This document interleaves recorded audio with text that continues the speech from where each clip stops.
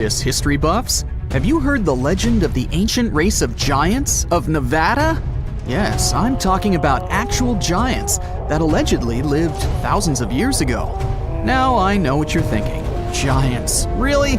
Well, archaeological finds add fuel to this debate too. And here's where it gets interesting.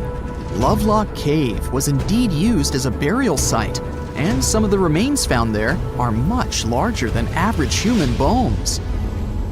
The cave is by the Humboldt Sink in western Nevada.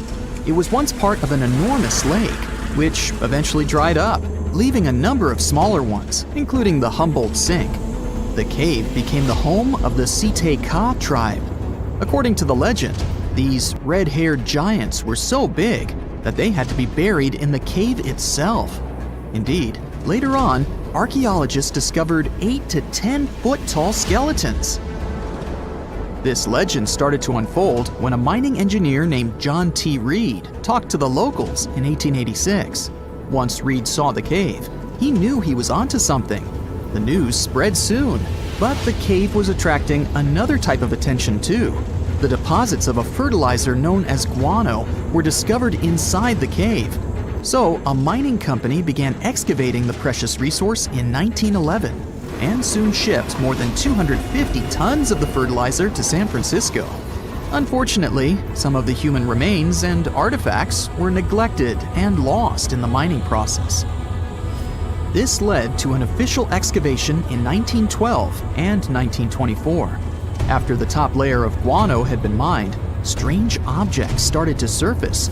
Around the area, the earliest evidence of human habitation dates back about 4,000 years. The Lovelock culture lasted for some 3,000 years, and they left us with 10,000 stunning artifacts. The pits in the cave were like a series of time capsules hidden at different depths.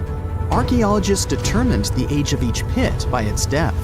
It turns out that many different groups used the cave for storage over a really long time, and the things they stored there give us a really cool glimpse into their cultures. It's like a giant ancient storage unit full of hidden treasures. What have the researchers found besides the giant bones, you might ask? Some other bodies were mummified using a method similar to the one applied by ancient Egyptians. These remains also had something in common with the bodies discovered as far south as Lake Titicaca. Both mummies had some red hair.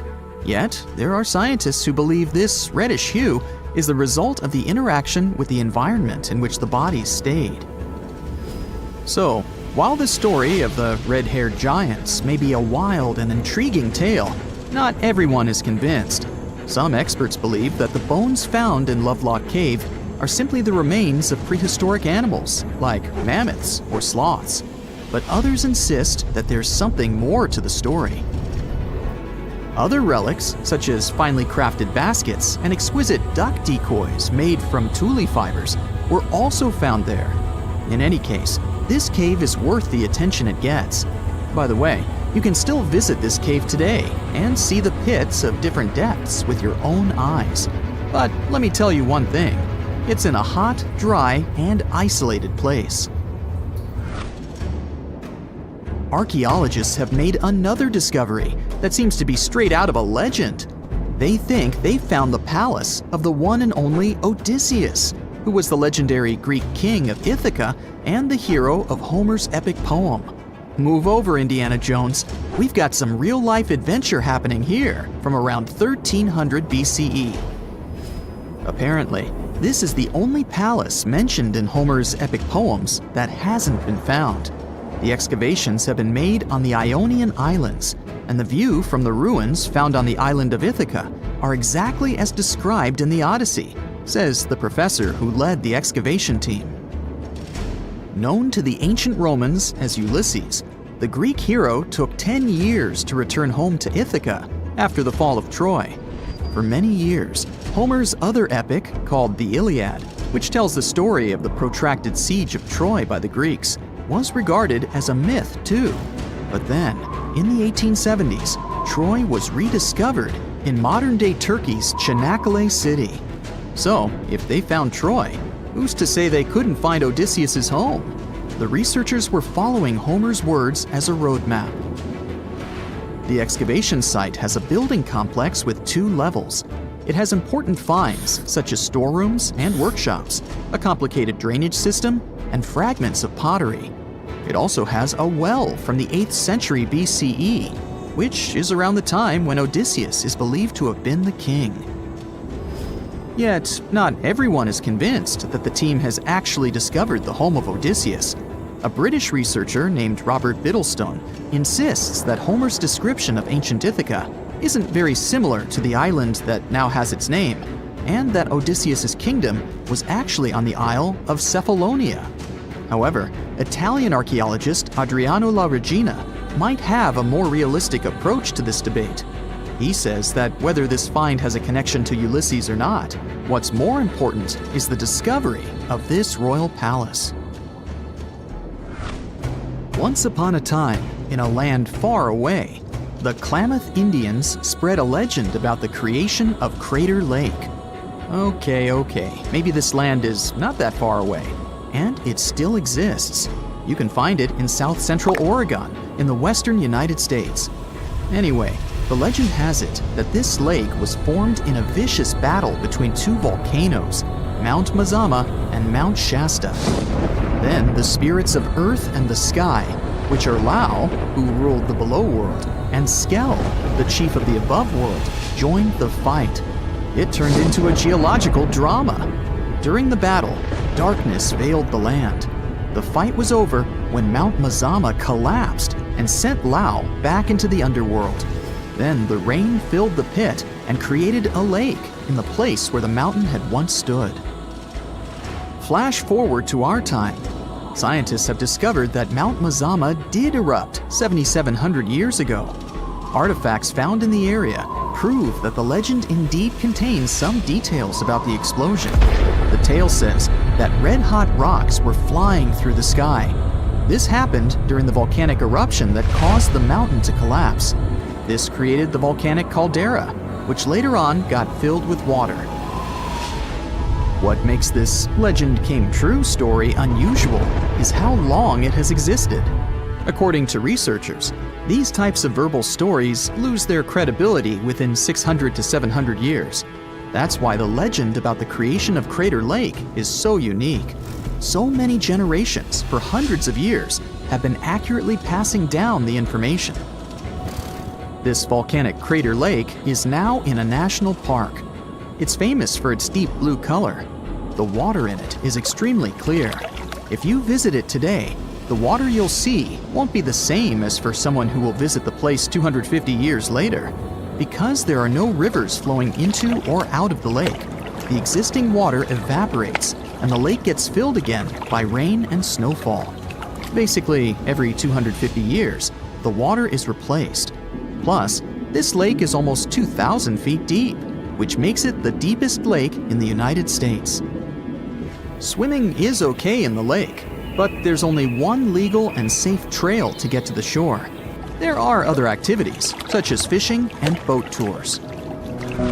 Shared human experiences, such as birth, marriage, and aging, may explain why certain tales are shared globally.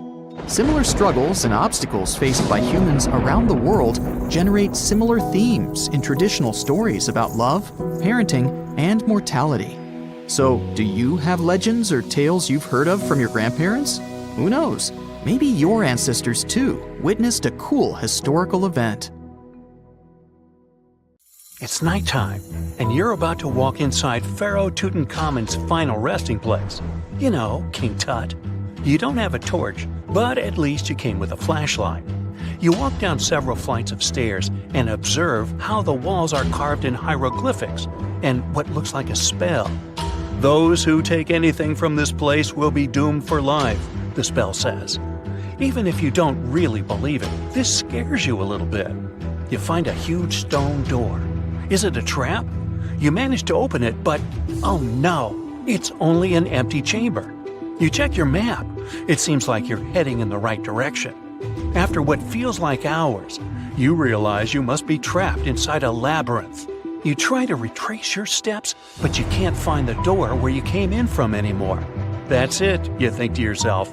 You've fallen for the Pharaoh's trap. What's worse, you didn't bring a lunch.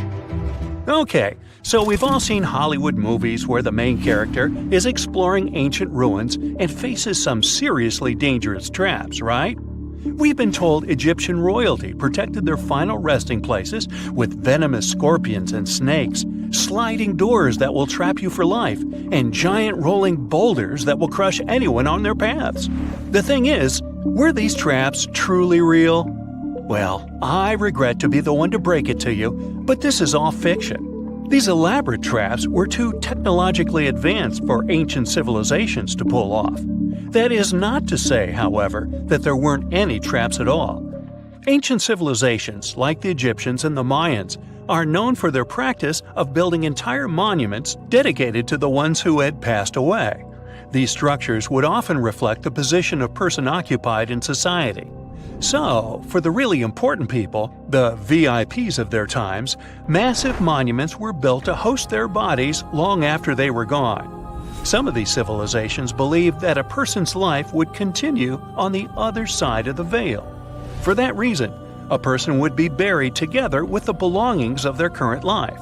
If they had a lot of money and power and stuff, that meant their resting places would be filled with riches and gold.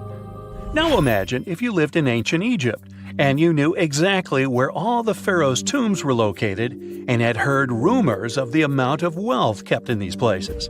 Maybe you would be tempted to go check it out, right? We're talking about large rooms filled from floor to ceiling with golden artifacts, jewels, and even money.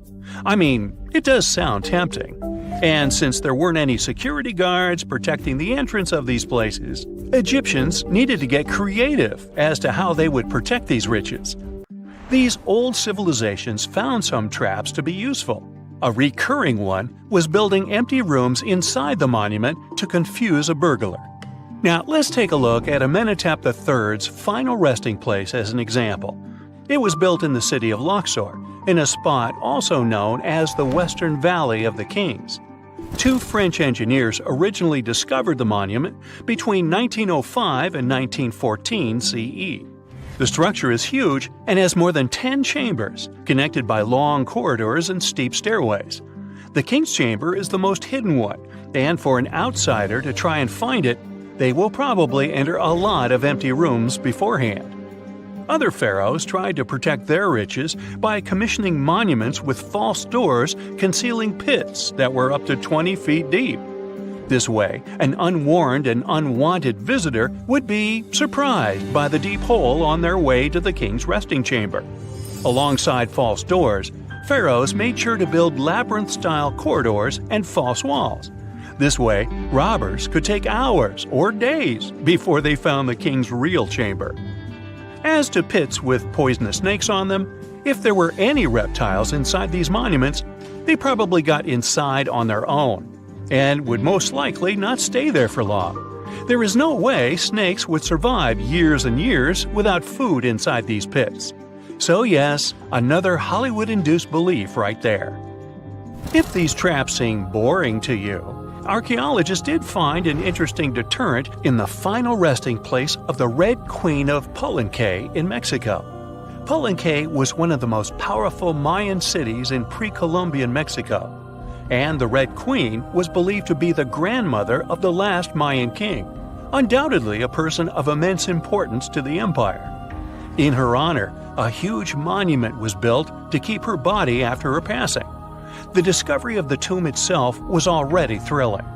Archaeologists found an ancient monument when digging at the site back in 1994. The first thing they found was a room with a hidden door. Once they opened the door, they discovered a long corridor. Finally, at the end of this corridor was the Queen's chamber. The team of archaeologists was beyond excited to unearth this chamber with the mummy of the Queen herself still inside it. They found her to be accompanied by her pearls, jade shells, and expensive rocks. But as the team explored the remains, they saw something rather strange. The room was filled with a red-colored powder. Researchers knew that the color red was important to the Mayan people, and that much of their clothing and buildings were decorated with this color. But they didn't understand why the queen was buried with this unknown red substance. After they took a sample back with them for further analysis, they discovered that the red powder was cinnabar, a very dangerous mineral. This powder, when inhaled, can cause, shall we say, severe health damage to a person. The team concluded that this could only be a trap for anyone trying to steal her riches. Okay, so dangerous powders might have worked as the most intense traps we've seen until now. But perhaps the cheapest way to keep out unwanted visitors was to advertise spells written out all over the monument. We'd probably laugh at these today, but back in the day, they were more or less effective. Spells usually said that the person who took anything from that place would meet a tragic fate. Some spells said that robbers would lose their houses in big fires or terrible floods. Other spells said burglars would have incurable and undiagnosed health issues, but they weren't really enough to stop people from taking any gold. There are some stories surrounding how these spells might have been real. One of them is from the famous British Egyptologist Howard Carter, the one responsible for unearthing Pharaoh Tutenkhamun's resting place in the 1920s. After months of unsuccessful digging, Carter discovered the tomb's existence by chance. He found the entrance to a stairway right beneath the soil where he had been searching all those months. With the help of a team, he cleared the piles of sand blocking the stairs and discovered a doorway. The door had several royal symbols carved into it, and Carter knew this could only mean a very important person had been buried there. And he was right. With a chisel, he made a hole in the top left-hand corner of the doorway and lit his vision with the help of a candle. He couldn't believe what he was seeing, the reflection of several golden and jeweled items crowding the chamber before him.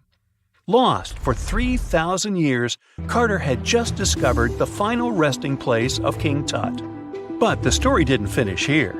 This discovery was accompanied by a series of unfortunate events that led people to believe it had something to do with the pharaoh's spell. Carter himself mysteriously passed away just a few years later, and some of his assistants lost their houses in floods, just like one of the spells threatened. Some say it's just coincidental, as there's no real proof of these things being connected. Well, what do you think? Was this an effective trap after all? Before we get into the reason why and how there are pyramids all around the world, let's talk about some of the examples. I'll start with the Pyramid of the Sun in Mexico.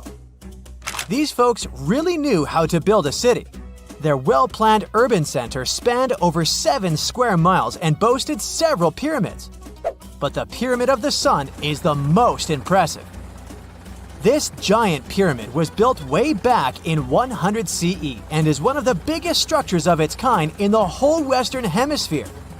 It's so big that it's 216 feet high above the ground. If you ever find yourself in this ancient city, you won't be able to miss the Pyramid of the Sun. It's right there on the east side of the Avenue of the Dead, the city's main north-south street. To build this incredible pyramid, around 1 million cubic yards of material were used, including a special kind of red volcanic rock called hued tezontle. Impressive, huh? We don't know too much about the people who built the Pyramid of the Sun or its purpose. But archaeologists believe there was once a temple on top of it. When explorers went below the pyramid in the 1970s, they found a bunch of cool tunnels and chambers. In 2011, they even found a secret stash of clay pots, obsidian pieces, animal bones, human figurines, and a mask. Who knows what other secrets the pyramid is hiding? If you decide to see this one, you must climb the pyramid using the 248 uneven steps on the west side. Watch your step. Sudan got some pyramids too. Nubian pyramids aren't as big as the ones in Egypt, but they still got around 200 of them. These ancient pyramids have been home to the tombs of the pharaohs of the Meroitic Kingdom for almost 1,000 years, who ruled Egypt from Nubia to the Mediterranean Sea. The pyramids at Meroe were constructed using granite and reddish sandstone. Oh, and did you know that Sudan has more ancient pyramids than Egypt? The Kushite pyramids depict the indigenous architecture and burial traditions of Nubia's Napata and Meroe kingdoms, which ancient Egypt influenced. Meroe, the burial site of over 40 queens and kings, is the most extensive Nubian pyramid site. The tomb walls depict mummified royals bedecked in jewelry, their wooden caskets containing bows, quivers of arrows, and other artifacts pointing to the Meroitic relationship and trade with Egyptian and Greek civilizations. So if you're looking for some ancient tombs to explore, you may consider skipping the crowds in Egypt and heading on down to Sudan. Let's fly to Iraq to see some more pyramids. Ziggurats have fancy receding layers and tiered temples. Instead of a smooth exterior, it has tiers like a cake. Perfect for all the important work and rituals that went on inside. You can find these towering structures scattered throughout Iraq and Iran, and they're a real testament to the power and skills of the people who built them. One of the biggest and most impressive ziggurats is the Ziggurat at Ur. It's basically a giant rectangular pyramid that stands a whopping 70 to 100 feet tall, with 3 levels of terraces and a temple on top. Can you imagine how many baked bricks it took to build that thing? Try 720,000 for just the lower portion. This particular ziggurat was built for Sumerian king Ur-Nammu. Similar to other ones, this pyramid has been around for thousands of years, so it got a little rough around the edges. Thankfully, the Babylonian king Nebuchadnezzar II and some archaeologists came to the rescue in the 6th and 20th centuries respectively, and now you can find this near Talil Air Base. The ziggurat at Ur was built in 2100 BCE by King Ur-Nammu for the moon deity Nana. It was the tallest building in the city, and you could see it from miles around. It was like the medieval cathedral spire of its day. People would come here to bring their agricultural surplus and get their food allotments and seek spiritual nourishment. Sadly, the Nana temple at the top of the ziggurat didn't survive, but we do have some blue glazed bricks that may have been part of its decoration. The lower parts of the ziggurat are pretty amazing though. The architects even included holes in the temple's baked exterior to let the water evaporate from its core. Since we explored some of the pyramids on our planet, let's take a broader perspective. They can be found in many parts of the world. Egypt has over 100 pyramids, double that number in Sudan, and dozens of others are scattered in the Middle East and China. The Americas have the most pyramids in total, with more pyramids than the rest of the world combined. These pyramids are located in Mexico, Guatemala, Honduras, and El Salvador. Time to know more about the evolution of pyramids through history. The oldest pyramid is in Egypt. This pyramid was a step pyramid, which was created by placing one layer of stone on top of another. The pharaoh Sneferu is credited with creating the pyramid shape we recognize today. During his 45-year reign, he built 3 pyramids. His first 2 attempts failed, but he finally got it right with the Red Pyramid, which is considered the first true pyramid. It was Sneferu's son, Khufu, who built the Great Pyramid of Giza, which was the tallest human-made structure on Earth for almost 4,000 years. Latin American pyramids are similar to early Egyptian step pyramids, but they were built independently, with no knowledge of each other. The pyramids in Sudan were built around 700 BCE and are tall, but much narrower than those in Egypt. How in the world did all these civilizations build these things without even texting each other? After all, the Aztecs, Mayans, and ancient Egyptians were about as different as possible.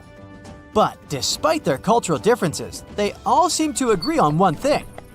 Pyramids were pretty cool. Step pyramids are all around the world, because they were the most feasible and stable way to build large and tall structures without access to lighter building materials like wood and metal. The triangular form with a square base is the best way to build a sturdy structure, and having a cube structure would require more material for less height. Now, when it comes to pyramid design, the Egyptian pyramids were like giant triangles with a square base, smooth sides, and a pointy top.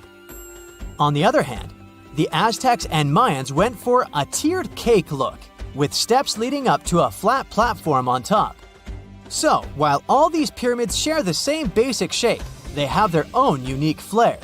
Each group built its pyramids using different materials, techniques, and slope angles. So while they may have been inspired by each other's work occasionally, they were just doing their own thing. Egyptian pyramids had smooth, angled sides that were designed to help the pharaoh's soul ascend to heaven. The Pyramid of the Sun was built over a series of caves that served as a passageway for the deities. The Maya built the temple of Kukulkan in Chichen Itza to honor the deity Kukulkan, usually represented by a serpent. Nicknamed El Castillo, it has 91 steps on each side, plus a platform. That's 365 steps, one for each day of the Mayan calendar. Tell me, Brightsiders, how were pyramids built? To begin with, humans made them, not a foreign race from space that landed on Earth. You see, one thing that all pyramids have in common is that they were built without advanced tools or even the wheel. It took a lot of people to build them, including skilled laborers and architects. For example, it's estimated that 20,000 people built the Great Pyramid of Giza, and it's believed that most of them were skilled laborers. Building pyramids was a massive undertaking that required years of planning and effort. The Great Pyramid at Cholula, Mexico, took 600 years to complete. Scientists have recently discovered Leonardo da Vinci's hidden passages under a medieval castle in Italy. They followed a newly found 15th century sketch by the creator of the Mona Lisa and found one of the unexplored architectural wonders from the age of the Renaissance. Construction of the Sforza Castle started back in 1358, but it was destroyed about a century later during a local crisis. Then, in 1450, Francesco Sforza, the Duke of Milan, decided to rebuild it on the old ruins.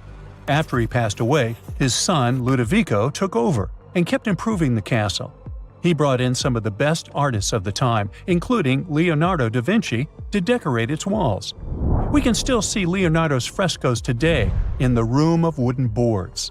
While he was working at the castle, da Vinci also recorded some historical underground passages hidden beneath the outer wall. The drawing, dated between 1487 and 1490, was found at the Institut de France in Paris.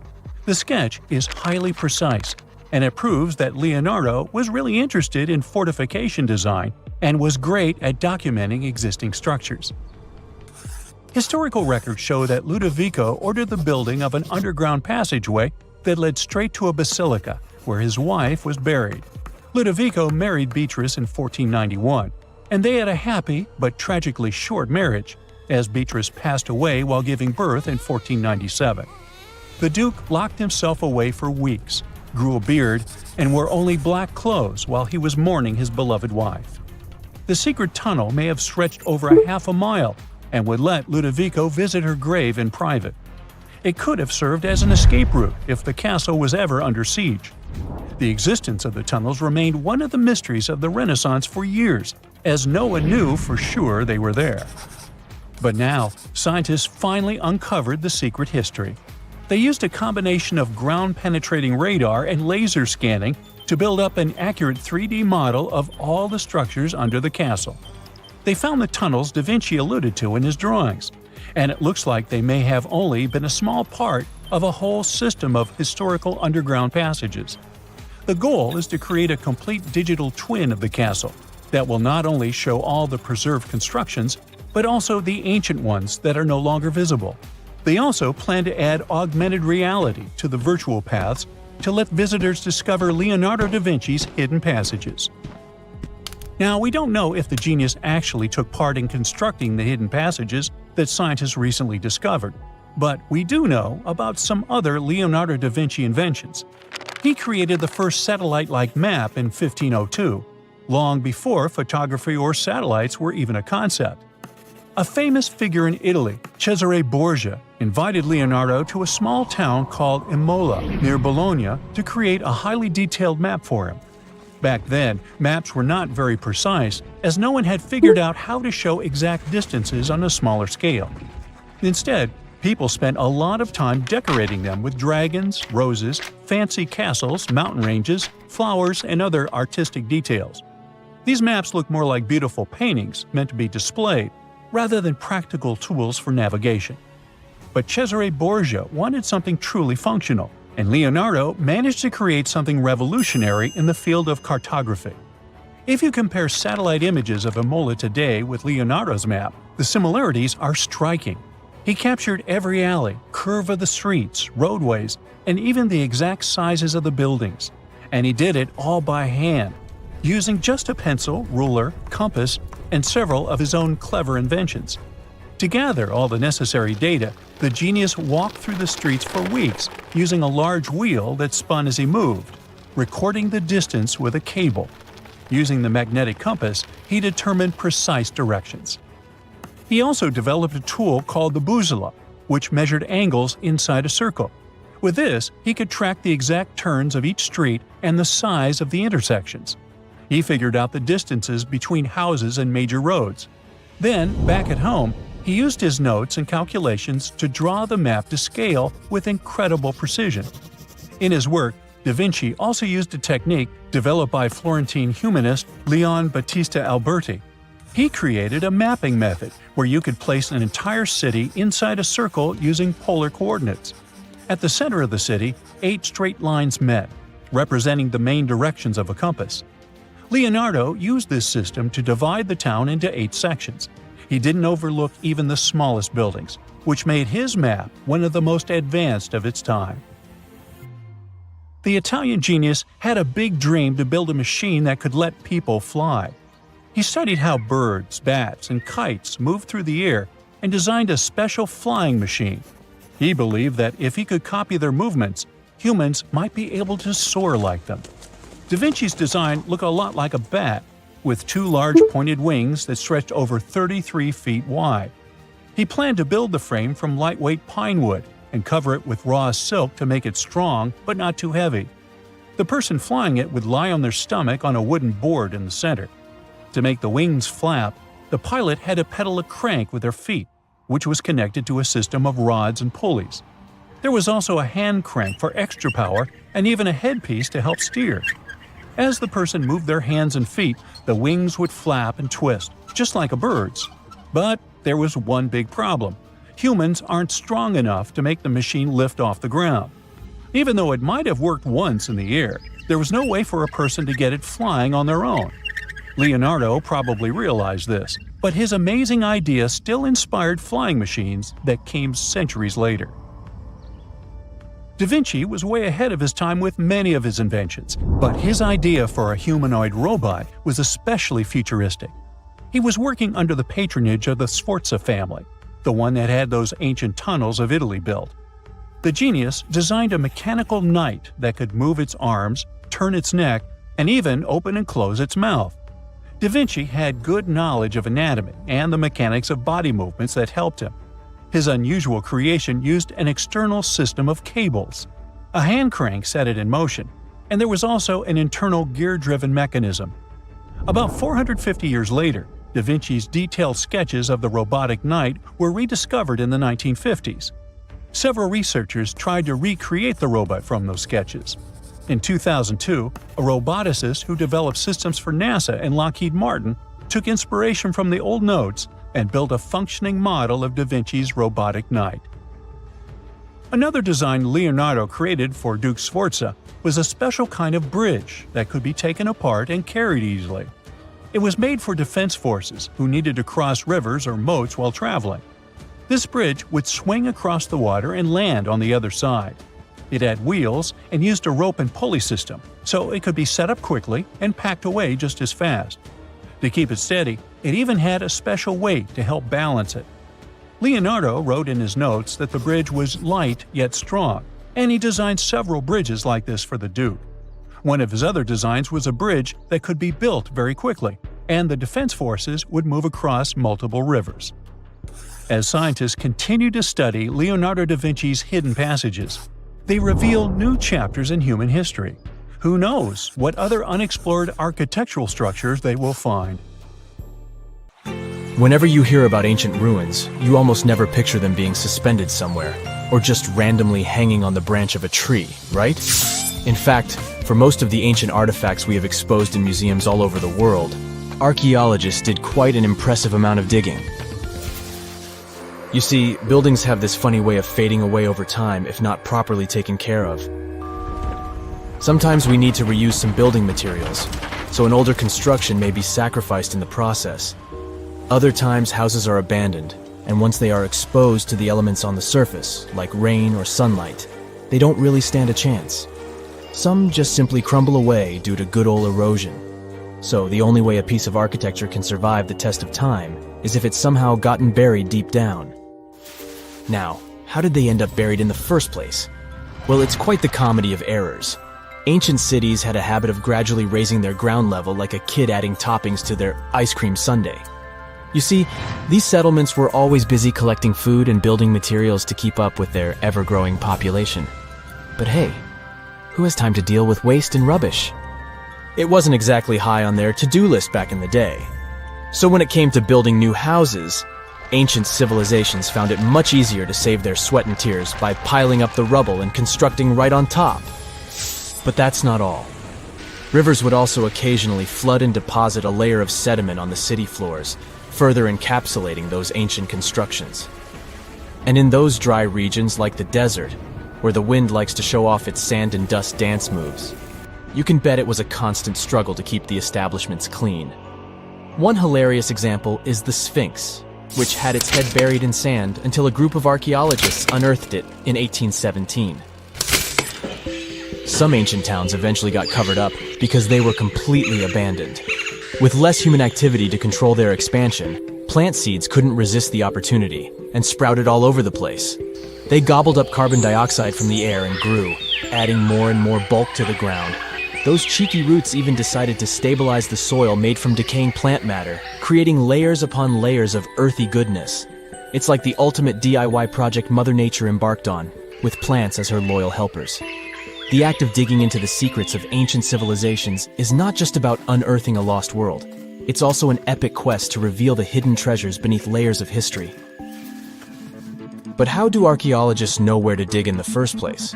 If everything is covered in layers upon layers of sediments, debris, and plant roots, they must have some sort of system they rely on before embarking on a new project, right?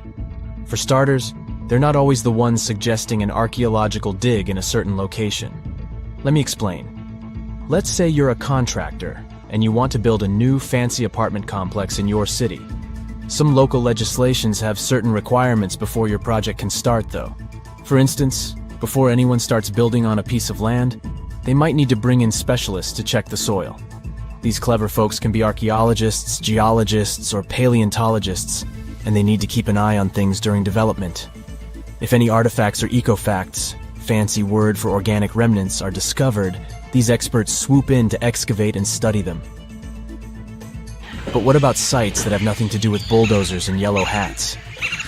Archaeologists have more than one trick up their sleeves when it comes to locating ancient hotspots. They dive deep into historic records with a healthy dose of detective work. By sniffing out old documents and maps, they can piece together the puzzle of human activity in a specific area. If a site has been visited before, it's even better. Finding records of past excavations or historical accounts can give archaeologists lots of information on where to continue their treasure hunt. Before archaeologists start swinging their shovels, they engage in a bit of a visual scan mission. Armed with a grid system, they'll stroll around the site, keeping their eyes peeled for any artifacts that might be hiding just beneath the Earth's upper layer. From groundstone tools to historic glass and even ancient garbage dumps, yes, they're all so valuable. These keen-eyed explorers can spot signs of human activity faster than most people. If they stumble upon midden soil, fancy term for a garbage dump, they know for sure that humans once called this place home. Archaeologists don't just rely on their trusty shovels, though. They have an arsenal of gadgets to aid in their search for hidden wonders. Geophysical tools are like their secret weapons. Take the resistivity meter, for example. This clever contraption measures the electrical component of the soil and any buried features or artifacts. A buried wall, for instance, will create a different resistivity reading than the surrounding soil. Magnetometers and ground-penetrating radar work in similar ways, showcasing potential hints of ancient treasures in the soil. And who could forget our trusty old friend, the GPS? It helps archaeologists map out precise locations, like a high-tech treasure map, leading them straight to their pot of gold. Care to virtually visit some of the most important archaeological sites in the world? Well, follow me. In the United Kingdom, for instance, you'll find this interesting place called Stonehenge. It's one of many henges scattered around, but this one really takes the cake. Picture this: massive ancient stones standing tall and proud, arranged in a funky outer ring and an inner horseshoe, with some smaller stones thrown in for good measure. And guess what? These amazing stones have been around for over 5,000 years. Talk about a serious case of rock-solid longevity. Now, here's where it gets interesting. According to local folklore, the legendary wizard Merlin whipped out his magic wand and poof! He teleported these massive stones all the way from Ireland. Apparently, some giants had assembled them there, but Merlin decided they would look much better at their new location. Others think it's just the ruined remains of an old Roman spiritual edifice. These amazing structures were built by our Bronze Age ancestors. With their simple tools and limited tech, they managed to create this monumental masterpiece. Impressive, right? Unfortunately, there's still so much we don't know about this area. Stonehenge's initial purpose remains a mystery to this day. Sure, there are lots of theories, but scientists have yet to agree on the subject. However, we do know that it's perfectly aligned to catch the sunrise during the summer and winter solstices. The ancient city of Pompeii is an equally amazing archaeological site. Picture this: Mount Vesuvius, a notorious troublemaker, decided to throw a volcanic tantrum and completely covered this ancient Roman city. It turned it into a time capsule, located outside present-day Naples in Italy. Fast forward to the year 1748, when a bunch of adventurous explorers stumbled upon Pompeii.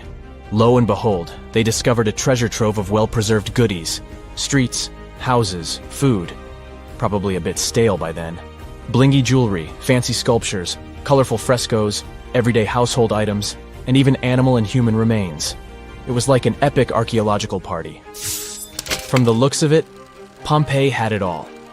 Fancy houses and villas, a massive 20,000-seat arena, cute little artisan shops, hangouts like taverns. And let's not forget the saucy spots like those luxurious bathhouses for some intense pampering. There's also the Sanctuary of Apollo, where people used to gather for their daily dose of worship. And of course, the bustling heart of the city, the Forum of Pompeii, where all the cool people used to hang out. And guess what? Pompeii is so cool that it made it to UNESCO's World Heritage List back in 1997. That's like the ultimate Hall of Fame for historical awesomeness. It also includes many other famous buildings and sites, like the Taj Mahal in India and the Acropolis of Athens in Greece. Have you heard of Göbekli Tepe? It's an ancient site in Turkey that literally made historians rewrite history books. Over 11,000 years ago, a group of prehistoric humans crafted an enigmatic masterpiece that's even older than Stonehenge.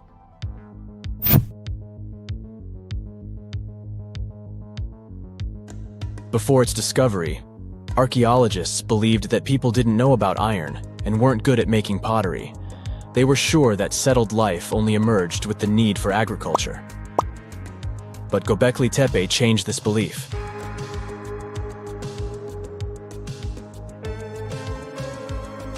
The place has revealed that it was the temple that paved the way for a settled life, not agriculture. Until this discovery, researchers believed that farming was the catalyst for sedentary living. Meet Professor Schmidt, the guy whose findings changed this theory. He managed to prove that hunter-gatherer communities laid the very foundations of this way of life.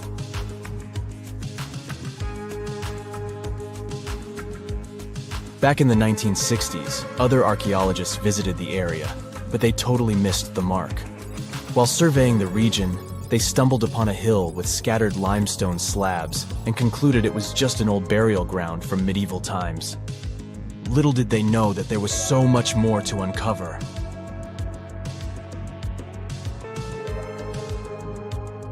In 1994, Schmidt embarked on his own survey of prehistoric sites in the area. Surprise! He instantly realized he had discovered something truly extraordinary. Unlike the nearby flat and barren plateaus, Göbekli Tepe had a gently rounded top, rising 50 feet above the surrounding landscape. Funny enough, the translation of this place's name is Potbelly Hill. Schmidt was sure only humans could have made something like this.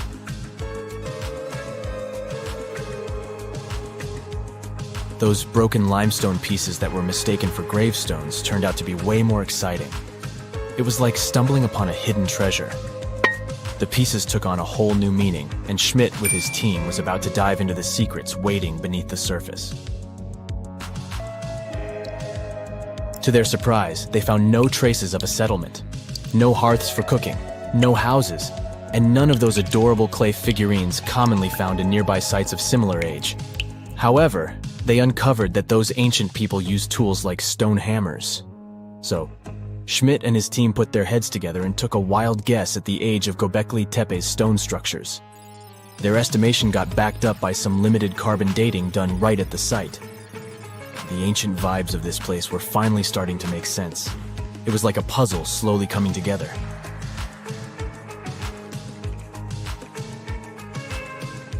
You may think that back then, people didn't have special tools to create something as cool as Göbekli Tepe. Not true. Turns out, these prehistoric folks used flint tools instead of fancy metal chisels. They were also skilled at chipping away softer limestone and crafting pillars right on the spot. Afterward, they carried the pillars a short distance to the summit and placed them upright. Once the stone rings were complete, they covered them with layers of dirt. Over time, they added new rings, and voila! You've got a cool hill to impress people in the future.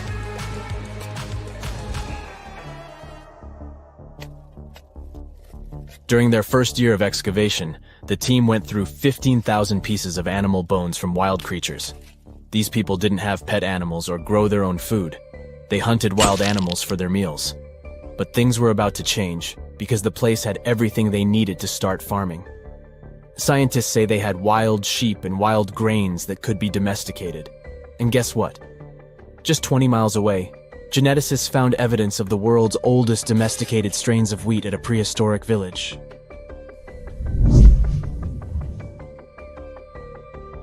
These amazing findings have completely changed how we view civilization.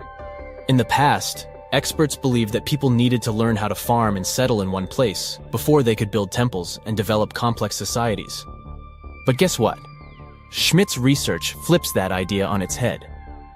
He claims that the incredible effort put into constructing these astonishing structures actually set the stage for the development of advanced societies. It means that societal and cultural changes happened before agriculture.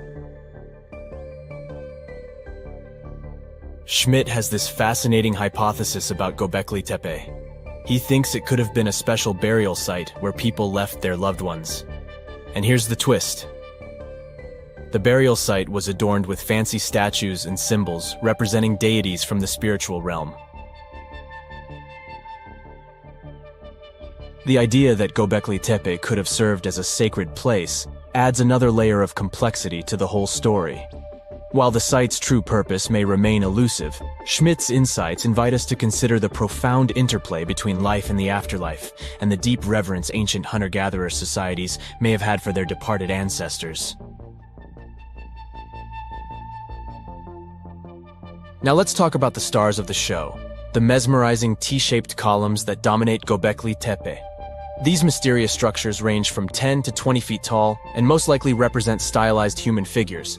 But one figure stands out from the rest, the three-dimensional lion relief. This depiction really fires up our imagination. Why? Because it hints at the possibility that lions roamed Anatolia during the Neolithic period.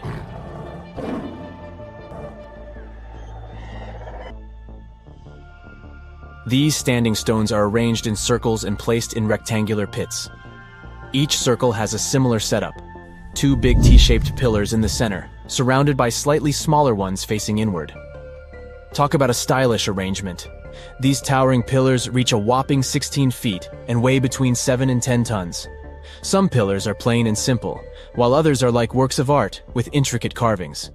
Foxes, scorpions, and vultures come to life, crawling and twisting on the pillars' sides. But it's not just animals depicted on these stones. Some pillars have abstract shapes representing humans, and even small carvings of clothing items. Some of them even have belts. Now, there's one pillar that stands out from the rest like a rock star. This super old stone pillar suggests that a comet crashed into Earth. It happened during a chilly period that lasted about 1,000 years. Previous studies examining Greenland ice cores hinted at this comet theory, but now the carvings at Göbekli Tepe prove it right.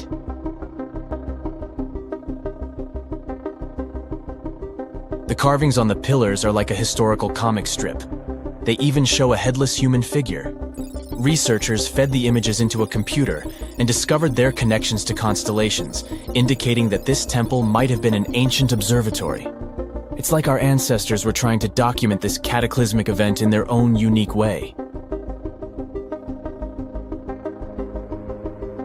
Archaeologists have been excavating and researching Göbekli Tepe since the mid-1990s, peeling back layers of history and providing us with a deeper understanding of the intricate relationship between various elements. They have no plans to stop the whole process for another 150 years. Who knows what else they'll find? You see, Göbekli Tepe has been labeled purely as a ritual site with no signs of domestic activities. We were led to believe that the absence of water meant it couldn't support semi-sedentary communities. But scientists believe it's time to shake things up and approach Göbekli Tepe with fresh eyes. It's time to question what we believed before and use new evidence and different ways of thinking. Like, there might have been a group of people living in the area who didn't stay in one place all the time. They moved around a bit but still had their own civilization, living in the area semi-sedentarily. Göbekli Tepe is not just home to a single temple, but an astounding collection of over 20 ancient structures. As archaeologists delve into the depths of this wonder, they are unraveling its unique layout, featuring two prominent focal points at the heart of each establishment, complemented by smaller structures and dividing walls. What's even crazier is that in this area, there are over 200 obelisks, which are narrow tapering monuments. If someone finally invents time travel and you hop on a trip to the past, you won't recognize many of the things you know and love today. The Statue of Liberty and the Egyptian pyramids, some basic gadgets like the remote control and your laptop, and even the corn you have for lunch have all changed beyond recognition. When the pyramids were originally built in ancient Egypt and Giza, and other places, they didn't look sandy brown at all. All of them were covered with white limestone. If you had seen them under the hot African sun, you'd have to look away. That's how smooth and shiny they were. Builders used around 6 million tons of this material for the Great Pyramid of Giza alone. It's the largest one you can still see on your trip to Egypt. The local rules were quite a thrifty crowd, and they reused some of the casing stones for other construction projects. A massive earthquake in the 14th century has also loosened some of the stones, so you won't see a lot of limestone, but some of it is still there, on top of the Pyramid of Khafre in Giza. It looks like it has a second peak on top of the first. In ancient times, all pyramids used to have capstones called pyramidions, covered in a mix of gold and silver. Most of them have been lost over the centuries, but you can still see a few of them at museums. They show images of Egyptian deities. The pyramids were probably modeled after a sacred pointed stone, the benben. It represented the rays of the sun. Now, lifting heavy rocks wasn't so simple without the tech we have today. I guess you'll agree with me if you helped your friends move at least once, and they made you carry the couch. But those smart Egyptians of the past thought of that and chose the pyramid shape. It lets the weight distribute evenly throughout the whole thing. The Statue of Liberty has also had a major makeover since it was first unveiled in 1886. Believe it or not, it used to be a shiny brown color, just like a penny. 20 years later, it changed its color to green. It wasn't a fashion statement, but a chemical reaction. The statue is covered with hundreds of thin copper sheets. When copper reacts with air, it naturally forms a protective layer called verdigris. This layer protects what's under it from corrosion, and that's why statues and other things made of copper, brass, and bronze can last so long. When Lady Liberty first turned green, people in authority decided it would be a good idea to paint it all over. It was way before social media, so you couldn't just drop an angry comment under the post describing the idea. But they wrote about it in the local newspapers, and the public didn't love the idea. Then the Times interviewed a copper and bronze manufacturer, and he confirmed they shouldn't repaint it, because removing the protective layer would mean destroying the statue. Over the years, people have suggested painting Lady Liberty several times, but no one has ever done it. I don't know about you, but I can't imagine that lady in any other color, so I guess it's for the better. You love bananas as much as I do? Next time you enjoy a juicy soft one, remember you gotta thank selective breeding for that texture. The original wild bananas had many large, hard seeds and not so much delicious pulp. And hey, who doesn't like a sugary watermelon? It has a history of over 5,000 years, and it used to have bitter, yellowish white flesh and was really tricky to open. Selective breeding saved the day again, and watermelons got way sweeter. Japanese scientists went further and invented the seedless version. Corn's grandmother is a Mexican grass called teosinte. The kernels in this grass were small and hard to get. Farmers from many thousands of years ago saved the seeds only of those plants that were larger or tastier, or with kernels that were easier to grind. Thanks, my friends, for giving us the corn that's edible and even delicious. And just imagine, wild avocados were so small that they could easily fit in the palm of your hand. The pit in them was so large you wouldn't find much edible material inside. They also had a much harder shell than the ones we're used to. You probably wouldn't get a lot of work done without your beloved computer today, but I can't tell you exactly whom to thank for this invention. The ABC from 1942 is one of the contendants for the title of the first computer. It's short for the Atanasoff-Berry computer, named after its inventors at Iowa State University. The ABC weighed over 700 pounds. Yep, yours must be way lighter than that. That big boy consisted of around 300 vacuum tubes and had a rotating drum, a little bigger than a paint can, and had small capacitors on it. A capacitor is a gadget that can store an electric charge, like a battery. The ABC could solve problems with up to 29 different variables to help scientists save some time. Like modern computers, it used binary digits, ones and zeros, to represent all numbers and data. Because of that, it was possible to do the calculations electronically. And now, my favorite part, the ABC finished one operation about every 15 seconds. Just for you to compare, it's millions of operations per second now. Unlike the tech we use today, the ABC did not have a changeable stored program, so the program could only do a single task at a time. An operator had to write down the intermediate answer and then dial that back into the computer. Sounds like another reason to be happy we live in the 21st century. That remote control you use for all sorts of appliances has gone a long way too. Nikola Tesla, who gave us alternating current, designed one of the first wireless remote controls back in 1898. He named his invention teleautomation and demonstrated it on a miniature boat controlled by radio waves. The boat had a little metal antenna attached to it.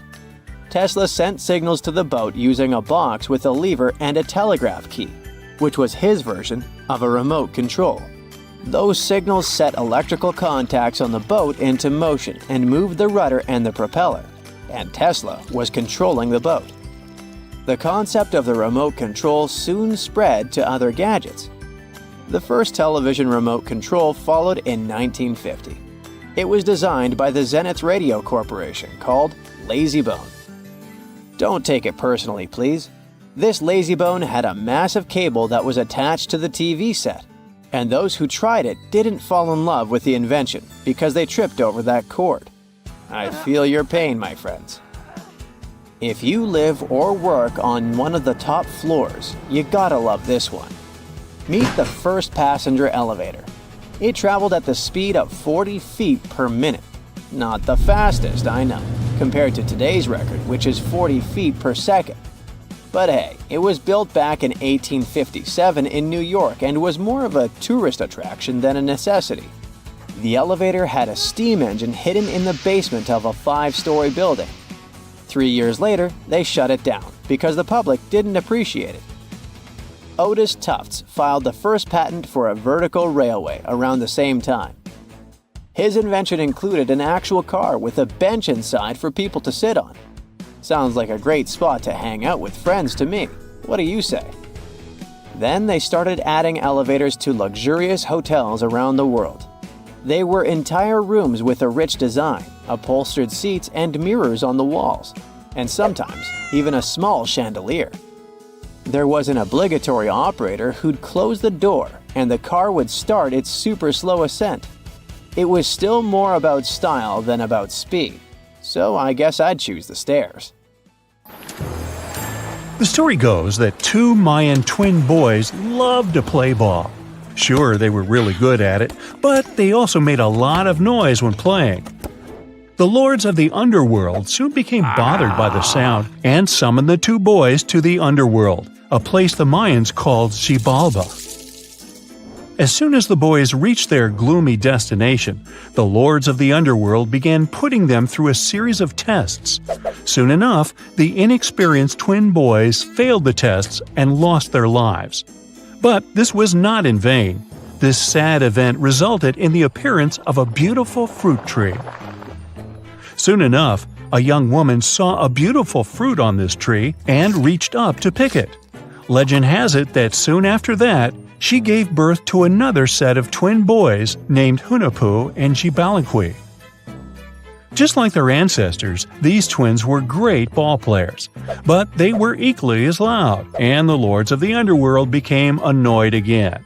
They decided to ask this pair of twins to come to play a game in the underworld, hoping to get rid of them too. When the twins arrived, the lord sent them through a number of frightening places. The first one was the House of Gloom, which was very dark. They then passed through the House of Knives, where they had to avoid getting injured. The twins then built a fire in the House of Cold, so that they didn't freeze, and ran through the House of Jaguars, where they tricked the animals into not eating them. Finally, they entered the House of Bats, where they seemed to have lost their luck. One of the bats managed to run off with Hunahpu's head. The lords then challenged the twins to play ball with them, but the boys were clearly at a disadvantage. Xibalbaqui placed a turtle on Hunahpu's shoulders to make up for his lost head, and they began playing. As the lords became distracted by an animal near the court, Xibalbaqui stole his brother's head and placed it back in its place. Much to the annoyance of the lords, the twins were now able to tie the game. Hunahpu and Xibalbaqui continued to perform a series of tricks for the lords of the underworld. One of them involved Xibalbaqui injuring Hunahpu and then bringing him back to life. The lords were so impressed by the twins' performance that they asked them to do the same trick on them. Of course, the twins agreed, but after performing their trick on some of the lords, they refused to revive them. Seeing what had happened, the lords of the underworld admitted defeat and begged for their lives, promising not to intervene in the lives of people ever again. Hunahpu and Xibalbaqui were happy to have avenged their ancestors and gained the respect of the lords. Legend has it that the lords of heaven were so impressed by the twins that they took them to live in the sky by turning them into the moon and the sun. The Maya civilization was one of the most dominant indigenous societies in history, and their folklore and traditions are still discovered and studied today. They used to live in a territory called Mesoamerica.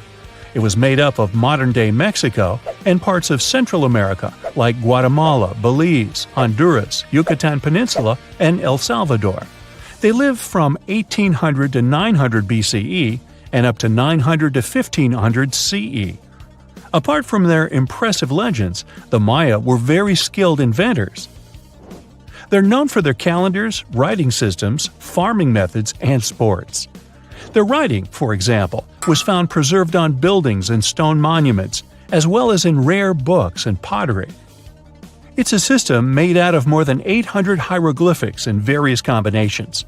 Each of those signs was said to represent a syllable. Their writing system was deciphered by accident by Tatyana Proskorakov, an American woman who initially studied to be an architect. Since she didn't find a job in her field, she eventually became a Mayanist in her own right, despite not being academically trained. She was the first to notice that the Mayan upended frog glyph meant birth, and that their toothache glyph meant the date when the king ascended to the throne. It made it easier for scientists to pinpoint birthdays, as well as the names of the rulers of a specific Mayan dynasty. They also invented the concept of zero, which is seen as one of the greatest innovations in mathematics, physics, and human history altogether. Sure, even back then, people understood the idea of having nothing, but the concept of zero as a number is a relatively new invention. A fun fact about Mayans is that they really liked hats. The bigger your hat was, the more important you looked. Not only was it a sort of fashion statement, but it also made them look taller, which was a big deal for their aesthetic. The Mayans also came up with one of the most intricate and complex calendars in human history. It was the first to use zero as a placeholder. Their calendar ended on December 21st, 2012, which led some people to believe that it translated to the end of the world. Obviously, that was not the case. It just so happened that the date coincided with the end of a Mayan cycle of years. But you know, as advanced in science and astronomy as they were, they did make some mistakes. One of them was their belief that the world was flat. Their theory was that the four corners of the world were watched by the Brother Lords, who kept the sky from falling over their lands. Hats off for their menus, though, as they were well-known chocolate eaters. They turned eating chocolate into a form of art. The drink they made wasn't really like the hot chocolate we enjoy today, though. The recipe included mixing cacao with water, honey, chili pepper, cornmeal, and other ingredients to make a foamy, spicy drink. The ritual of drinking cacao was a crucial part of their celebrations. We're not done discovering all the amazing parts of their architecture and civilization. It was only a few years ago that a Maya pyramid was found at Tonina, in the Mexican state of Chiapas. It was estimated to be more than 1,000 years old.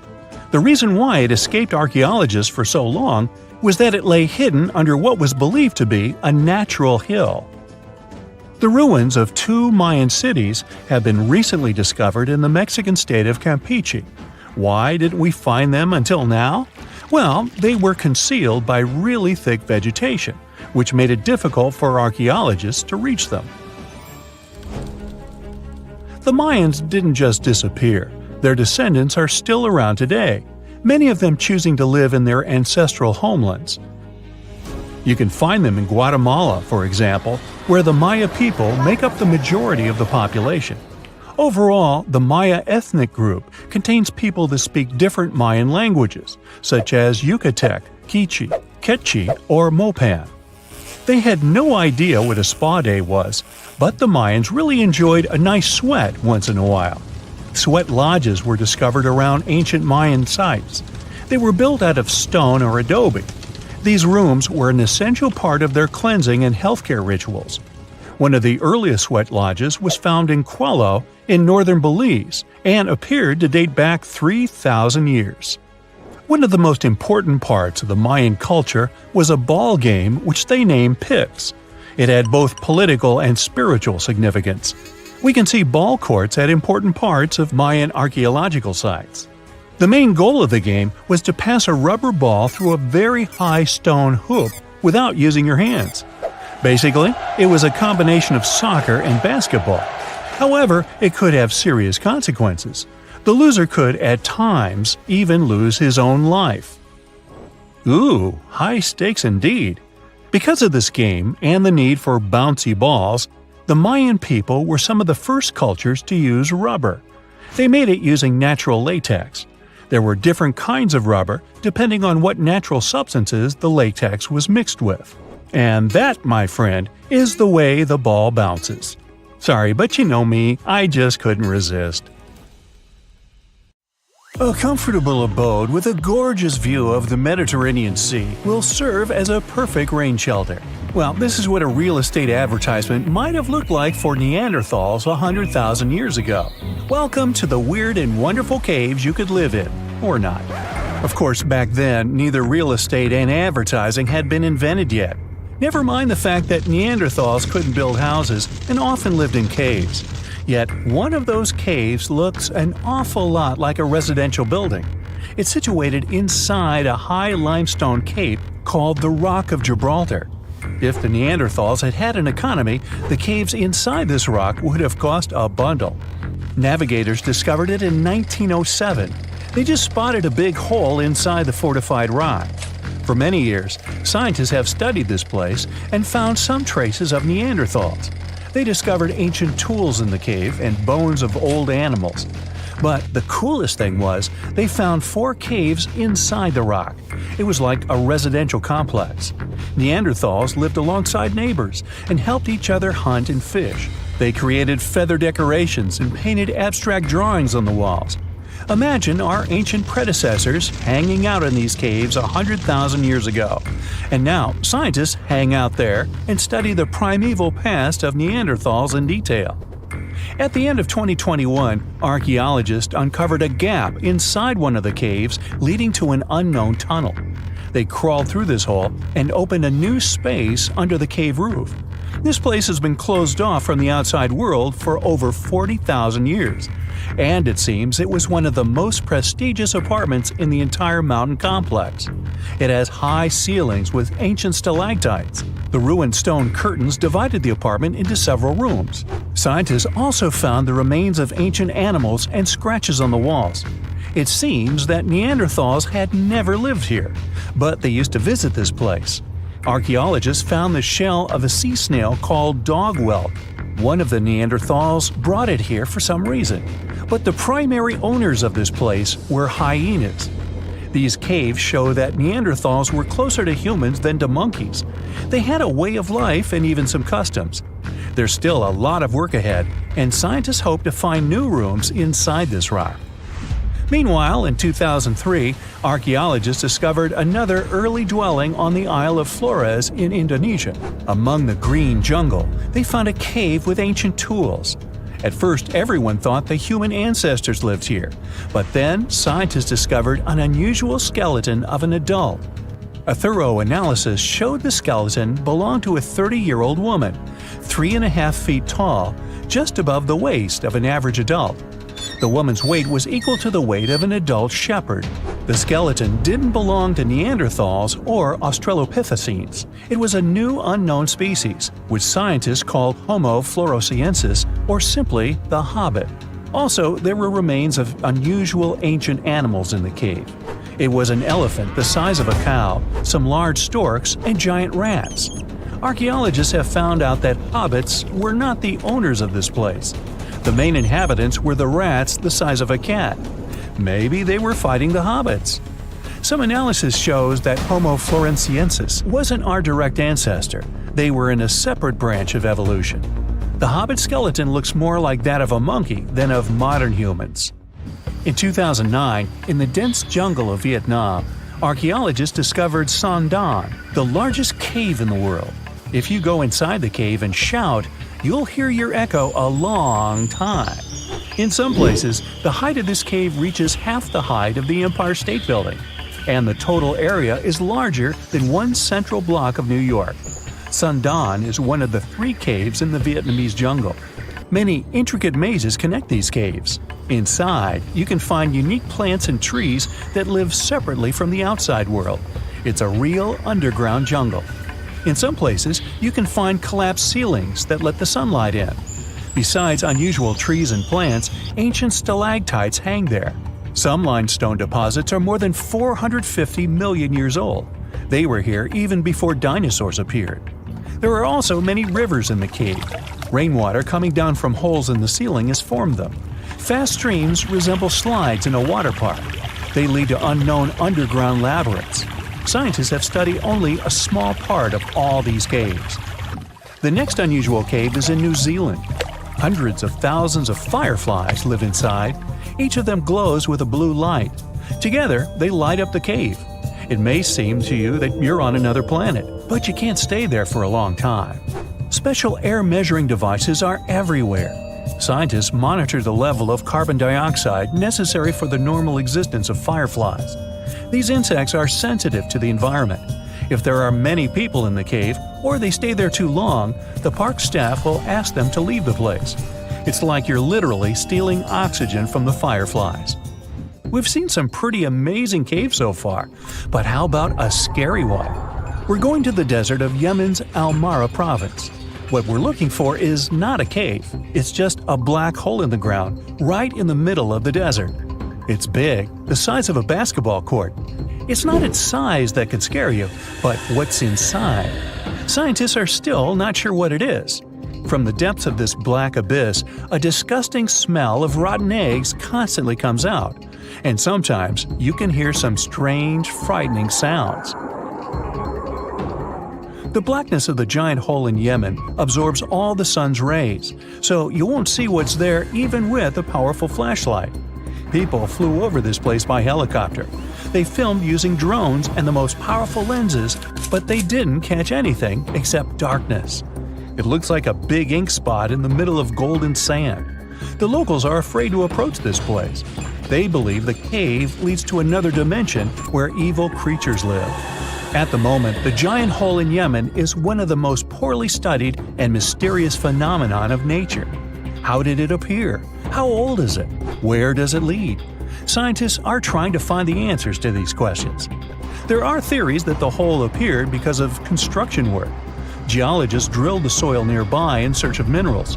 It could have caused fluctuations in the Earth's crust and collapsed the surface. But no one can prove this theory, yet. And now, imagine a place where sunlight has not penetrated for more than 5 million years. There's little oxygen, and it's cold and damp. Still, life is born in this place, not only microbes and bacteria, but also something bigger. The living conditions in this cave are very different from the usual ones, so, in a sense, this cave is like another planet. It's the Mohenjo Cave in the southeast of Romania, near the Black Sea. The entrance is a small hole in the ground.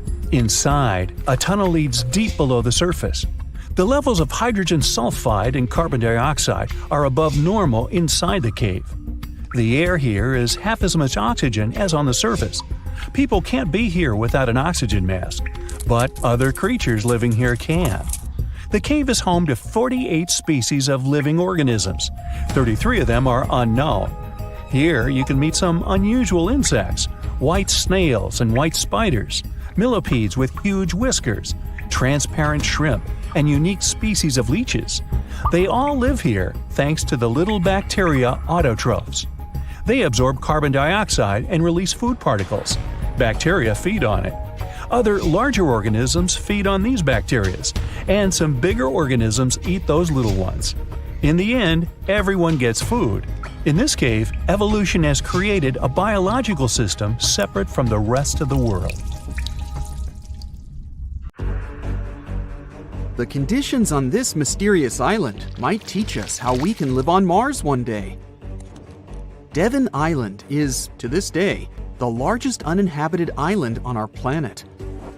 It's located in the Canadian Arctic archipelago, and it's easy to see why people find it impossible to make a home here. The soil stays frozen throughout the seasons. The eastern part of the island is covered by a thick ice cap all year round. Summers here last for less than 50 days, and by summer, I mean that the ground is snow-free and the temperatures are slightly over 46 degrees Fahrenheit. Since almost no plants are growing here, there are no animals that could have adapted to these conditions. That's why scientists compare this island to what it would be like to live on Mars. In 2001, a project started here on Devon Island looking to discover how people might live and work on other planets, particularly on Mars. It's called the Houghton Mars Project and offered NASA scientists some unique studying opportunities. There are few options here in terms of logistics and transportation, and communicating with people living outside the island is also a bit more difficult.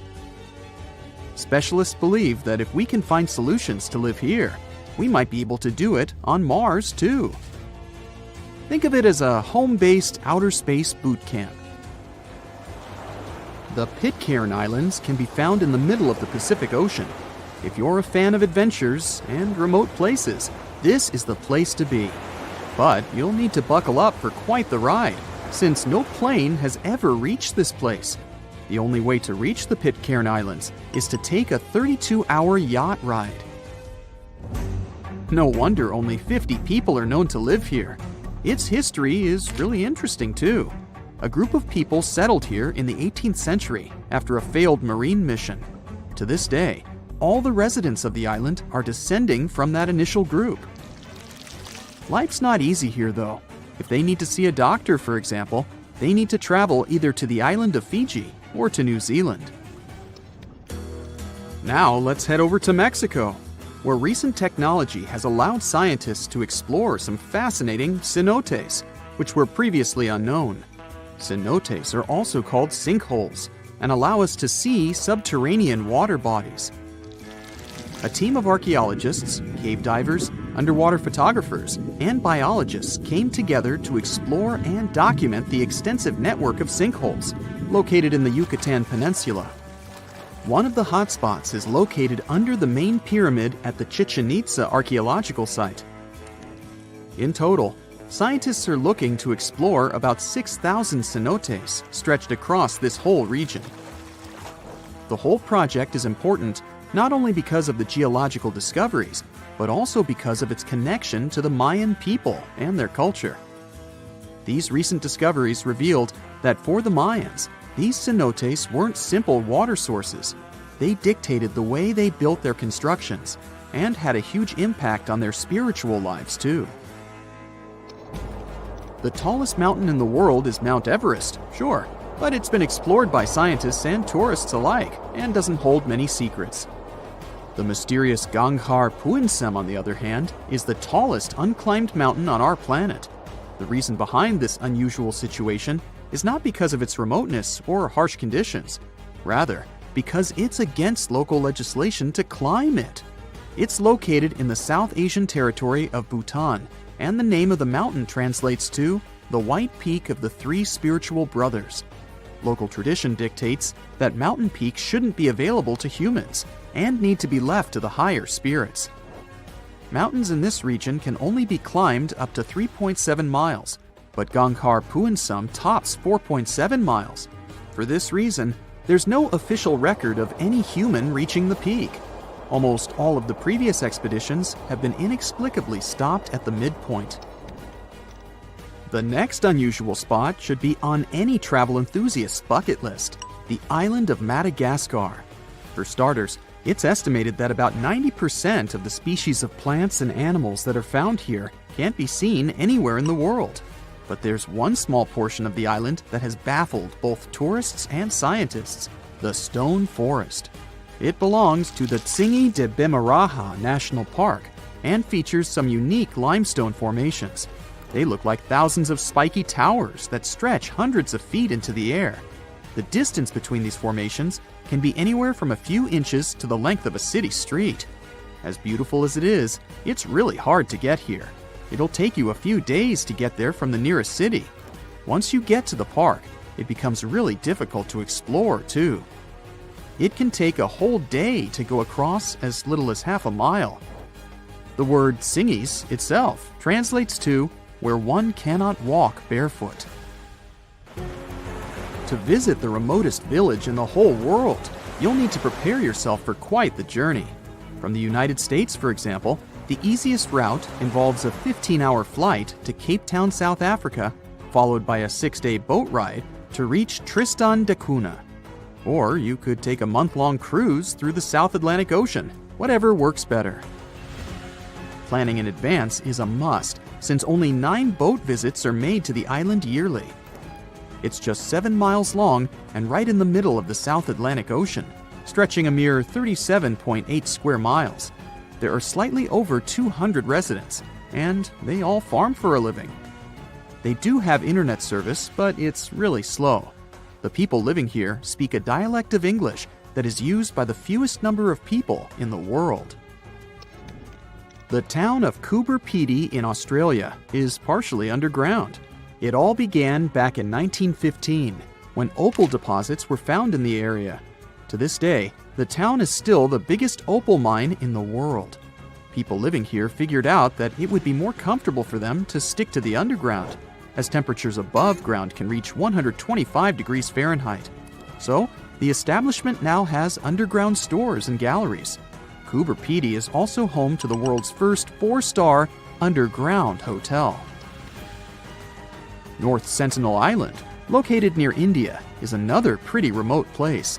Not because of the time it takes to get there or the climate, but because it's home to the world's most mysterious tribe. The population living here is estimated to be between 50 to 400 people and isn't known to have any contact with the outer world.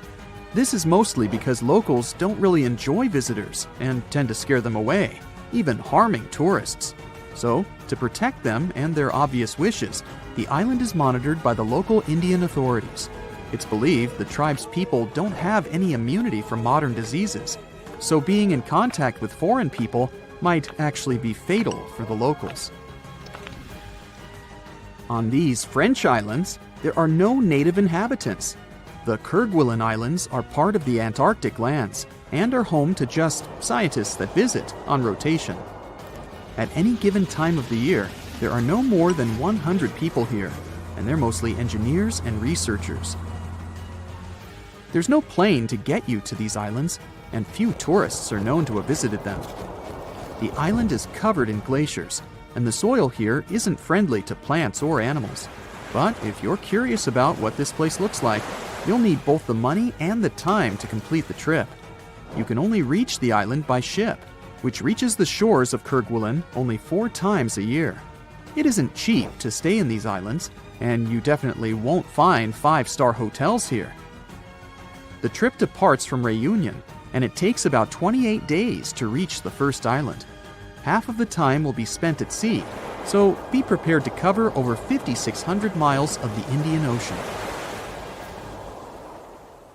Imagine working 7 days a week on a large-scale construction site.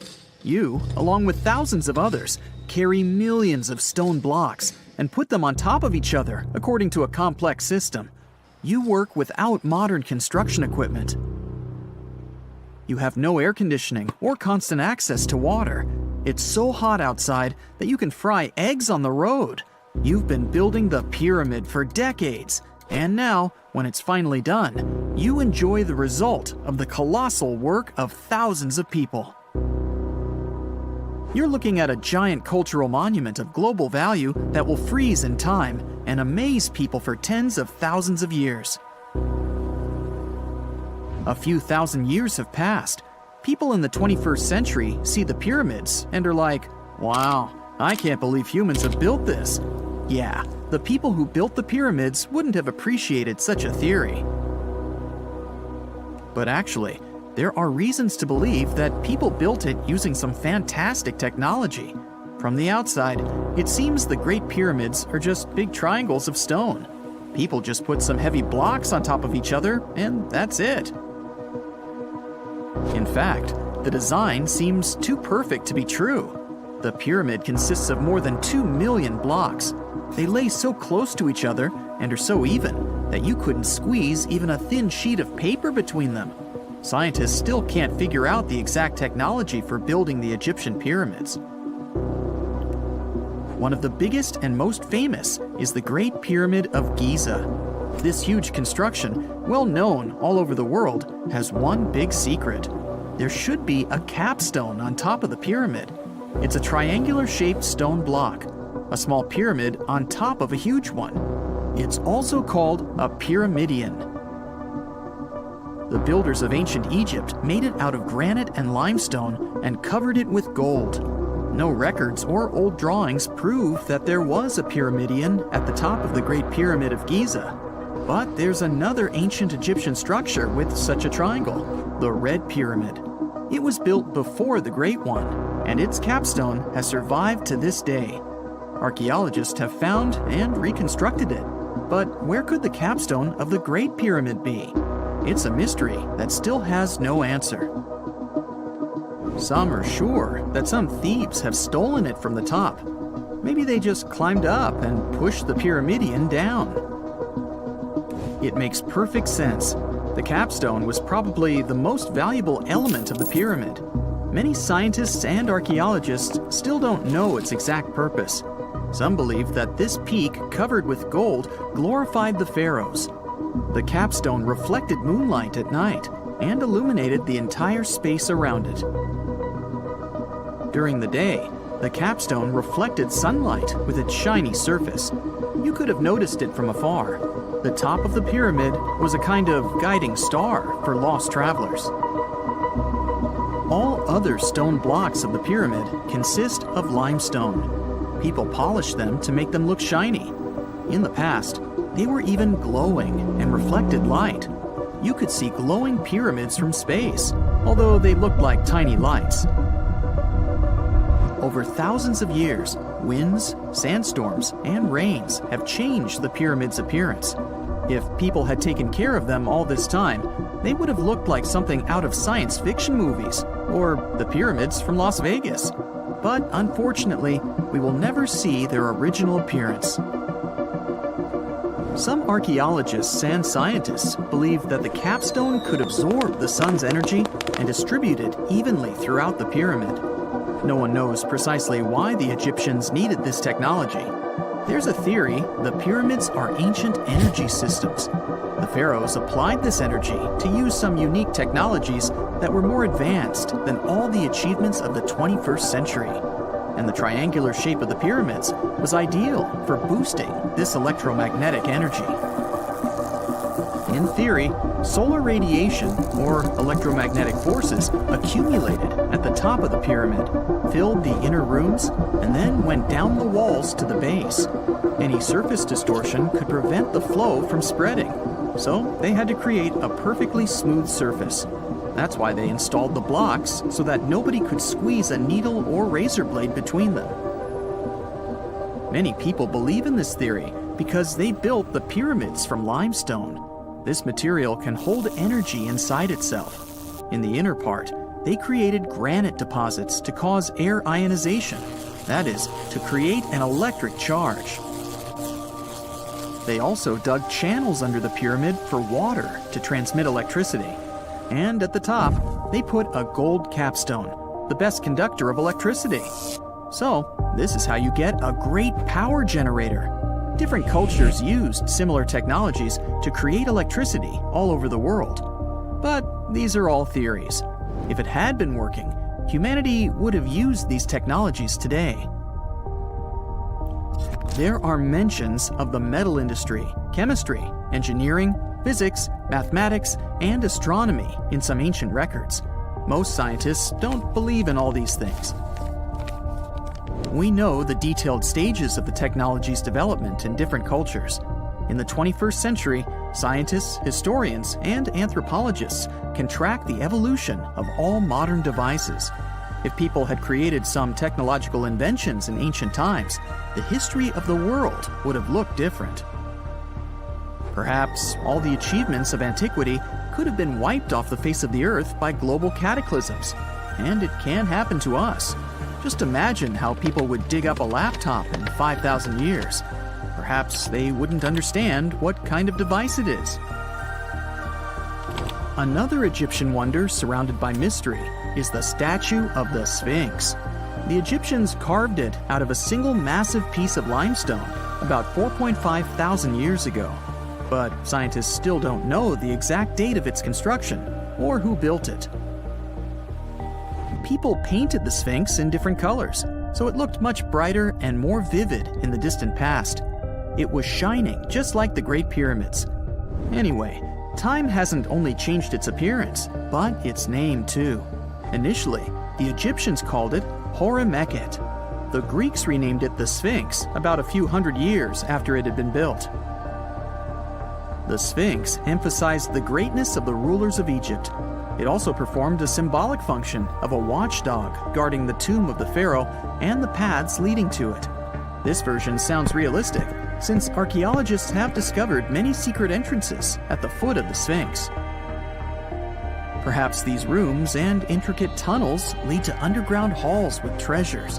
And treasures don't always mean gold and jewelry. According to legends and theories, the Sphinx guards the Hall of Records, the storage of all humankind's knowledge. The information about the ancient mythical state of Atlantis could be there. You can find many detailed maps of the internal dungeons of the Sphinx on the internet. They show structures 12 stories deep under the statue. It looks like a small city filled with gold, scrolls of knowledge, and various ancient artifacts. But don't believe all these maps. These are just theories.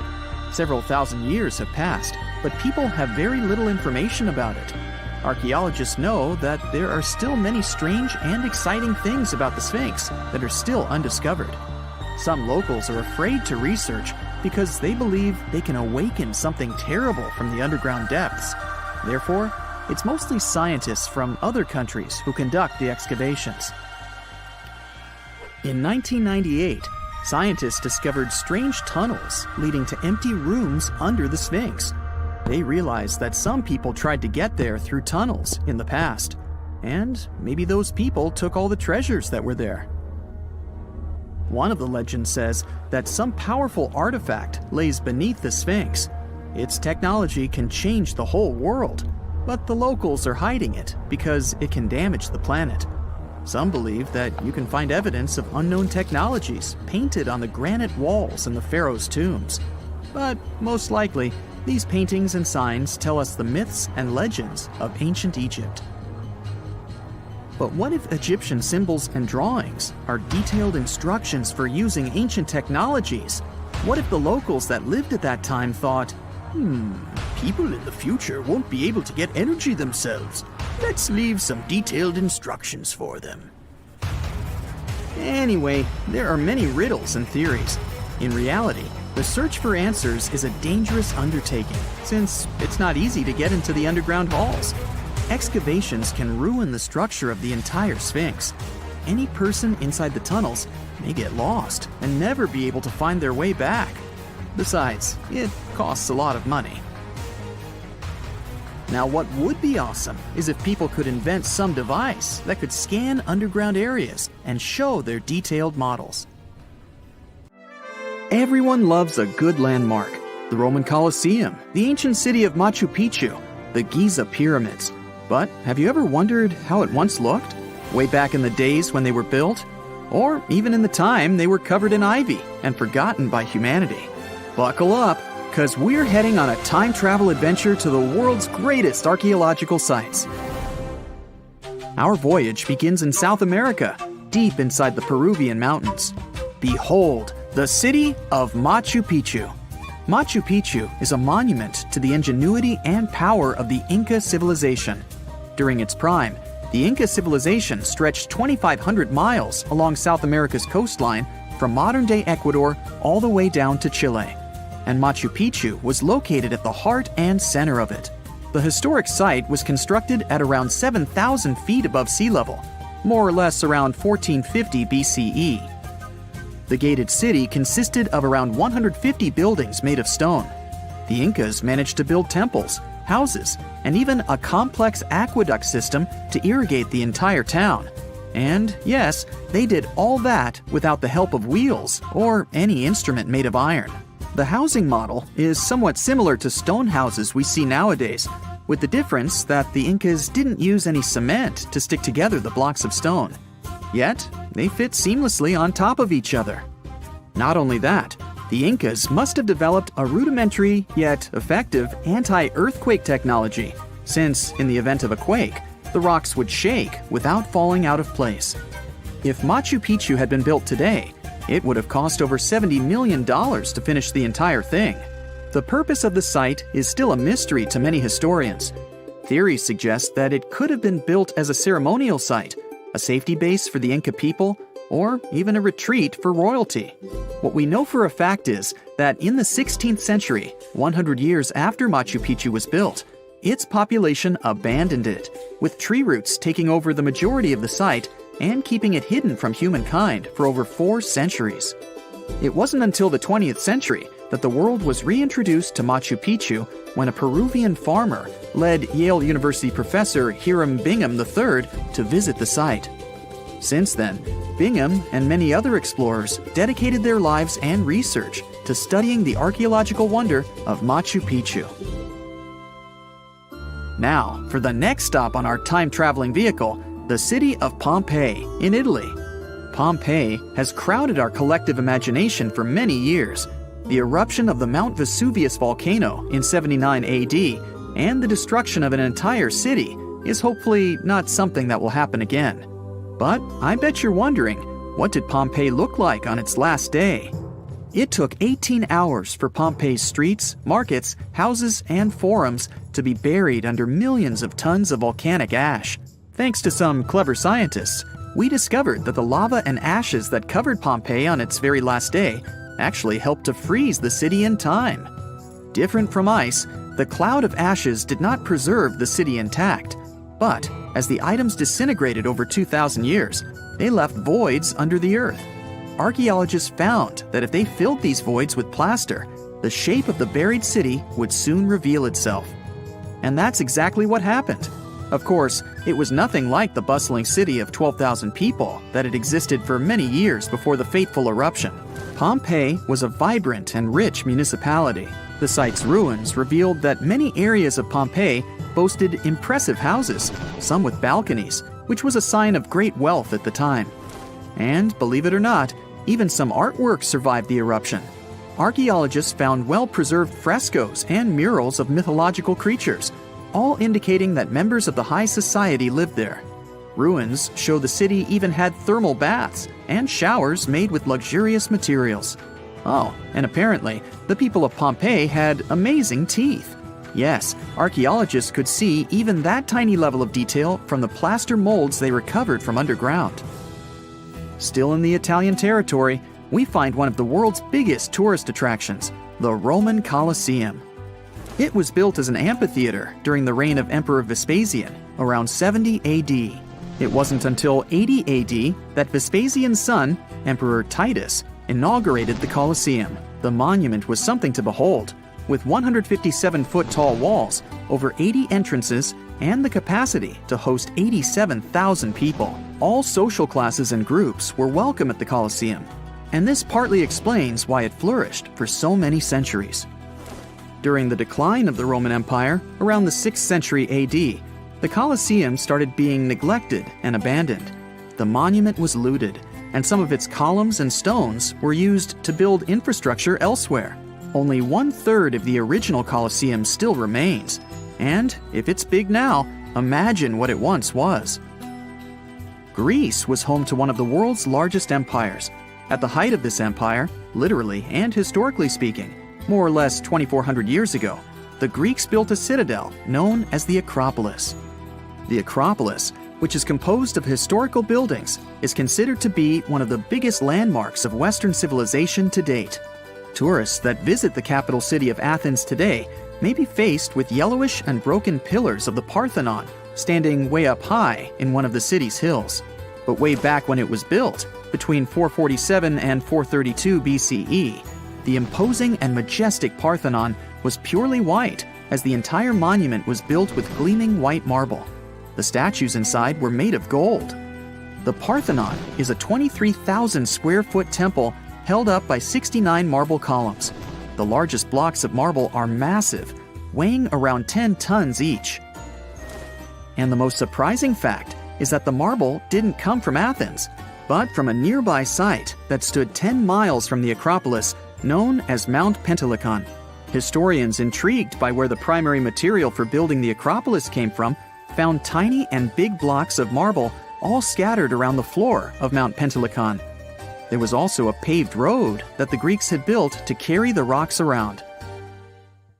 But perhaps the most impacting monument of all times is located at the heart of the Middle East, outside the Egyptian city of Cairo.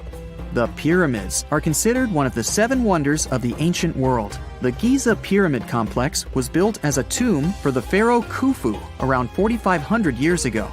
Between 20 to 30,000 people took part in the construction process. It's composed of 3 pyramids.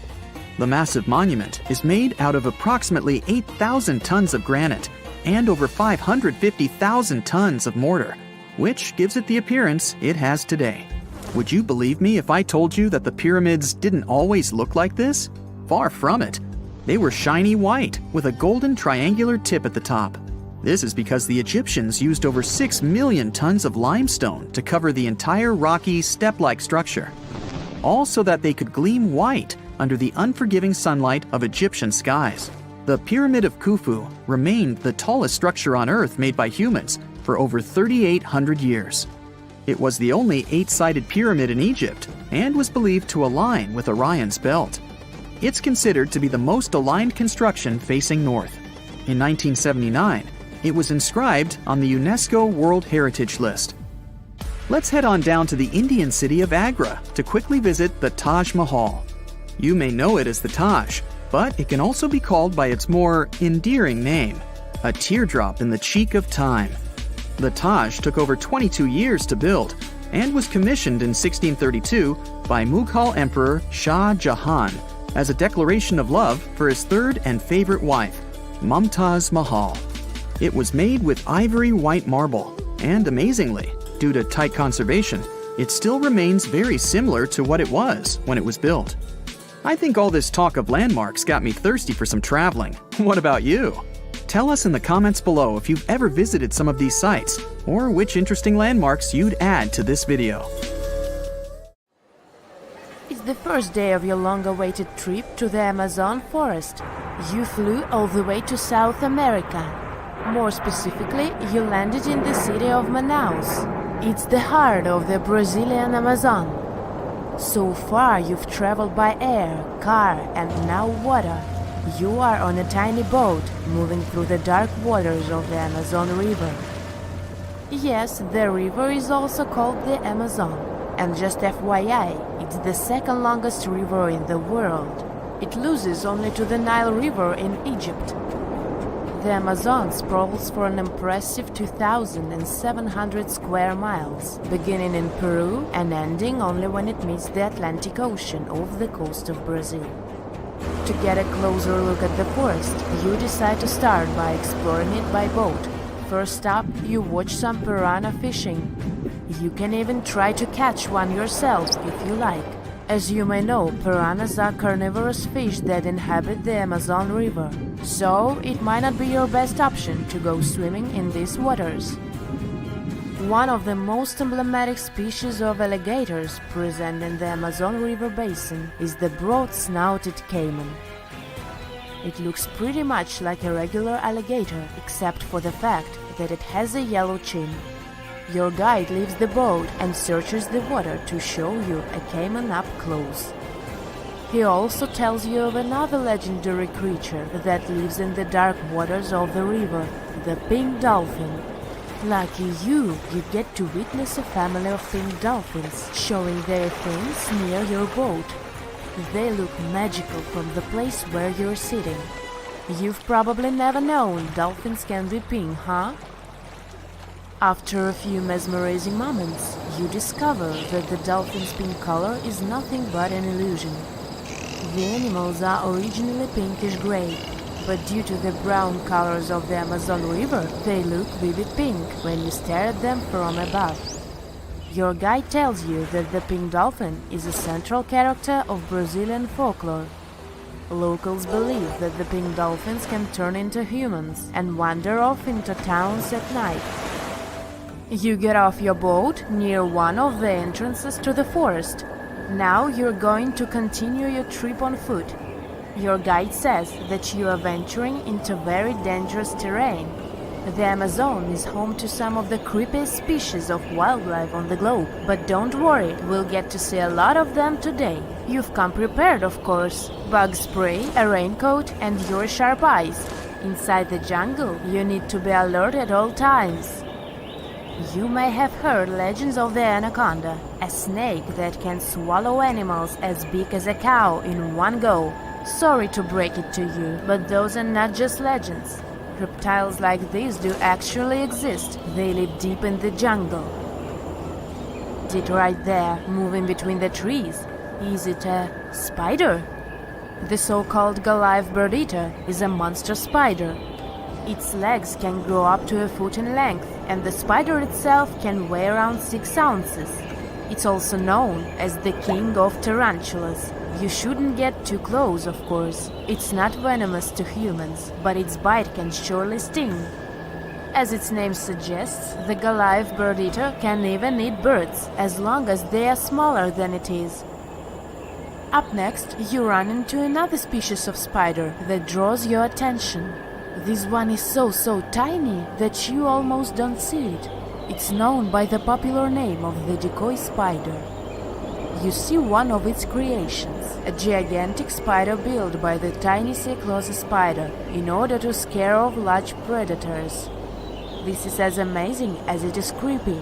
A spider that uses the remains of other insects and dry leaves to create the image of a large spider on its web. If it fools predators, perfect! But to us humans, this work of art looks almost endearing. Who knew there were artists in the arachnid world? Near a small lake, you witness a unique scene. A large snake is slowly slithering its way toward a lizard that is resting on a rock. The lizard seems obvious to the presence of the dangerous reptile, but right as the snake is preparing to attack, the lizard flies the scene in its iconic way. The so-called basilisk lizard is famous for its ability to walk on water, or rather run across the water. This isn't an illusion, just a matter of balancing. The small lizard moves its legs on top of the water very fast, while its long tail serves as a counterweight. I wish I could do that. If you've ever wondered what a frog looks like on the inside, you've come to the right place. Right in front of your eyes, there is a rare local species of frog. It's known as the glass frog. This species of amphibian has a type of transparent skin that is completely see-through.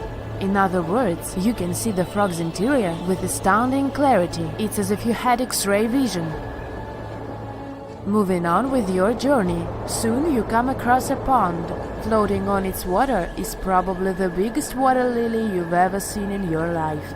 These huge plants are also known as the Victoria Amazonica. They can measure up to 8 feet across and hold the weight of a grown-up person. But I wouldn't recommend trying to climb on it if I were you. Just cause, you know, it's the Amazon forest we're talking about. The wildlife here is amazing, but the forest itself is also a sight. There are over 80,000 species of plants and trees grown in the Amazon rainforest. In fact, you can find 10% of all the world's wildlife in this jungle.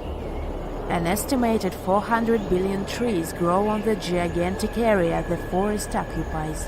Of course, this place is bound to be biodiverse, right? You won't be able to witness this phenomenon during your trip, but your guide tells you about a unique species of tree that is famous for being able to walk. Yep, you've heard correctly. There are walking trees in the Amazon rainforest. They don't have legs or anything like that, but they do move around in search of better lighting conditions. The Amazon canopy is so thick that only 1% of sunlight can reach the forest floor. Because of this, some trees end up getting less sunlight than others. The so-called walking palm trees seem to be adapted to this situation. They grow new roots, which helps them move for 1 to 2 inches per day. They can walk up to 65 feet per year. Maybe that's what inspired John Ronald Reuel Tolkien to create ants, huh? Those are pretty similar tree beings that roam freely around the world. I kid you not, it's not only wildlife that inhabits the Amazon. Actually, over 30 million people live in the forest. And there are also ancient settlements that scientists believe to have been thriving there. And I'm not talking about El Dorado, that's just a myth. But in 2018, a groundbreaking study showed that up to 1 million people probably inhabited the Amazon between 1250 and 1500 CE. Can you imagine that? Working alongside local indigenous people, researchers from the University of Florida found several mounds in the Amazon. Besides these mounds, they also discovered interesting ditches and geoglyphs. After mapping all of these recurring mounds, scientists understood that this was a sign of an ancient settlement. They found remnants of carefully designed walls centered around plazas. This could only mean that these ancient cities were big and could host hundreds of thousands of people. These findings brought back the idea that the Amazon could have been home to thriving civilizations way before the Europeans arrived there. But rather than cities drenched in gold, they were simply well-developed agricultural societies. There's this interesting ancient site near St. Louis, Missouri, that a lot of people don't know about. It's called Cahokia, and it used to be a huge city with up to 20,000 people living there back in the 11th century. It's full of these massive earthen mounds that were built by hand, and the biggest one is still there today, at the Cahokia Mound State Historic Site. Even though we don't know everything about this civilization, researchers have been able to piece together some information from the remains they've found. For starters, they found some pretty old teeth at this site. After studying their appearance and structure, scientists suggest that a lot of different indigenous groups lived there. About a third of them came from other areas in the middle of the continent, which they figured out by studying the different levels of various substances in the teeth. And get this, the way the mounds are arranged shows that this was actually a planned-out city, not just a bunch of villages grouped together. The rulers lived on top of the mounds, while everyone else lived in other structures. It's amazing to think that they were doing things like farming, hunting, logging, pottery, and weaving, all within this one giant city. Right in the middle of Cahokia, there was this giant mound that was about 100 feet tall, and around it, there was this huge wooden fence. Inside the fence was the city center, which had a big open space called a plaza. Archaeologists think that the plaza was designed to represent the 4 cardinal directions of the world. It was like the people who built it wanted to create a place that was in harmony with the universe. The center of the city was where they held ceremonies and events, and it was such a big deal that people from outside Cahokia would come to be a part of them too. What became of this city? Hard to tell. Some people think that the reason it fell apart is that they cut down too many trees and the land got all messed up. Other scientists believe that's not true because the soil was still in pretty good shape after the city was gone. The Europeans were not even around at that time, so they couldn't have influenced the downfall of Cahokia either. There's also one theory that suggests there were fights with other communities that caused the city to collapse. These days, there are over 65 preserved mounds, and you can even climb the steps of the tallest one. The best part is that local authorities are thinking of making it a national park, so you should totally plan to visit before it gets too crowded. Mohenjo Daro is another lost ancient city that's still surrounded by mystery. Located in modern-day Pakistan, it was a city that flourished during the Bronze Age, and it was extremely advanced for its time. It had things like water systems and fancy architecture that other cities didn't have back then. Despite these features, it's not as well known as other ancient cities, like those in Egypt or Mesopotamia. What's even weirder is that at some point, the city was abandoned, and no one knows why. Archaeologists found the city in 1911, but it took a while for them to realize how important it was. Eventually, they uncovered a lot of really interesting things about the city, like its advanced sanitation system. Excavations uncovered over 700 wells. as well as private baths and a large communal bath. Remarkably, even private homes had toilets, and waste was efficiently disposed of through a city-wide sewage system. They also had a lot of trade connections and made some really beautiful objects like pottery, jewelry, and figurines that were sold all over the region. Despite its amazing culture and knowledge, scientists have yet to figure out why the city was abandoned. Some people think changes in the nearby river might have had something to do with it. The writings that the people of Mohenjo Daro left behind are still a complex code, even for the most skilled specialists, making it even harder to piece together their history. Have you heard of the lost city of Kolmanskop? It used to be a small settlement in the Namib Desert. Legend has it that it got its name from a man named Coleman who got stuck in the local dunes and was never seen again. But that's not the interesting part. In 1908, a railway worker found a shiny stone and showed it to the chief railway foreman, who turned out to be a hobby mineralogist. They discovered it was a diamond, and soon, Kolmanskop became the richest town in Africa and one of the richest places in the world. It had luxurious stone houses, a school, a hospital, and even an ice factory to produce ice for fridges. The hospital had the first X-ray machine in southern Africa, which was supposedly used to check if workers were illegally swallowing diamonds.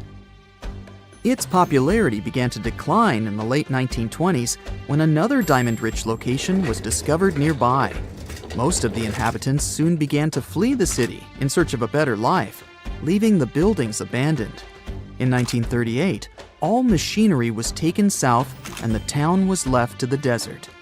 The last inhabitant left Kolmanskop between 1956 and 1960. The hot climate and low humidity have preserved the structures over time, and tourists can now visit this desert ghost town. You've surely heard about this next ancient city, Machu Picchu. It's this incredible ancient location in Peru. It stretches across a huge piece of land in the Andes Mountains and sits high above sea level. It's even considered one of the wonders of the modern world. But here's the thing.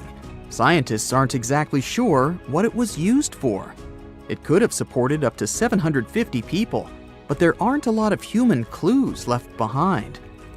Some people think it was more of a spiritual or ceremonial place, while others believe it may have been like a fancy spa retreat for the nobles. The extensive terraces might mean it was used for crop testing or as a trading hub. And there's even a theory that it was used as a prison because they found a cell-like area too. It's amazing that even today, archaeologists and historians are still puzzled about how it was built. Did you know that they probably didn't even use wheels for transportation? And those massive granite rocks were somehow pushed up the steep Andean mountains, even though most of them weighed a lot. Some historians think that hundreds of people worked together to push each rock up the peak. The huge stones at Machu Picchu are also so close together that you can't see any cracks between them. It's pretty cool because it also makes the area safe during earthquakes, which is important since Peru is a shaky country. But how did the stones stay put during all those quakes? They actually move a little bit, but then they go back to their original spot, almost like they're dancing. Some people think wet wooden wedges were used to keep them in place, but that doesn't really add up, considering how big the structures are. Locals back then also seem to have built Machu Picchu without using any pack animals or iron tools. They had to sculpt and put everything together using mostly their hands. Plus, the citadel is built on a fault, so they had to move a bunch of stone and earth to make it flat. Scientists also think that the real construction is actually underground because of the deep foundations and drainage system. In fact, there's a hidden water system that was just recently discovered using 3D scanning. They didn't even use mortar to put the granite blocks together. They were so precise that you can't even fit a sheet of paper between them. One theory suggests that people that lived there used stone tools made of a harder material than the stone they were cutting. Hygiene practices have been on this planet for as long as there's been life. Even those initial single-celled organisms felt icky when they got dirty, so they made shields and developed mechanisms to kick out unwanted guests, such as bacteria. Animals are surprisingly clean too, especially pigs, out of all animals. Turns out they're particularly good at keeping their space tidy.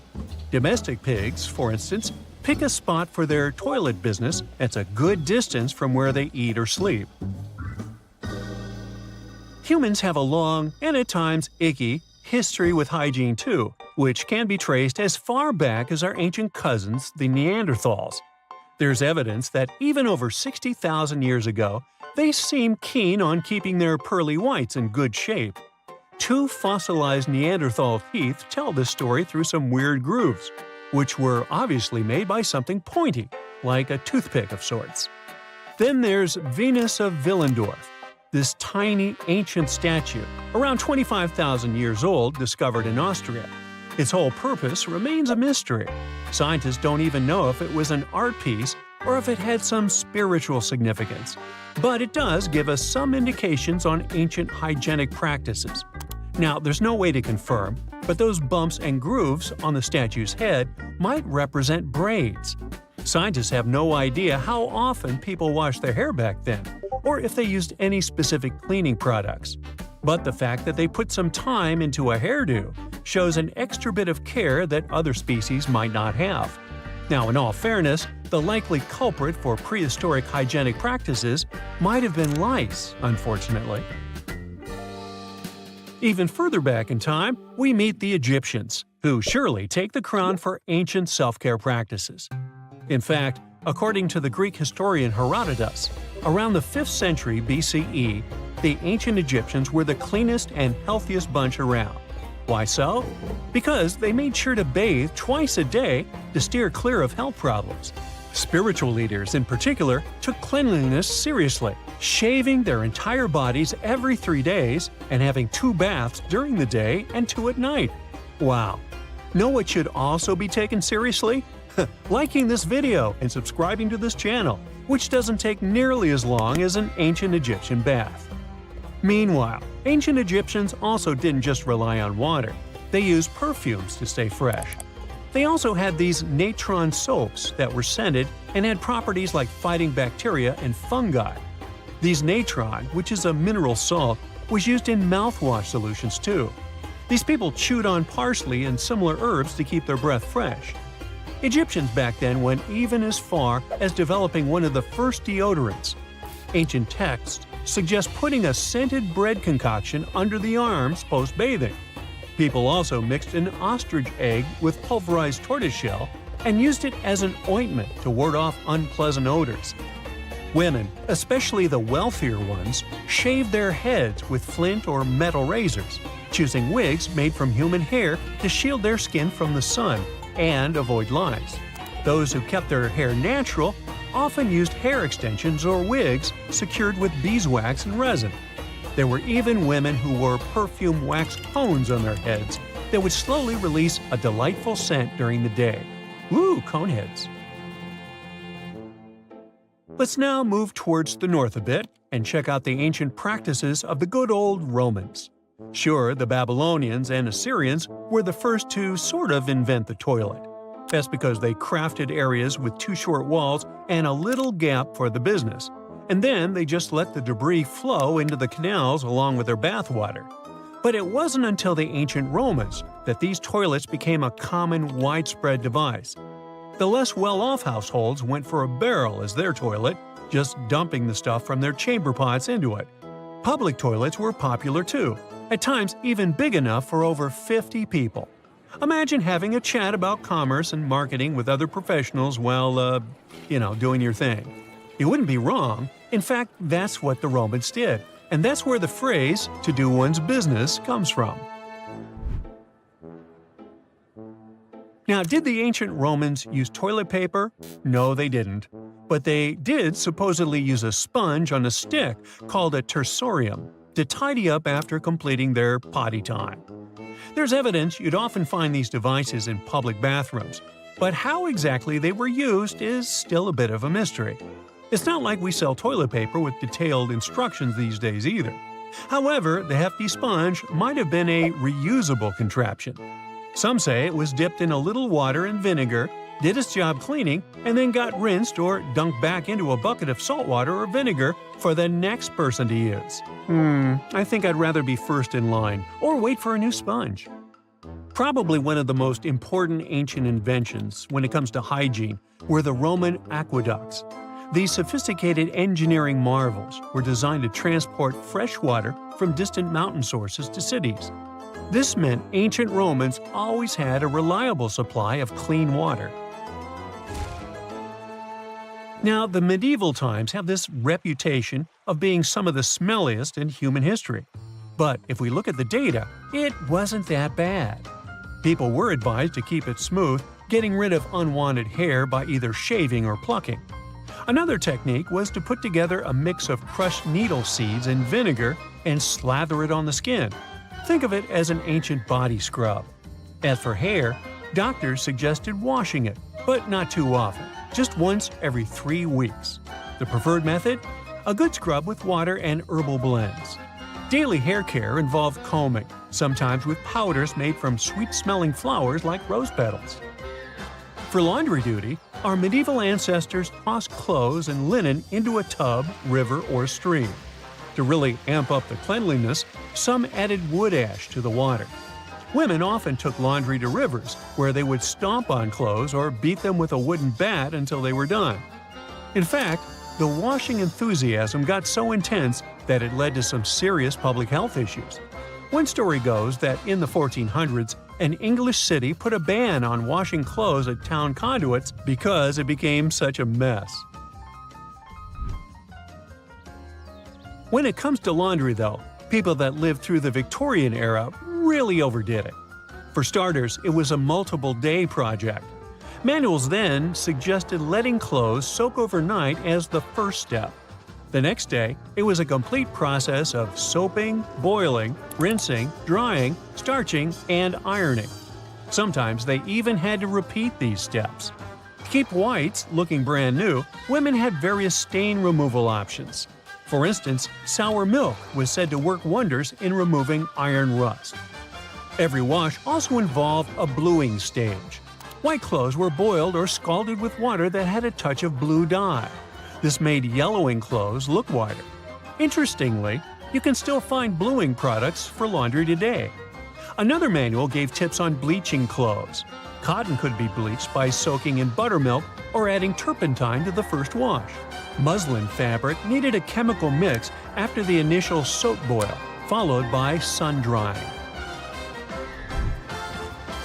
At about the same time lived one of the most beautiful women in history, Sisi of Austria.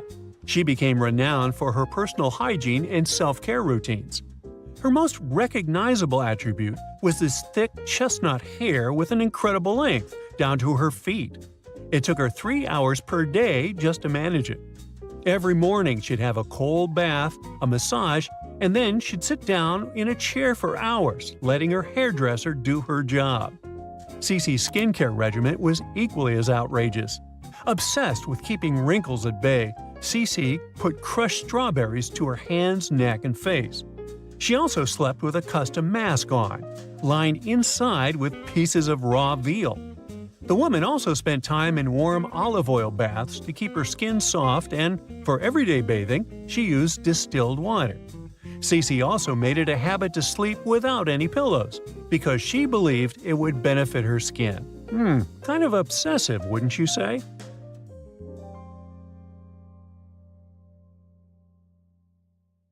Stonehenge wasn't a witchy monument to travel through time. It was actually constructed as a hope to build a different future. Recent research just found out that the monument was probably raised as an attempt to reunite the Britons during a period of big division. The thread of this story lies on the altar stone, the monument's most iconic rock. For years, scientists believed that the stones used in Stonehenge, including the altar stone, came from the nearby Preseli Hills in Wales. In this scenario, Stonehenge would have been built by a local community. That is, Neolithic people who would have found easy-to-access materials to build a ceremonial mound, a sundial calendar, and a final resting place, all in one. Things changed when another discovery was made. In 2018, leading-edge research pointed that the altar stone actually came from the River Tay region in northeastern Scotland, which is located over 400 miles away from Stonehenge. Scientists found similar rocks as such in Scottish monuments. You see, the altar stone is a recumbent stone, laying on its side. Many of the rocks were found in ceremonial stone circles in Scotland, and they are unique to this region. When this discovery broke through, it got archaeologists thinking. Maybe Stonehenge wasn't just a local project, but a wider collaboration between different tribes and communities across Britain.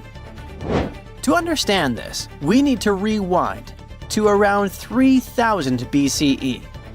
That's when Britain still wasn't a unified country per se. Rather, it was a patchwork of tribes such as those coming from southern or eastern Europe, each with their own customs and beliefs. As an island, Britain's population changed many times. Britain was mainly composed of farmers who descended from people from the Middle East and arrived on the land around 6,000 years ago. This group thrived in the area until 2500 BCE, when another group coming from the regions of the Netherlands and Germany started to appear. These ones, also known as the Beaker people, were responsible for the large population turnover that Britain experienced during the Neolithic period and the years that followed. The Beakers were called so because of a specific type of pottery they used to make and bury their loved ones with after their passing. It's possible that the original dwellers of the land didn't like it that their land was being repopulated. And what researchers suggest is that Stonehenge was this attempt to reunite the original Neolithic farmer population and regain some type of identity control over their land. They would have invested a lot of time and energy in bringing the altar stone all the way down from Scotland, without the help of wheel technology, for example.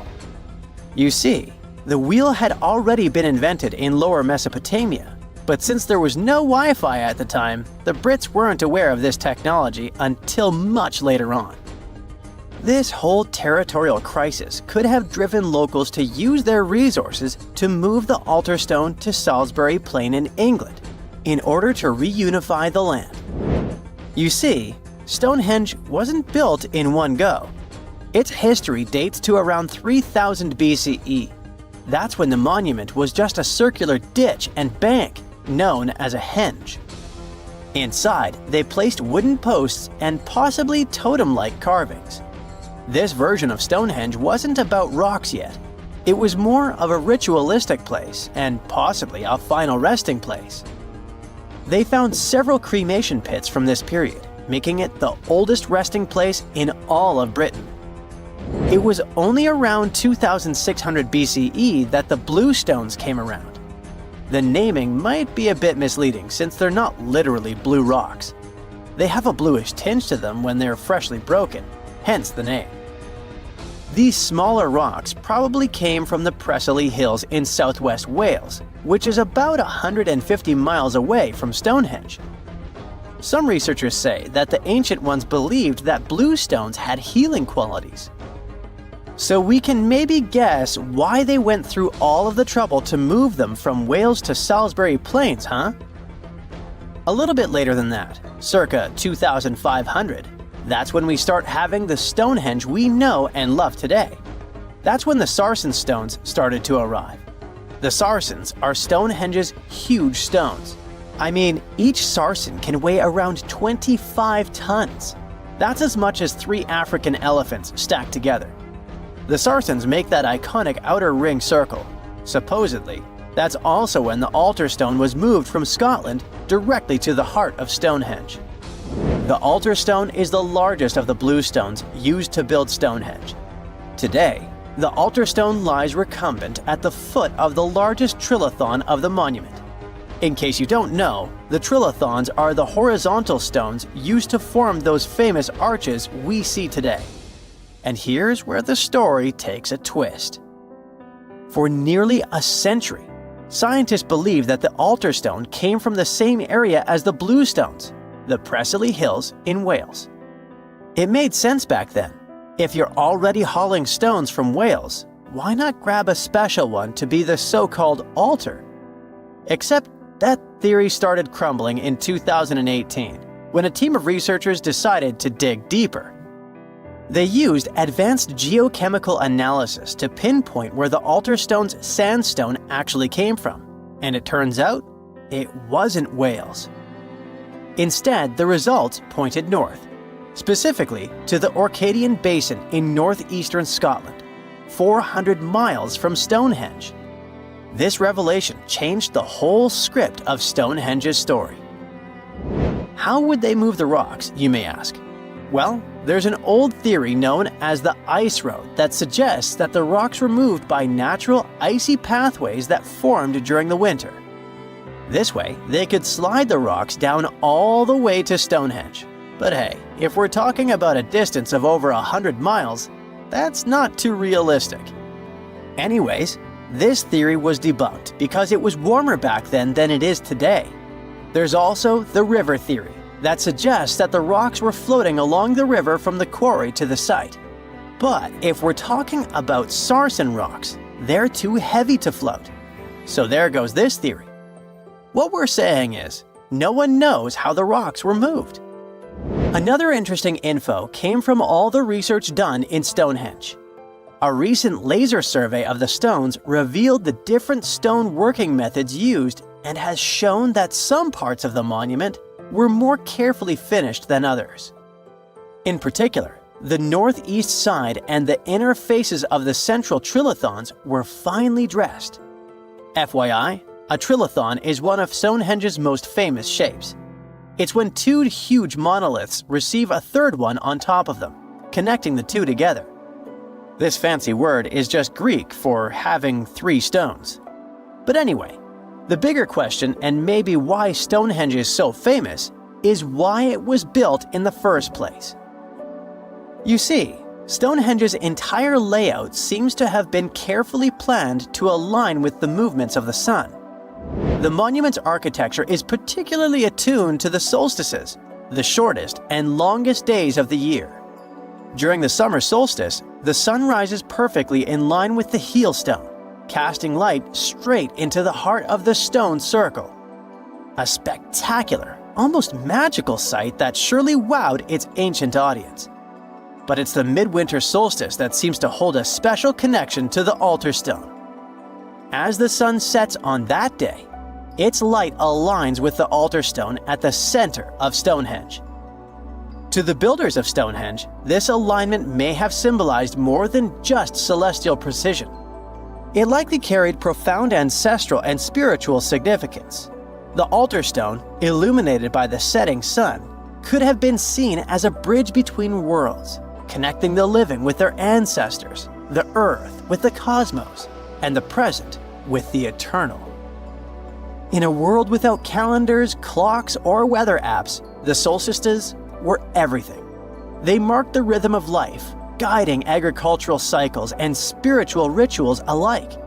So Stonehenge wasn't just about the stones or the people who built it, but perhaps a way to honor their ancestral roots in an ever-changing world. We've all been afraid of the dark at some point in our lives, haven't we? I mean, do you remember getting tucked into bed by your mom or dad after they read you some scary fairy tale with monsters and dragons or even dinosaurs? But just as your parents were about to turn the lights off and silently step out of your room, you remembered. What if there was something hiding under your bed? Or worse, what if some spooky creature was stuck somewhere in the closet? You could probably get up and check, but it was too dark out there. Wouldn't it be great to have some source of light that would come from within your body? You could always use it whenever you get surrounded by darkness. Unfortunately, as humans, we aren't able to do that. But there are a bunch of creatures out there that can, in fact, light themselves up. That's thanks to a little something scientists call bioluminescence. Animals and fish living in the ocean tend to have this talent more often than others. And you can find these creatures anywhere, close to the surface or deep down at the bottom. 2.5 miles deep if you have a knack for numbers. These creatures use their light for a lot of things, like communicating with other members of their species, luring in prey, and even scaring away enemies. Bioluminescence is basically an organism's ability to emit its own light. Chemistry has a lot to do with it. Such animals use two chemicals, one called luciferin and the other called luciferase. Add a bit of oxygen and bam! Light!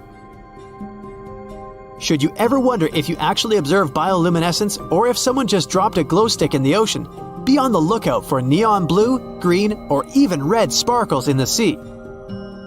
They're usually spread over a large area. This can even make the water look like glitter or a starry sky. You can thank squid, tiny crustaceans, and algae for this romantic atmosphere. Now, I've got another unusual phenomenon for you. How about a golden waterfall? I'm not kidding, it actually exists, and it's a natural phenomenon. To see it, you have to drive to Yosemite National Park to the Horsetail Fall. Make sure to plan your trip in winter or early spring. That's the only time during the year when you can see this awesome phenomenon. It doesn't need any scientific explanation. It's nothing more than sunlight at dusk hitting the waterfall in such a unique way that it makes it look like a river of lava. Or gold, your choice. That's the reason why during this time of year, the Horsetail Fall is also named the Fire Fall. Unfortunately, this phenomenon is becoming less and less visible within the years, mostly because of drought and other issues connecting with the melting of snow. So, should you ever decide to visit, keep an eye on the waterfall since the effect is very brief. Ever heard of a dirty thunderstorm? It's also called volcanic lightning. Apparently, specialists looking into the phenomenon have yet to fully grasp what it is. When a regular thunderstorm happens, particles with positive and negative charges collide, hence the giant spark we call lightning. It also makes a lot of noise, which you can recognize as thunder. But when a volcano is erupting, some of the volcanic ash particles get electrically charged, and while getting projected into the air with a huge force, they collide and cause electrical discharges. This whole process makes it look like there's lightning coming from the volcano itself. Imagine all that ash, gas, and smoke coming from the crater, and then add some electricity to the mix. It'll make the whole picture look really bizarre. No wonder this phenomenon is called the dirty thunderstorm. Now, how about clouds that look like waves? Those are called asperitas clouds, and they're actually quite close to the ground, unlike your regular day-to-day clouds. The name comes from the word aspero, which in Latin translates to rough or uneven. On rare occasion, you may spot such clouds when the weather is calm, but they're mostly associated with thunderstorms. These clouds appear during unstable atmospheric conditions, and surprisingly, they don't produce rain. Even though they do resemble dark storm-like clouds, they also create random patterns, tricking your eyes into thinking you're looking at the surface of the sea from under the water. Another impressive kind of cloud is called mammatus clouds. What makes them so special is a series of bulges emerging from the base of each cloud. One such cloud enters a level in the atmosphere where the wind direction changes. You can see these wave-like patterns in the sky. Australia is the place for you if you like surfing, but not all the waves you can catch there are made of water.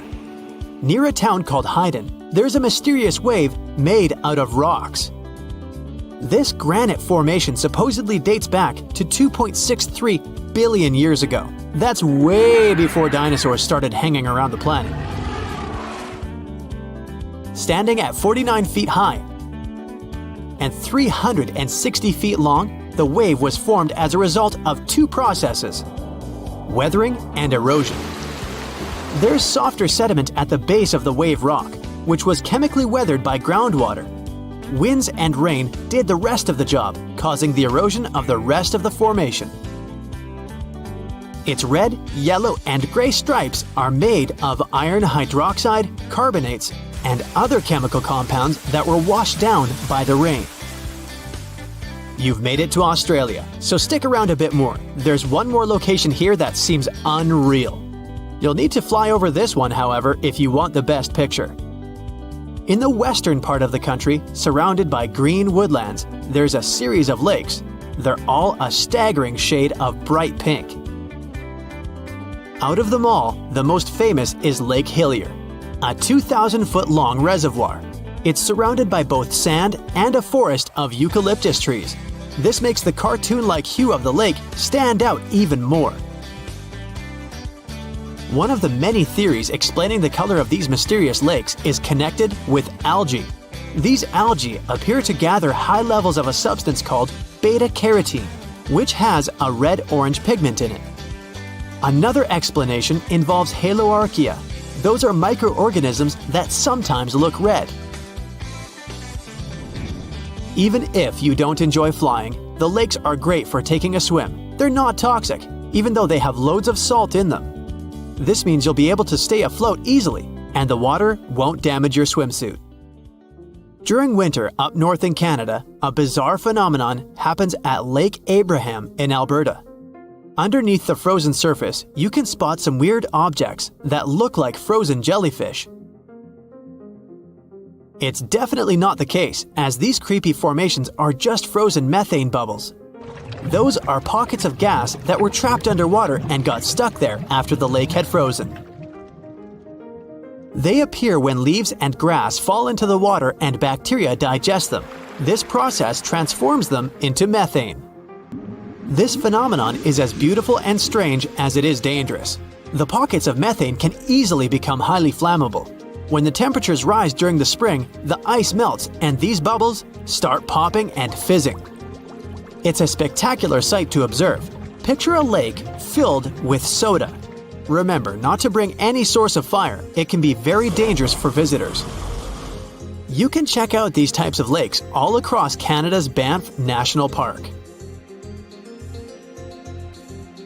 Nature often tends to make its own music. Just listen to the sound of crickets at night, or the soothing noise of a waterfall. But in Bucks County, Pennsylvania, there's a strange geological phenomenon which takes nature soundtracks to a completely different level. These are called the ringing rocks, and scientists still can't explain their unusual behavior. If you strike these rocks with a heavy object, like a hammer or another rock, the stones will make a ringing sound, as if they were hollow, but they're not. What makes the ringing rocks even more bizarre, apart from the mysterious sound they make, is that no animal wants to hang around there. Even though the rocks are surrounded by a thick forest, scientists haven't managed to trace any animal activity in the area yet. Even more striking is the fact that despite all the trees around the rocks, you won't find any leaves lying on the boulders. What makes these rocks so unappealing for both animals and vegetation is still up for debate. If you come across a well in Portugal, resist the temptation to gaze into its depths. The inverted tower in the enigmatic city of Sintra sends chills through those who encounter it as it spirals down a daunting 88 feet into the underground. It certainly wasn't designed to collect water, yet its true purpose remains a closely guarded secret. Dating back to around 1904, this well could have been involved in a mysterious initiation tradition from the Knights Templar. The Templars had faded into history almost 6 centuries before the construction of this pit, but their enigmatic traditions were revived by later generations. So one theory says that candidates seeking to join the group back then had to confront their deepest fears by facing this well, descending its spiral staircase blindfolded. When they reached the bottom of the inverted tower, they removed their blindfolds and were faced with this frightening sight. The only way out of this dark labyrinth was to keep looking up and following the light. Now imagine yourself browsing the shelves of a used bookstore until you find a book with an alphabet you've never seen before. You decide to use an image translation app but find no matches. Intrigued, you buy the book. Then you show it to your friends and family, but nobody recognizes that alphabet. Rare book dealer Winfried Vonnig probably experienced the same frustration back in 1912, when he acquired what would later become the most enigmatic book in the world. The work is known today as the Voynich manuscript, and it's written entirely in an unknown language that no one has deciphered yet. The pages of this 15th century codex are filled with botanical drawings, but these aren't typical daisies or roses. In fact, they don't resemble any plant species that we know of. What makes things even stranger is the illustrations of unfamiliar constellations and women swimming in green baths. Delving deeper into the realm of mysterious texts, we set off on a journey to the Qumran Caves near the Salt Sea in the Middle East. In 1952, a team of archaeologists stumbled upon 2 scrolls made of highly oxidized copper at the site. Unrolling them was a major challenge, so they decided to cut the scrolls into 23 parts to investigate them. Imagine their surprise to see Hebrew words like gold and silver popping up. But no, it wasn't an ancient invoice. It was more like a treasure map, pointing the way to over $1 million. Unfortunately, the treasure was never found. Not for lack of trying, though. You see, the quest isn't as easy as it may appear. Some of the copper scroll's vocabulary is technical, and some geographical locations remain a mystery. There's also one last possibility. Perhaps it's all a work of fiction, like a pirate tale from the old days. People talk about Mona Lisa's almost haunting stare that seems to follow you no matter where you stand. But here's a quick question. Does she have eyebrows? You got it right if you said no, and her complete lack of eyebrows adds another layer of mystique to her gaze. The most common explanation is that beauty standards were different, and perhaps plucking the hairs above the eyes was a thing around 1503. But take a look at other Italian paintings from that time, like La Schiavona or Portrait of a Young Girl. Yep, eyebrows. So, not everyone was entirely pleased with this theory, like French inventor Pascal Cotte. He spent 3,000 hours analyzing scans of the painting to dig through all the layers of Leonardo da Vinci's masterpiece. Now he claims that the Mona Lisa once had eyebrows, but they disappeared over time due to cleanings and restorations. Some historians, however, still question his findings, which means that Mona Lisa's style, or lack of it, remains an unsolved mystery. So, you decide to travel to Rio de Janeiro, and everyone tells you that Sugarloaf Mountain is a must-see. When you spot the mountain from a distance, you realize that the stone has a cavity. But around noon, the whole view changes. The shadow in that cavity takes the shape of a bird, an ibis to be precise. A local legend links this bird shape to the ancient Egyptian deity Thoth, as if the ancient Egyptians once visited Rio de Janeiro and were somehow inspired by the natural phenomenon. But it's probably just a big coincidence. I mean, literally. The real mystery, however, lies in the waters around Sugarloaf Mountain. In the 80s, archaeologist Robert Marks got a tip from locals about a treasure hidden beneath Guanabara Bay. He dove in and found quite a few Roman amphorae. You know, those ancient vases with 2 handles? His discovery could potentially provide evidence of a Roman shipwreck that might have reached Brazil 17 centuries before the Portuguese even set foot there. However, he couldn't proceed with his research, and to this day, the idea of the Roman presence on Brazil's coast remains uncertain. The true location of Cleopatra's tomb isn't the only ancient Egyptian mystery. Many secrets are carved into the walls of ancient structures, like in the Temple of Seti I. Take a close look at this hieroglyph, and you'll notice that it resembles a modern-day helicopter. Look to the right, and you'll see an engraving that looks like a submarine. Odd, right? The most reasonable explanation for this has to do with the legacies of different rulers. When a new pharaoh came to power, they had their own hieroglyphs added over the original ones. But this is still a topic of debate, as some Egyptologists believe that these mysterious hieroglyphs may represent some kind of ancient technology. The same applies to the Dendera light. The image found in the underground passageway of the Hathor Temple is a subject of significant controversy in Egyptian history. Some researchers suggest that the inscription simply represents a rising sun, while others interpret it as evidence of some kind of modern lighting system. And it does indeed resemble Crookes' tube, one of the early experiments with electrical discharges. Although there's no concrete evidence of ancient Egyptians having modern electricity, some historians believe that this theory could help explain why many discovered tombs don't have any residues left behind from the use of oil lamps or candles. A lot has been said about the mysterious pyramids of Egypt, but many people tend to forget that other inexplicable structures had already existed even before them. Our next stop takes us to Turkey. The top of a hill known as Göbekli Tepe, near the city of Urfa, holds an ancient secret. It features more than 20 circular stone enclosures dated back over 11,000 years. Many of these have heavily carved stone T-shaped pillars adorned with eerie human figures with folded hands. The most accepted theory is that it's the world's first temple, likely used for rituals or social events.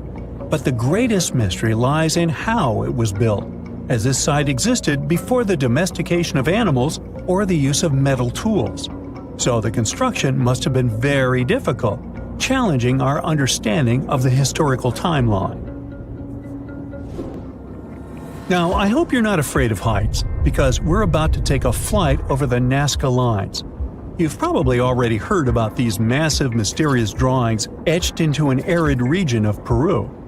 They come in many different shapes, like a spider, a monkey, and even a Google-eyed ET that is probably just a fisher. Anyway, this story got some fresh chapters in 2022 when an additional 168 new drawings were discovered.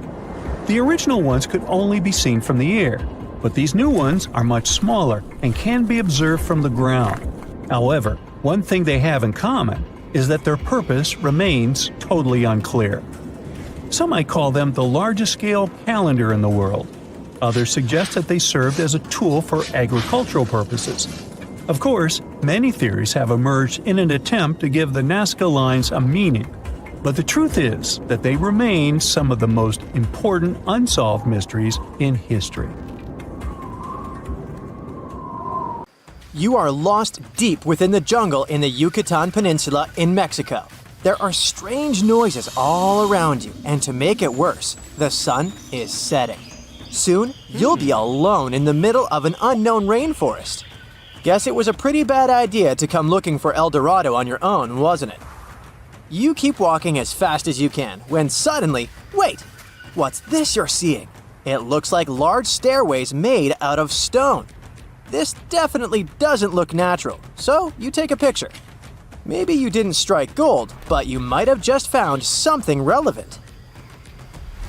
Congratulations! You found Akhumtun, a long-lost Mayan city, hidden 37 miles into the jungle. The name literally translates to stone column. Stone was probably in at the time, so these guys used a lot of it to build their pyramids, houses, and even ball courts. If you ever thought that Europeans invented ball games, think twice. Mayans loved to play ball games for recreational purposes.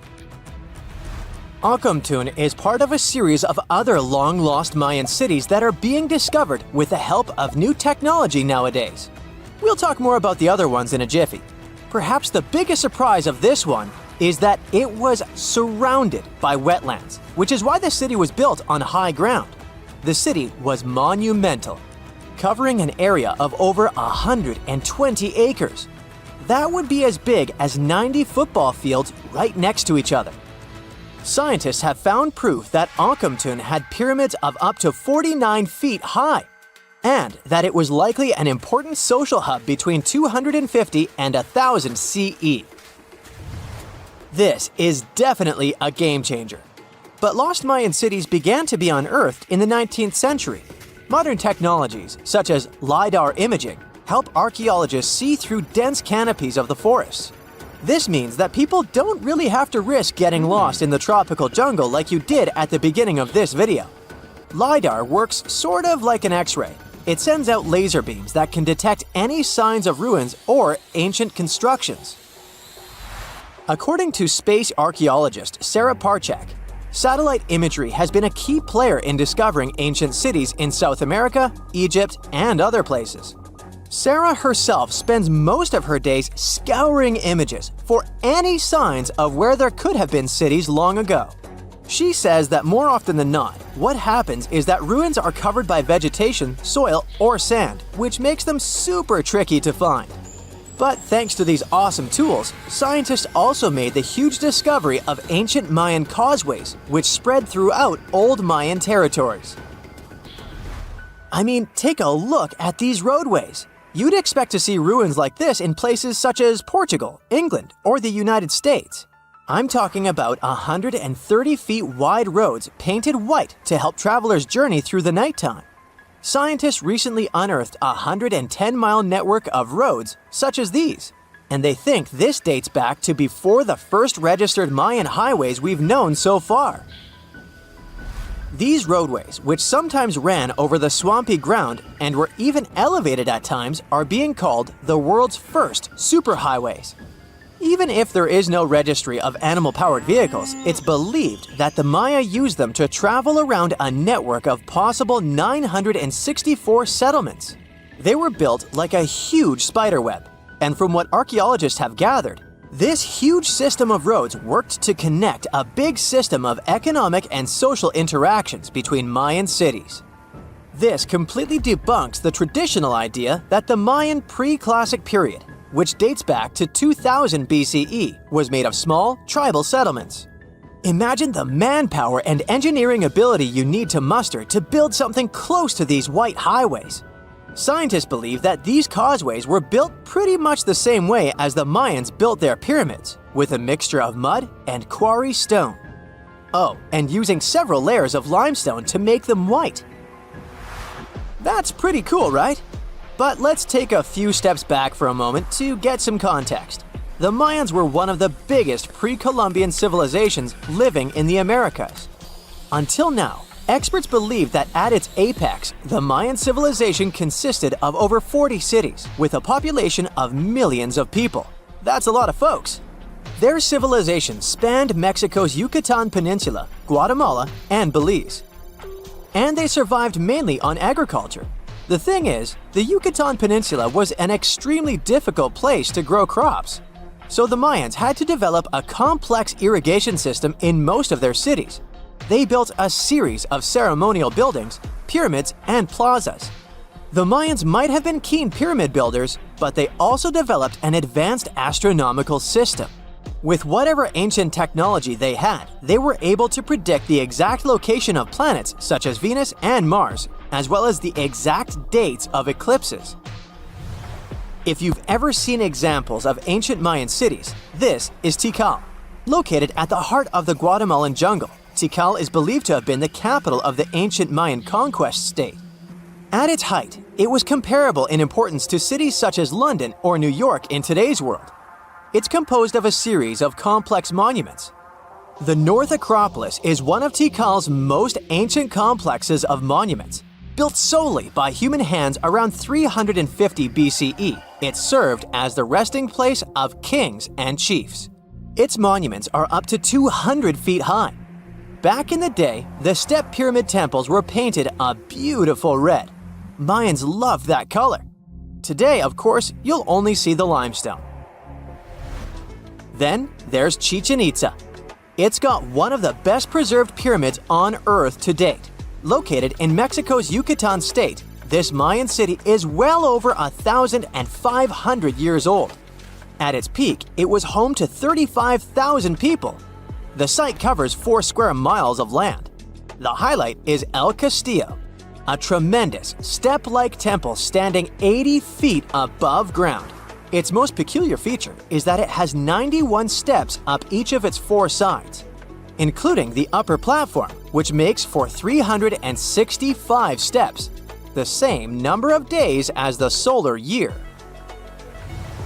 You can see that these folks were a pretty big deal, huh? That's why nobody can really understand what happened to them. There's a big lack of evidence on the decline of this almighty empire. What could have been the cause of their demise? Was it a drought? New research in 2017 did bring some new discoveries into the mix. Using data from a site at Ceibal, located at southwest of Tikal, scientists analyzed radiocarbon data from ceramics and archaeological excavations to extract new information about the unexpected demise of this great civilization. The information shows that instead of a sudden collapse, the Mayans most likely fell in waves of social instability and political crises. These events are believed to have deteriorated Mayan city centers and began causing the dispersion of the Mayan population. It's hard to pinpoint the exact causes, though. But hey, recent discoveries are shedding a big light on humanity's past. Not only about the Mayan Empire, but about other long-lost civilizations of South America. A major recent discovery in Brazil was done using satellite imaging technology and is also shocking scientists. Some images from near the Xingu River, also in the Amazon, suggest that cities of millions of people might have existed inside the jungle, way before our modern civilization ever existed. I mean, if this doesn't shock you, I don't know what will. Satellite imagery also detected a network of trenches dating back to 200 and 1200 CE in the Bolivian Amazon forest. These proofs suggest settlements that could have supported around 60,000 people right in the middle of the Amazon forest. When researchers from the University of Florida went on ground to check the satellite information, they were shocked to find several mounds that were accompanied by ditches and geoglyphs. Archaeologists also found remnants of carefully designed walls centered around plazas, much like the type of construction done by the ancient Mayans. So what comes to your mind when you hear the word Antarctica? Most likely, cold, snow, ice, and penguins. Yet, this is one of the least explored regions in the world that hides many strange and unique things. Check them out. You don't have to go to Antarctica to see this weird thing. All you need to do is open Google Earth and move to one of the southernmost islands of Antarctica, King George Island. Recently, internet users have noticed a large and pretty strange cave entrance there. Where does this wide, dark passage lead? People started making suggestions. It's the entrance to a secret base or some laboratory. This is the part of the spaceship that crashed there thousands of years ago. This is the door to the ancient city of Antarctica. Perhaps there's a giant rock mountain with an ancient cave beneath all this snow and ice. Well, there's some ideas. Users have calculated the approximate dimensions of this cave. It might be about 74 feet high and 250 feet wide. You could hide a Boeing passenger jet in there. Nature probably created this entrance. This is a logical explanation, but there are two strange factors. First, take a look at the foot of the mountain. It seems that there are steps there. They're dark in color, as if they're made of stone. And if you look closely, you can notice something similar to human footprints. Has anyone entered this cave? Or maybe someone is still living there now. The second oddity is the disappearance of the mysterious finding. For the first time, people noticed it in a Google Maps snap in 2007. Then the entrance disappeared. Then it reappeared a few years later. After that, it vanished. And in 2022, people saw it again. Perhaps old snow melts, a new layer falls, and then the wind blows it away and the cycle repeats. But the alleged steps leading deep into the cave make one doubt the natural origin of this tunnel. You can easily find the coordinates on the internet and visit the cave via Google Earth. You might see something there and tell the world. There's another strange thing people discovered with the help of Google Earth.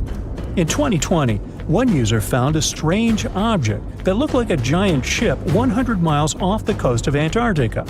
It was covered with ice and snow and lying on its side. It looked like a cruise ship. You could notice the windows, the deck, and the bridge. But not all people agreed with this. Some claimed it was a spaceship. Others said it was some kind of secret building. The user who first noticed the ship stated that its size was about 400 feet, which is the perfect length for a passenger vessel. But what is this ship doing in such a remote place in the middle of a glacier?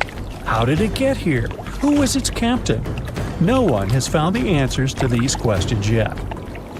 In 2016, people using Google Earth discovered a photo of an unknown sea monster floating off the coast of Antarctica. This creature resembled a giant squid with a length of about 200 feet. This is slightly shorter than 3 train cars.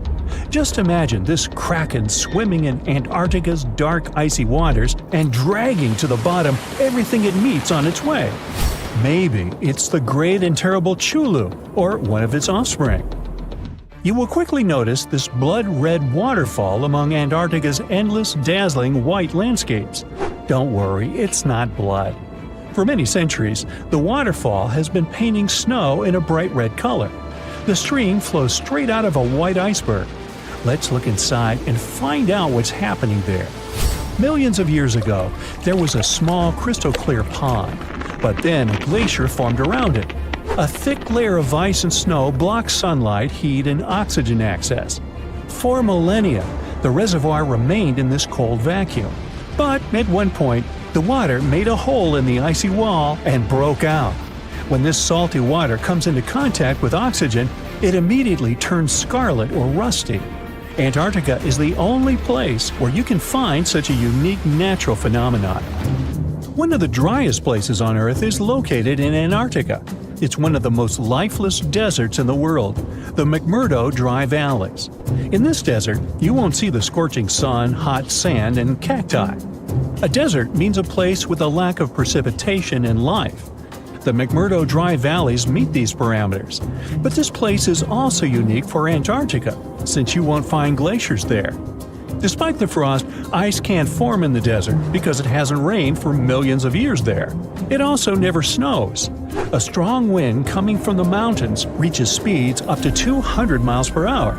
It would be difficult for you to stay on your feet there.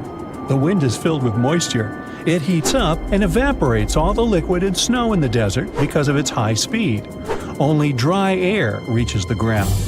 But you can find several lakes there. They don't freeze, only thanks to the high concentration of salt.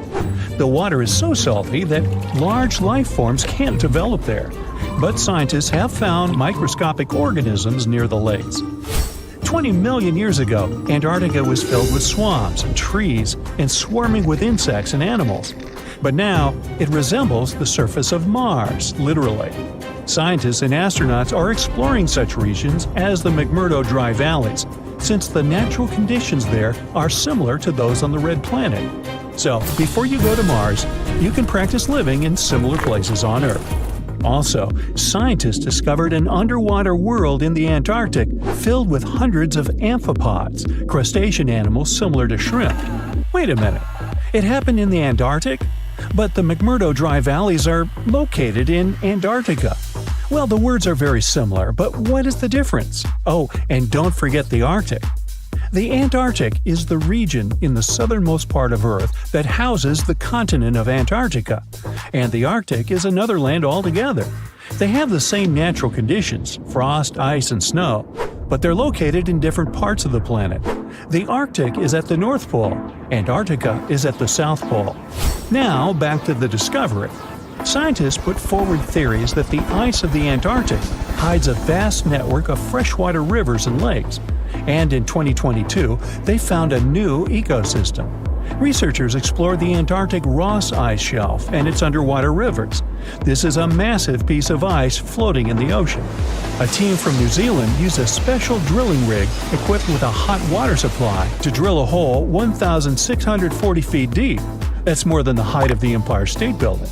Then, they lowered some video cameras and saw thousands of crustaceans swimming in different directions.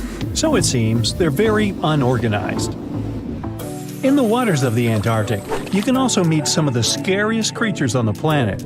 These are sea spiders. They got this name because they resemble land spiders, but they're actually a species of marine arthropods. And unlike land spiders, those in the ocean are much larger. They look like 8 strong legs without a body. One such spider can be a dinner plate in width. Some of them have no eyes and have proboscises instead of jaws. Sea spiders are poorly studied because they live in deep, cold waters. Antarctica hides many little-known animals. There are long tunnels in its glaciers leading to scary darkness. On this cold continent, people have found the remains of giant dinosaurs and other ancient creatures, such as the ancestors of modern ducks. Many underground rivers and lakes hide unexplored wildlife. Even the ice here can be weird. Take a look at these striped icebergs. They have blue, black, green, and turquoise shapes. The color depends on the conditions of the water during freezing. For example, green lines appear because of algae, blue ones form when the water freezes too quickly. Okay, I'm freezing. Time to go thaw somewhere warmer. Hawaii. Yeah. Experts found the oldest lakeside village ever discovered in Europe underneath the waters of Lake Ohrid in Albania. The lake itself is ancient too. It's said to be one of the oldest lakes in the world. Before this discovery, a village in the Italian Alps held the record. It was about 7,000 years old. But radiocarbon dating shows that the village under Lake Ohrid was built between 6,000 and 5,080 BCE, which means it's around 1,000 years older than any other village in Europe. Around 200 to 500 people lived in this village. It goes back to the time of the Neolithic period. In fact, these people were likely one of the first ever communities that decided to settle down. This discovery wouldn't be so interesting if it didn't have an enigma. Villagers made a wooden fortress of spikes all around their village to stay safe. But safe from what? Something mysterious. These locals went through all the trouble of building their homes on stilts over the lake and surrounding it with spikes for defense. Why did they make things so complex?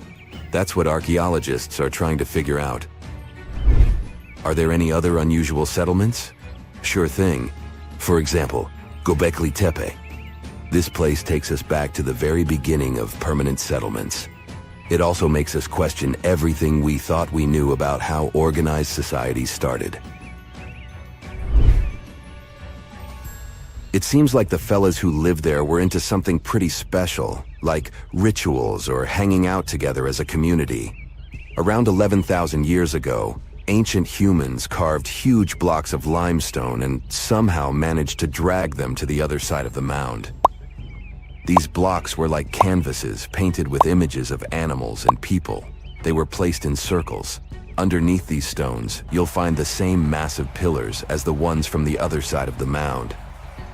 Around 250 of these pillars hang out on the surface, and researchers also found around 60 of them during the dig.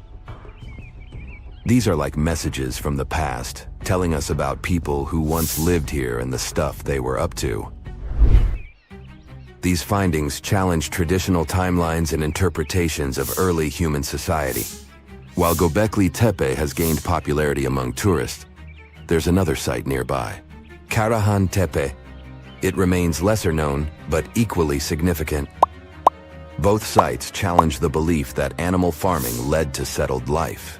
In fact, it appears people became sedentary first, and then they started animal domestication. They also question the traditional idea that organized societies followed the development of agriculture. These ancient sites suggest that organized communities existed before agriculture, possibly with cultic or communal rituals. These structures suggest complex, multi-purpose functions rather than just religious ones. People gathered in these places for discussion and storytelling, fostering a collective identity. These buildings might mark the beginnings of a cohesive community, showing the emergence of horizontal hierarchies and knowledge sharing. Let's move to the other side of the world. Mexico's 1,500-year-old unknown pyramids are worth talking about. These pyramids have stood strong for all these centuries, all thanks to a secret ingredient from the prickly pear cactus. With its help, indigenous builders crafted these ancient marvels. Gray volcanic rock pyramids rise like a mini mountain range. As we get closer, it becomes clear that skilled hands etched identical steps into the hard rock, forming a staircase of the largest pyramid. The two smaller pyramids, called the House of the Wind and the House of the Longest Night, share the same human touch. Legend has it that these structures hid treasures. But it wasn't until Mexican archaeologists started digging there in the early 2000s that the secrets began to unravel. The House of the 13 Heavens was built around 540 BCE to keep track of time. After all, it wasn't so easy for ancient people to keep track of dates in the days before clocks and calendars. Instead, they looked at the skies and celestial objects. Think of the pyramid as their own cosmic calendar. Its corners matched up with solstices and important dates for planting and harvesting. When you stand on the steps these days, the sun lines up perfectly with the corresponding corner. But these pyramids aren't just about telling time. Quiroz and Zepeda, archaeologists on a mission, are trying to piece together the clues. They've recovered a few artifacts, and that's how they've learned that the ancient builders used the sticky substance from prickly pear cactus leaves to hold their creations together. This ancient technique is still used by some indigenous people today. One surprise after another. The House of the 13 Heavens reveals a skeleton older than the pyramid itself, nearly a millennium older. This means that people carried this body with them for 950 years. It's another mystery. The next stop is Duna Dealonia. It's a Spanish sand dune hiding Roman ruins. This sand pile is near the edge of Europe, reaching out toward North Africa. It's more than 98 feet tall and 656 feet wide. As the winds move and the dune shifts, it reveals pieces of history hidden deep within it. Climate change boosts those winds, moving the dune even more. As it migrates, it shows us traces of people who used to live here. Archaeologists have been busy digging around, and they found ancient tombs. Imagine exploring a sandy maze and stumbling upon these tombs filled with history. The sand has acted as a protector, preserving bones, jewelry, and arrowheads. But that's not all. Nearby, there's an archaeological site from the 2nd century BCE. That's when the Romans were hanging out here. They had a whole city down there, complete with baths, a theater, and a temple. And it was built on top of an older Phoenician settlement.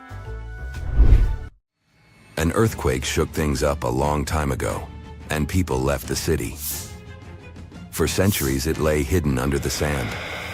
Modern historians and archaeologists are excited about what else this shifting landscape will reveal. Fingers crossed that this sandy time capsule stays safe and keeps sharing its stories with generations to come. In Peru, archaeologists are exploring the 3,000-year-old Condor's Passageway. A what? Okay, so archaeologists were digging around a place called Chavan de Huantar, where the Chavan people lived. This place is around 190 miles away from Lima, Peru's capital. So, the Chavan people were advanced artists. They loved drawing birds and wild cats in their paintings, and they went way back, even before the Inca Empire became a big deal. They were some of the first societies that settled down and started farming in Peru's highlands of the Andes Mountains. That's more than 2,000 years before the Incas showed up. Archaeologists found a secret passage in one of the temple buildings. They called it the Condor's Passageway. It was a hidden hallway that had been locked away for ages. Lara Croft would love it there. This passage leads to other rooms inside the temple. It gives us a peek into what life was like then. Inside this hidden hallway, the researchers found some neat stuff. Like a big piece of pottery weighing as much as a big bag of potatoes and decorated with a drawing of a condor's head and wings. The condor, by the way, is a power symbol for the ancient Andeans. Archaeologists also found some pottery. All of this stuff was discovered in May 2022 when the entrance to the hidden passage was finally opened. Pretty new. The temple complex where they found these ancient items has other structures, like terraces. And there's still more to uncover. The tricky thing is going forward in these hidden passages. The archaeologists had to send in cameras mounted on robots to explore them first. They didn't want to risk messing up the ancient building or, getting stuck in there. Let's wait and see what else they'll uncover. Now here's something. Baltic amber is one of the most common resins found in the world. The reason for this is that due to the vast forests of pine, their numerous deposits are so common, they provide wonderful treasures from long ago. Ants are especially common in the Baltic amber, which comes from pine trees. Its resin is rich in sugar, so the ants often live amongst the trees, close to the easy source of food. One block found in East Germany has preserved one ant that is estimated to be about 48 million years old. Think of the birthday cake. But what makes this find interesting is another animal inside the amber. It's a mite, notorious hunters in the insect world, capable of traveling at great speed.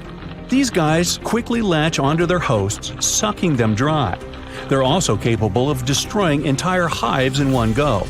And within this piece of amber, the amber provides a display of their final struggle. In Southeast Asia, feathers belonging to something unique have been found from 80 million years ago. They were captured in resin during the Cretaceous period, a peak time for dinosaurs. The many feathers inside are from the coelurosaur. It looks like a dinosaur, but this animal is more related to birds. Other feathers like this have been found in resin. They belong to avian and other non-flying dinosaurs. The discoveries have helped reimagine what dinosaurs actually look like. Still, dinosaurs may have had feathers instead of being completely bald. Of course, for most of them, the feathers weren't used for flying, but they helped the dinos stay warm. However, the feathers weren't all that was found, and a part of the coelurosaur's tail is also preserved. Still, it's so small and ancient that its DNA hasn't survived to map their entire genome. The enclosed tail is also very delicate, and it can't be removed from its protective amber shell. But although these findings can only be observed, they've still provided a great insight in the evolution of birds. But how does amber preserve things so effectively, even at the initial stages? The trees produce the resin to protect any small gaps in the bark against feeding insects. Its antiseptic nature and lack of water content ensures it doesn't degrade for a long time. This also makes it more resilient as it petrifies over long periods, eventually becoming a fossil. Some of the oldest amber ever found was from the Triassic period, showing how long it can last. The pieces from Italy are about 230 million years old. And inside one of these ancient droplets holds the oldest arthropod ever recorded. This mite found inside has provided a broader understanding to their evolution. Today, they're known to mainly annoy gardeners by feeding on the petals of flowering plants. However, at the time the mite was caught, flowers didn't have any petals, and it would be without this tasty meal for another 100 million years.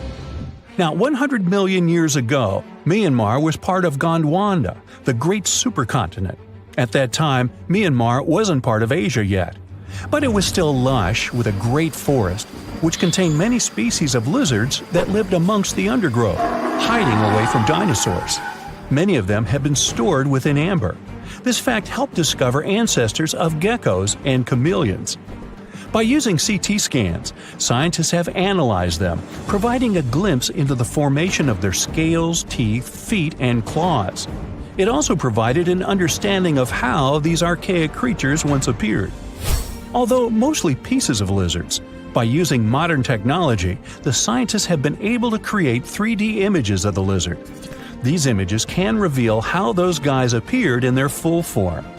The images show that they still retain some of their exact features to this day, like the chameleon's sticky pads used for climbing. A salamander fossil from around 20 million years ago is one of the most intact specimens ever found in amber. Details of its final moments show that it had been attacked before getting stuck in the resin. However, what's confusing about this find from the Miocene era is that the amber was found in the Caribbean, but it came from a tree that's closer related to those from East Africa. The lizard also has ancestry from the same area.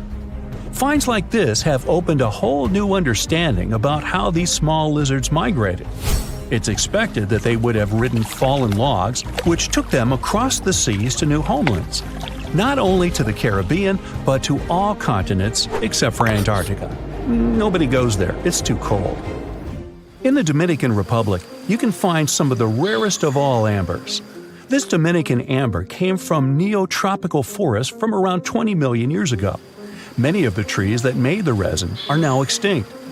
The amber is almost completely see-through and can come in an array of beautiful colors. The most common colors are red, yellow, and even blue, and are easily mistaken for gemstones. One was found with a flea caught in it, dating to when the forest was at its peak and the mammalian variety thrived. Fleas were likely common at the time, and this flea in particular had recently fed on a mammal before getting stuck. However, something more intriguing was found within the flea.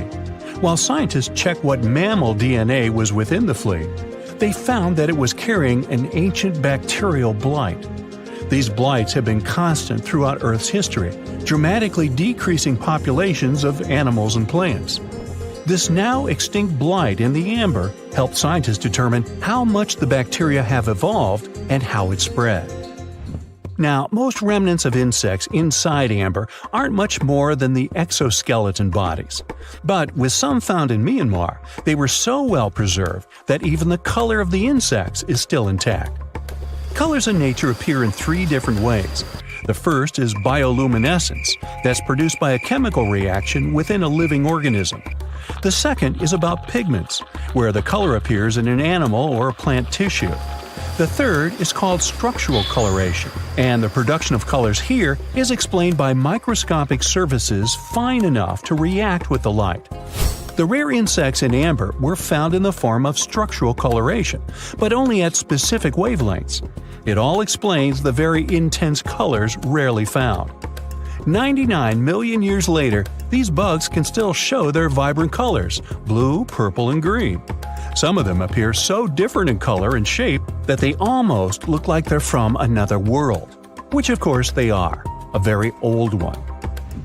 Ants have been around for about 168 million years, based on fossil evidence provided. They're well known for their social hierarchies and their hive mind system. They've dominated almost every corner of the insect world, but when these social capabilities came about have been difficult to determine. Yet, recently, amber dated from 100 million years ago has shed some light into their evolution. Several amber pieces have preserved various ant types, including the worker ants, guardian or soldier ants, and even a queen ant. Before these pieces were found, it was estimated their social nature occurred millions of years later. A piece of amber, dated 100 million years ago, helped shed light on the evolution of birds. A perfectly preserved bird that hatched preserved in amber was already equipped with its flight feathers. With the earlier physical abilities, they would be capable of moving around the nest by themselves at a very young age, and it's expected they could search for their own food almost immediately. But as birds continue to evolve and spend more time in the skies, their brain developed larger for their cognitive abilities. After hatching, their early development was then more focused on the brain, and the chicks slowly became more reliant on their parents over time. In Spain, a massive treasure trove of amber and other fossils has been found. Inside, there were remnants of an entire ecosystem that existed 110 million years ago. A bunch of individual fossils were found. The vast collection includes many types of insects, mollusks, arachnids, plants, 50 different dinosaur bone fragments, feathers, and hair from mammals, and a McDonald's burger wrapper. Nah, just kidding. With the abundance of findings, it's helped researchers understand the ancient terrestrial ecosystem that once existed. With loads of specific details of the environment, they've reconstructed the swamp. This way, it's now possible to experience what it was like in the world of dinosaurs. Now, we wouldn't call this island mystical unless there were tales of giants living here. The island of Gozo in Malta is the backdrop of an ancient legend. Malta is an island country located in the Mediterranean Sea, just south of Europe. It's a very strategically located archipelago. Throughout history, it was ruled by many different societies, such as the Phoenicians, Greeks, Romans, and Carthaginians. One cold night, thousands of years ago, a farmer noticed the sky turn orange, then red, when he heard a loud thump. Although the ground seemed to be moving, this wasn't an earthquake. When he looked toward the woods, he saw a giant silhouette, taller than the trees. As he fearfully approached, he realized it was a woman, a giant woman. She introduced herself as Sansuna. Unlike the terrible giants of many tales, Sansuna didn't want to exterminate the human race. She was loving and caring. She told the farmer that she and her people could help protect their land from invaders. The locals were pretty interested in this offer. Since Malta is located in an important commercial route, it was constantly being invaded. The story says that Sansuna settled in Malta, and sooner rather than later, she was moving things around. And when I say things, I mean monoliths. Sansuna carried huge stones on her shoulder to build a magnificent temple called Gigantia, which means place of giants. She even did this while holding her half-giant, half-human kid on the other shoulder. Some say Sansuna lived exclusively on beans and honey, although others replaced honey with water. The funniest bit here is that Malta is the 10th smallest country in the world, but it somehow managed to host giants. Hey, go figure. The temple looked like a giant game of Tetris, with some stones weighing as much as 20 elephants. Some of these monolithic rocks are so heavy, scholars guess it would take 50 men working together to lift just one stone. Now, as much as this is entertaining, humans never proved giants were real, so this story couldn't be true. There's a brief mention of a species of giants called the Nephilim in some ancient texts. The Nephilims would have been terrible giants that wreaked havoc on the earth and only survived until the Great Flood. But nobody ever found real proof of this species really existing on Earth, until this came along. The world of Maltese archaeology unearthed quite a few shocking things in the past years. One of them are known as the hypogeum skulls. Hypogeum is the Greek word for underground, and this incredible site was discovered in the first decade of the 20th century. Back then, Malta's National Museum director received an important phone call. Someone had accidentally dug some impressive bones and asked him to come check it out. The hypogeum looked like an underground city, filled with mazes and rooms that stretched along multiple floors. They were all made with similar limestones as the Maltese temples above ground. The hypogeum was filled with important relics and artifacts. Scientists quickly understood that the hypogeum was built as a type of final resting place for locals. So, along with skulls, they found a lot of bones and skeletons. One of these artifacts were skulls, but these weren't regular human skulls. Rather, they were of the elongated type. To make matters worse, these skulls were hidden from the public for years. People started to talk and created a bunch of theories behind it. The truth is that this discovery was a turning point for Maltese archaeology, although scientists didn't know what to do with it. Some wondered if these skulls were natural or manipulated, since they knew some cultures in the world used head binds to alter their skulls. Other scientists threw in the hypothesis of little gray people or even the legendary giants. Some say that the elongated skulls could have been sculptures that worshipped otherworldly deities. There was no way to confirm any of these theories, so the question remained: who were the builders of Malta's megalithic temples? Now let's take a look at what scientists know. The Maltese megalithic temples have been standing strong since 3500 BCE, which is even older than the pyramids of Egypt. The main dilemma here is that these temples were built even before we invented writing, yet they required advanced technological skills to exist. The Gigantia Temple seems too absurd to have been built by humans. The South Temple has a corridor with 4 oval rooms on the sides, looking like a big shamrock leaf. In one of these rooms, scientists found altars decorated with spiral patterns. It looked like an altar of some sort. indicating early Maltese people used them for ritualistic purposes. The North Temple is similar but smaller, with a very low entrance that makes people crouch down to get inside. You get it? You need to bow down to their deities in order to get into this sacred place.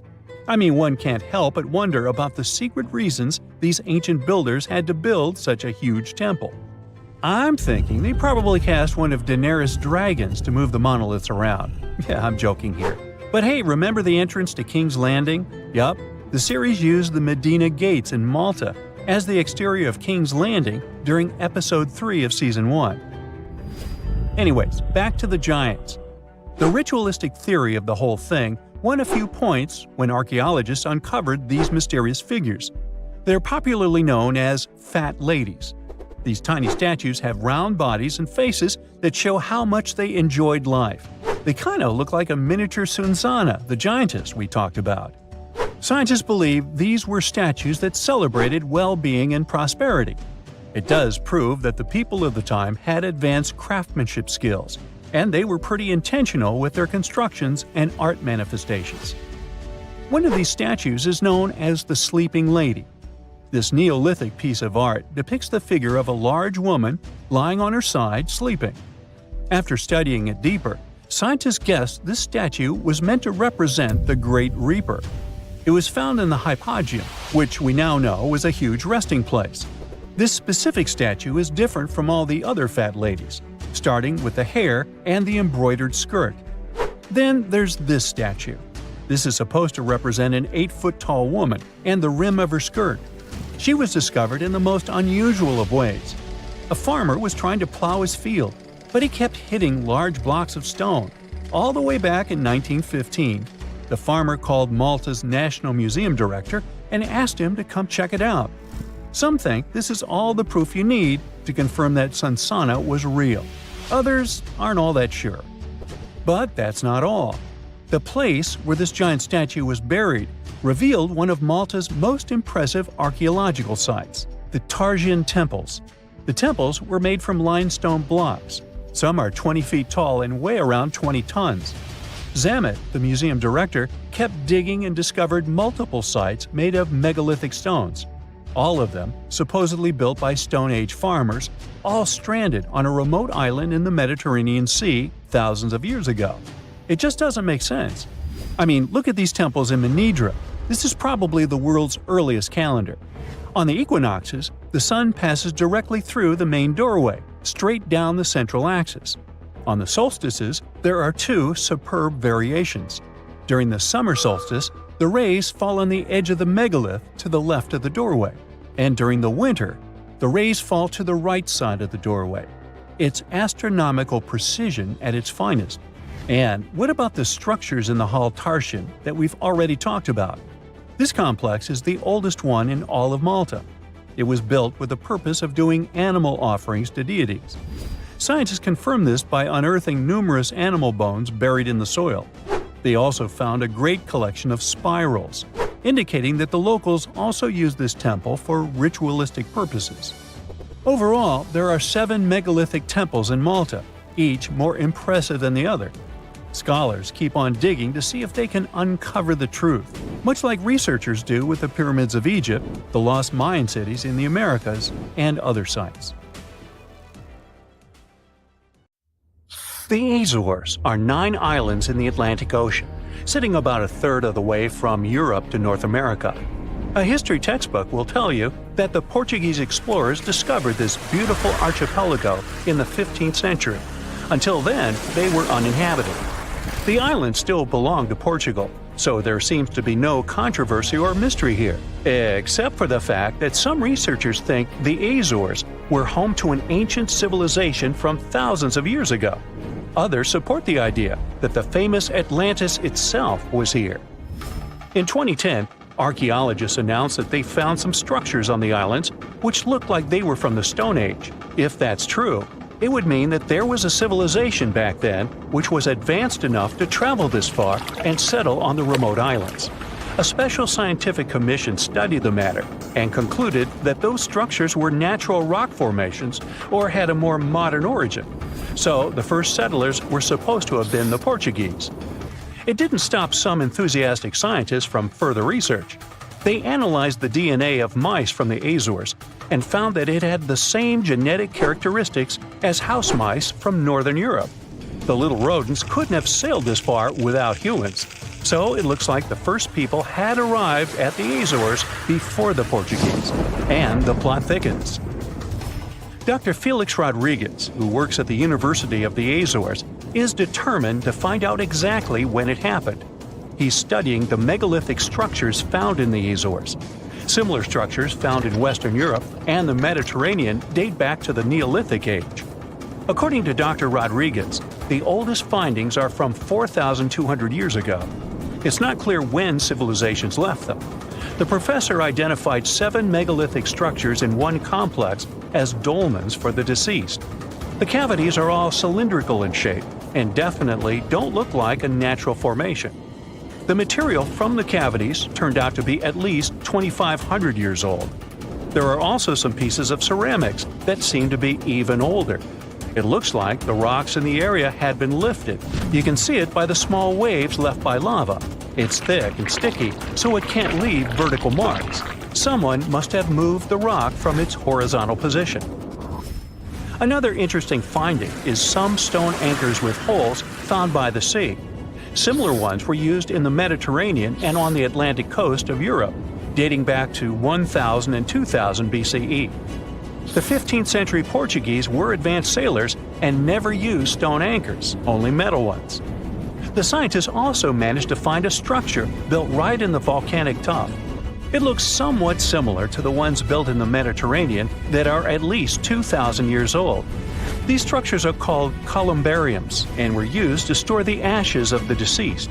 They also found something resembling an oven next to it, so they could be a part of one complex.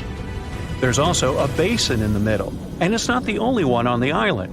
It looks like they had a special meaning to their builders. There are channels around the construction. They connect the 4 basins, and the sun lights each of them at different times of the year. It was all carefully planned, as they were lit the brightest during winter and summer solstices and autumn and spring equinoxes. The water passed through all the basins and went directly into the sea. It could have been a purifying ritual. Now, some people are skeptical about the findings and believe they're all parts of a fortress from the 16th century. Professor Rodriguez is determined to prove it's all much, much older. There must have been some ancient civilization here that could have left because of the volcanoes that go crazy every 50 years. Antonietta Costa, a postdoctoral student at the University of Porto in Portugal, is also sure that the first people came to the Azores in prehistoric times. She has studied standing stones with small openings, explained as cuts for quarrying the stones. Costa believes they are part of a calendar system. She noticed that none of the slits in the rocks were aligned with the cardinal east direction. The slits closest to it are smaller than the ones facing other directions, so it can't be just a coincidence.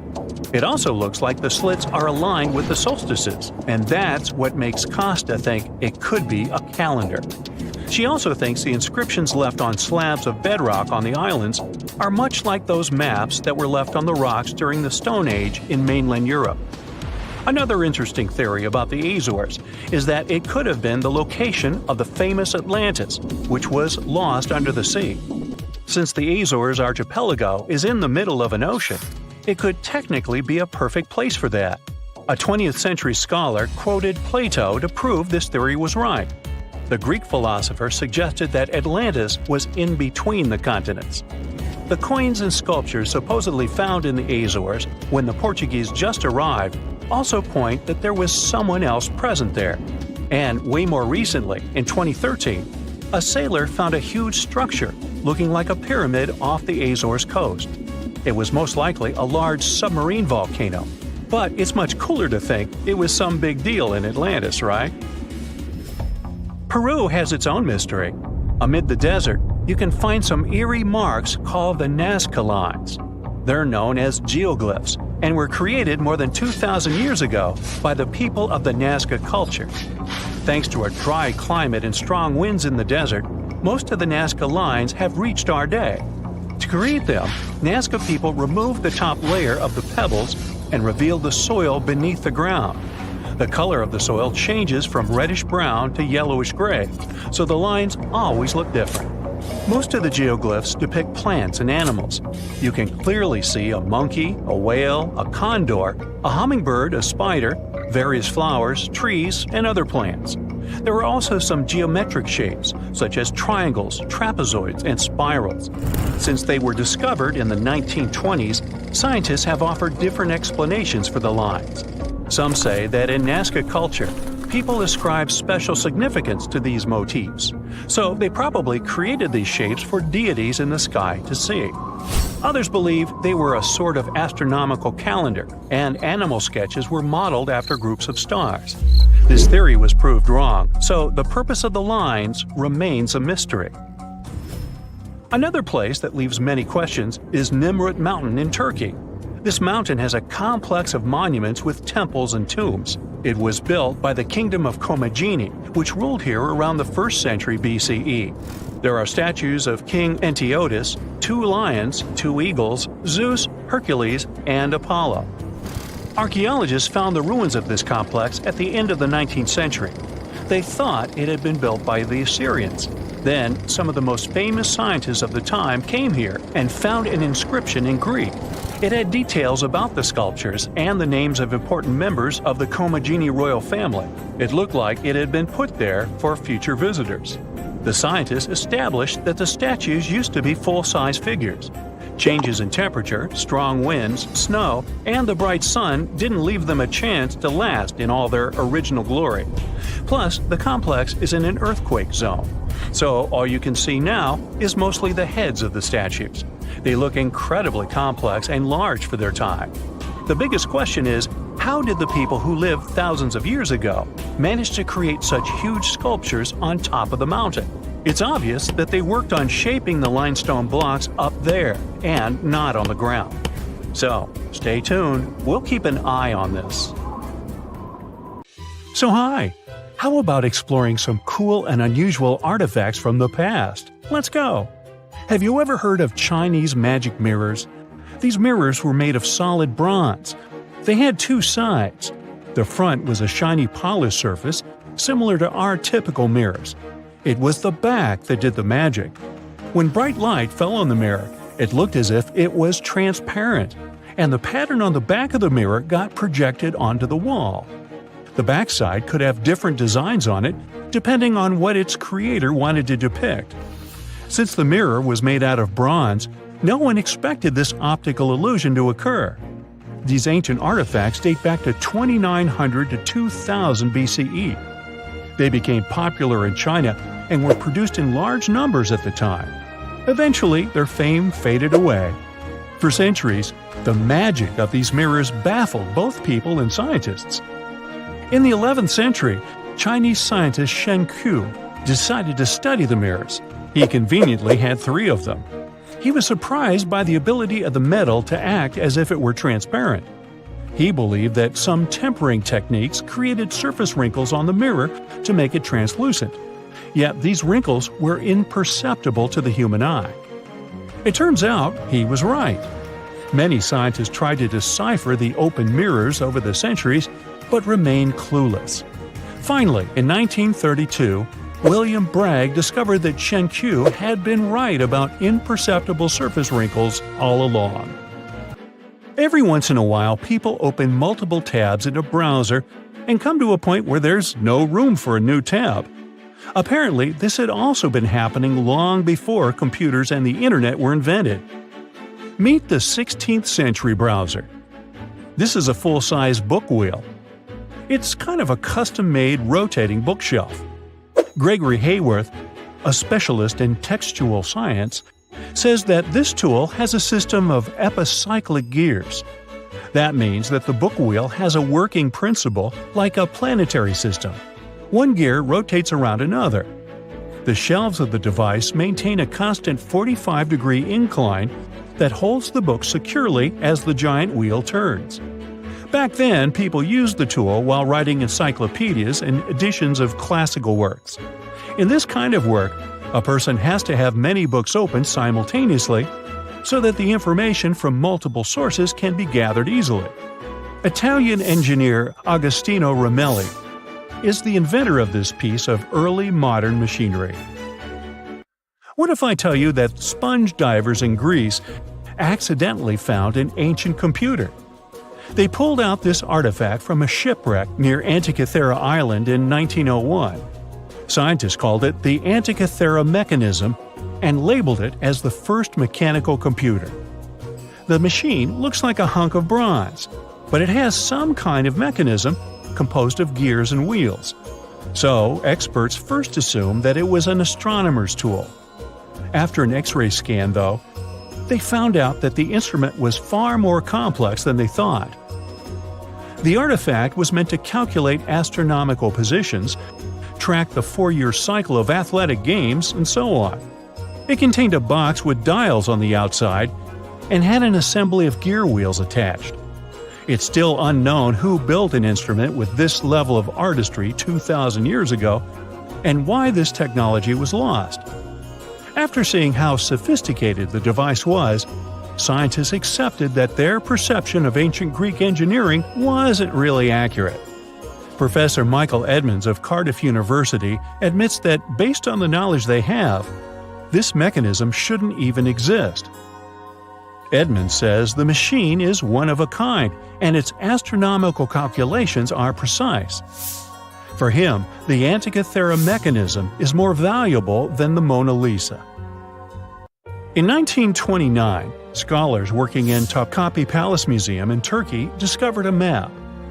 It became famous for being the oldest map showing the Americas. Piri Reis drew this detailed map on a gazelle skin in 1513. He depicted Europe, North Africa, the coast of Brazil, and several islands, such as the Azores and Canary Islands. The most exciting thing is that he created the map only 21 years after Columbus had set foot in the New World. Well, it was new to him. Piri Reis was a maritime scholar and a successful naval commander leading the Ottoman fleet. Yet, while drawing the map, he relied not only on his expertise in sailing. He created it by assembling and referring to 20 other regional maps, like the Arab map of India, 4 Portuguese maps, and the map of the western parts drawn by Columbus. Yes, the part he got from Columbus raised the heartbeat of many historians. Columbus drew a map during his 3rd voyage to the New World and sent it to Spain in 1498. It's assumed to be lost. Surprisingly, historians can now understand what Columbus noted down by looking at Piri Reis's map. Fun fact, he also drew another world map in 1528. Even though only about 1/6 of this map has survived, it's clear that it described the northwestern part of the Atlantic, the region from Venezuela to Newfoundland, and the southern tip of Greenland. The map also showed Antarctica centuries before its discovery. Historians had to rethink the chronology of history after getting this crazy information. Piri Reis described Antarctica's topography without ice in great detail. In the 1930s, workers found dozens of stone spheres in Costa Rica. Locally, they're known as bolas de piedra, literally stone balls. They were made by a civilization lost in time. What's interesting about these balls is their shape. They are perfectly spherical. How ancient people could make such precise shapes is a mystery. The spheres are of different sizes. Imagine a small one, like a tennis ball. Then put another one next to it, 7 feet in diameter. The largest spheres weighed 16 tons. Archaeologists are sure that these balls are human-made. Yet their purpose remains unclear. Some archaeologists claim that the spheres could represent the solar system or could be inspired by various stages of the sun and the moon. Others say that the stone's placement refers to the houses of chiefs. Most of the stone spheres were sculpted from granodiorite. It's a hard rock similar to granite. Experts believe that ancient people used smaller rocks from the same material as tools to shape these spheres. They also think that sculptors probably heated portions of the stones and then cooled them rapidly. This could have helped them to remove the outer layers of rock. Our next one is an ancient battery set found in Iraq in 1936. The set consists of a ceramic pot, a copper cylinder, and an iron rod. At the top, the iron rod is isolated from the copper by asphalt, and both the rod and cylinder fit inside the mouth of the jar. The copper cylinder isn't watertight, so if the pot was filled with a liquid, it would surround the iron rod as well. Archaeologists focus more on the oxidized iron rod because the vessel just needed to be filled with an acid or alkaline substance to produce an electric charge. After examining this bizarre artifact, an Austrian archaeologist hypothesized that the instrument made use of chemical reactions to generate electrical energy. That's why they likened the instrument to a battery. An ancient civilization might have used it for some kind of electrotherapy. Yet there isn't any electroplated object known from this period. So Koenig's hypothesis was rejected by many archaeologists, but nobody has proven him wrong either. The origin and purpose of the vessel remain unclear to this day. So, want to see the world's oldest art studio? In 2011, archaeologists found 100,000-year-old shells in a South African cave. Those shells were used for paint making. A coating of bright red powder on the inside of a pair of shells is the proof. Archaeologists say they found a complete kit used to produce a pigmented mixture. Now, in a different part of the cave, several paintings were displayed with little price tags on them intended for sale. Nah, just kidding. Although that big one over there would look good over my couch. A piece of whale rib has recently been found in a North Carolina mine. Not a big deal, some might think. Hey, why can't a whale be a miner, right? But this fragment offers scientists a unique glimpse at the interactions between prehistoric sharks and whales from around 3 to 4 million years ago. The thing is, 3 tooth marks embellish the rib. That means that the whale was once badly bitten by an animal with a super powerful jaw. Judging by the spacing between the tooth marks, and it reaches almost 2.5 inches. This animal could be a mega-toothed shark. I'm talking about the megalodon. Or it could be a different shark species which was around at that time.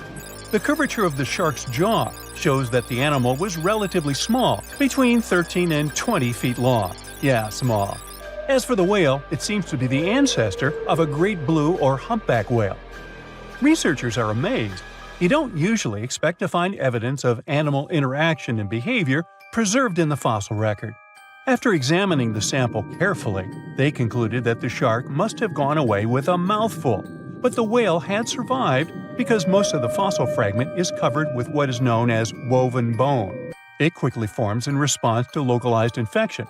Such bone isn't particularly strong, and later the body remodels it into compact bone tissue. But it takes time. The presence of this bone means that the healing was incomplete and the whale passed away 2 to 6 weeks after the unfortunate encounter. On the other hand, its demise could have been unrelated to the infection and injury. Only a handful of fossils show such kinds of interactions between ancient animals. You can often find bite marks on fossils indicating where the animal passed away and its carcass was scavenged. But this fossil is one of a few examples that not only show a wound inflicted by another animal, but also demonstrate that the prey survived.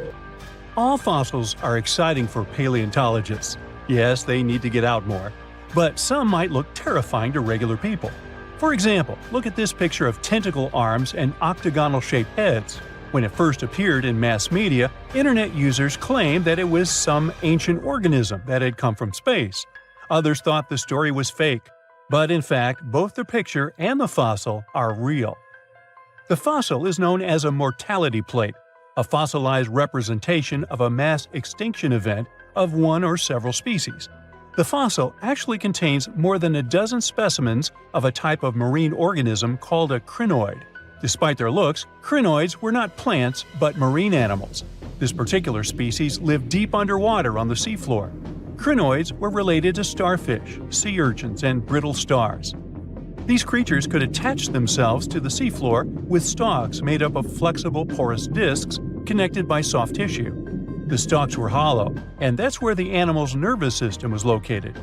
Crinoids absorbed oxygen through thin-walled tube feet. The creatures usually reached the length of more than 8 inches and had 5 arms lined with leathery-looking, tentacle-like structures. They fed on plankton and sloughed off organic material. Now, even though these fossil finds seem to be super exciting, few creatures in the fossil record confuse scientists as much as the Tully Monster. This curious sea creature sported a toothy, trunk-like snout and eyes splayed out on a rigid rod. But the most bizarre thing? It has been impossible to classify. Researchers have been considering a variety of organisms, for example, segmented worms, swimming slugs, and primitive eel-like creatures, since the monster was discovered in 1966. Recently, they have even tried to connect it to some species of jawless fish with a backbone-like structure. A team of scientists from Japan has used high-resolution laser scanners to examine the anatomy of Tully Monster fossils in 3D. They concluded that the enigmatic fossil might be an invertebrate after all, and still, the true identity of the creature remains elusive. In the 1950s, amateur fossil hunter Francis Tully found a ghostly imprint of a torpedo-shaped organism with a huge tail fin in the Mazon Creek fossil beds in Illinois. Tully had never seen anything similar to the torpedo structure.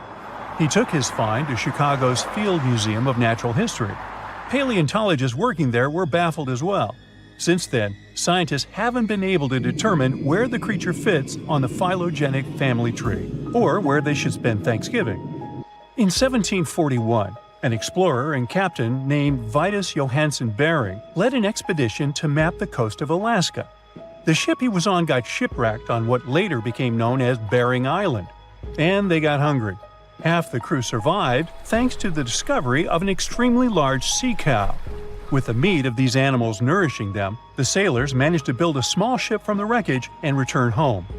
On their way back, a scientist who was among them spent his time documenting the animals and plants they had found. The sea cow was particularly interesting because without it, the crew wouldn't have survived. These animals were more than 26 feet long and weighed around 10 tons. All sea cows are members of the order Sirenia, marine mammals more closely related to elephants than cows. The scientists described them as having black skin, a small head, and stubby forelimbs. Those sea cows floated on the water's surface, munching on kelp. After the information about these animals became widespread, sea otter fur trading expeditions made use of that convenient depot en route. Sea cows were docile and could be easily hunted. Long story short, within 27 years after the scientists mentioned those animals, they were driven to extinction. But it's not the saddest part. The fossil record reveals a much deeper and darker history.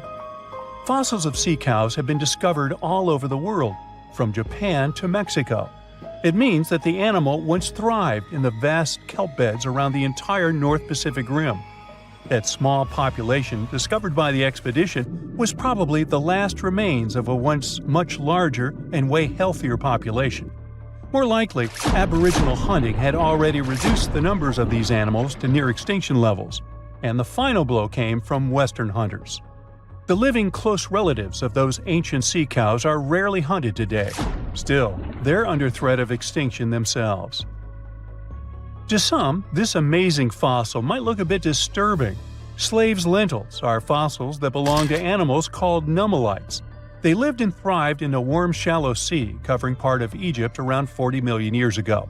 The name nummelites hints at the fact that larger specimens resemble coins, and in Egyptian folklore, they're even referred to as angel's money. These creatures have a simple, single-celled structure, which contrasts with their super intricate skeleton.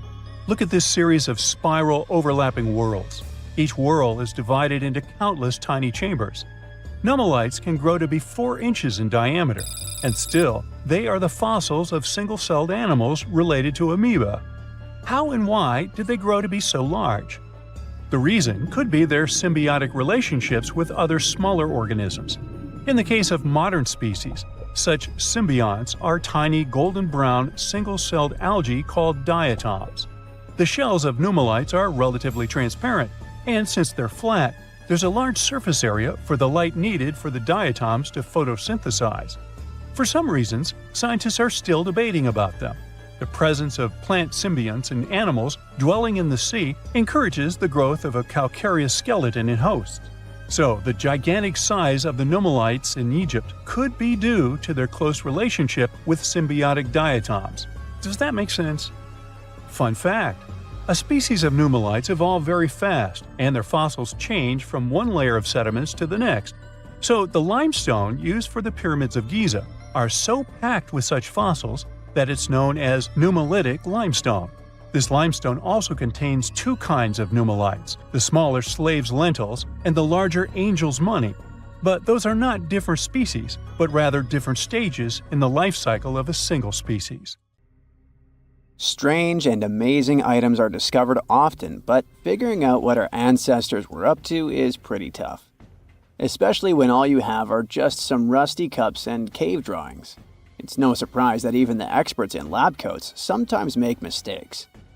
But it's not just about dusty plates and huge stones. Sometimes there's even humans with large heads. So grab your digging tools and let's travel back to ancient times to explore incredible societies that even scientists can't fully explain. Sardinia may look idyllic now, but I'm not gonna lie, I wouldn't fancy visiting it 3,000 years ago.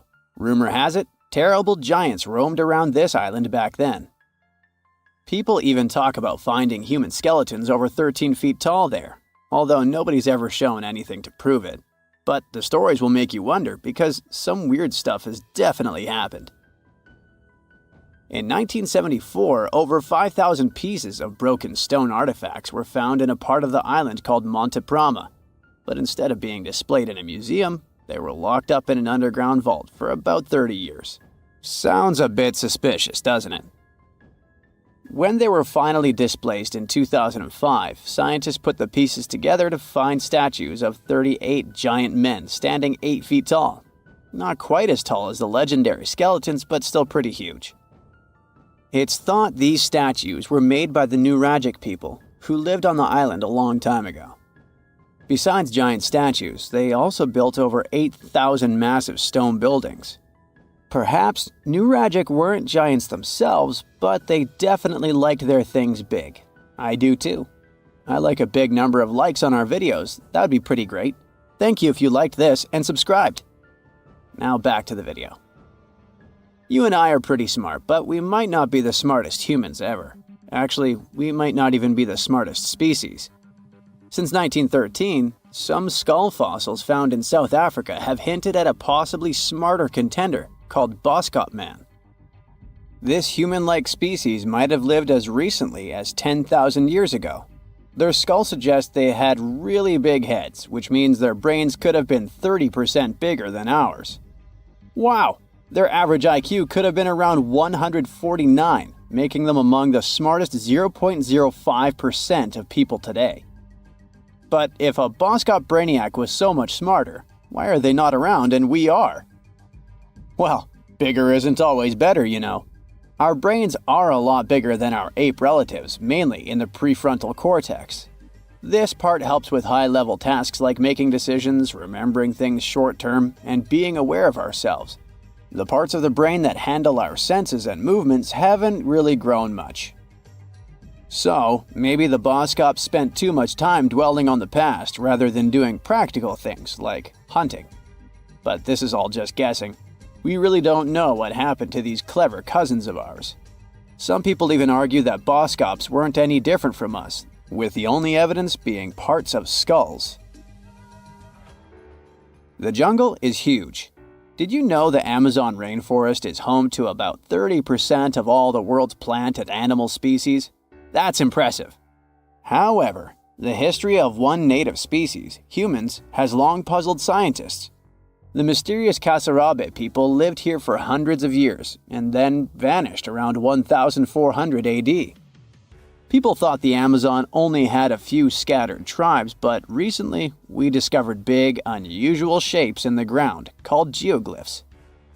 These might look like simple shallow ditches, but they're actually the remains of a vast civilization that spread over 5,000 square miles and includes about 450 markings, some as wide as 1,300 feet.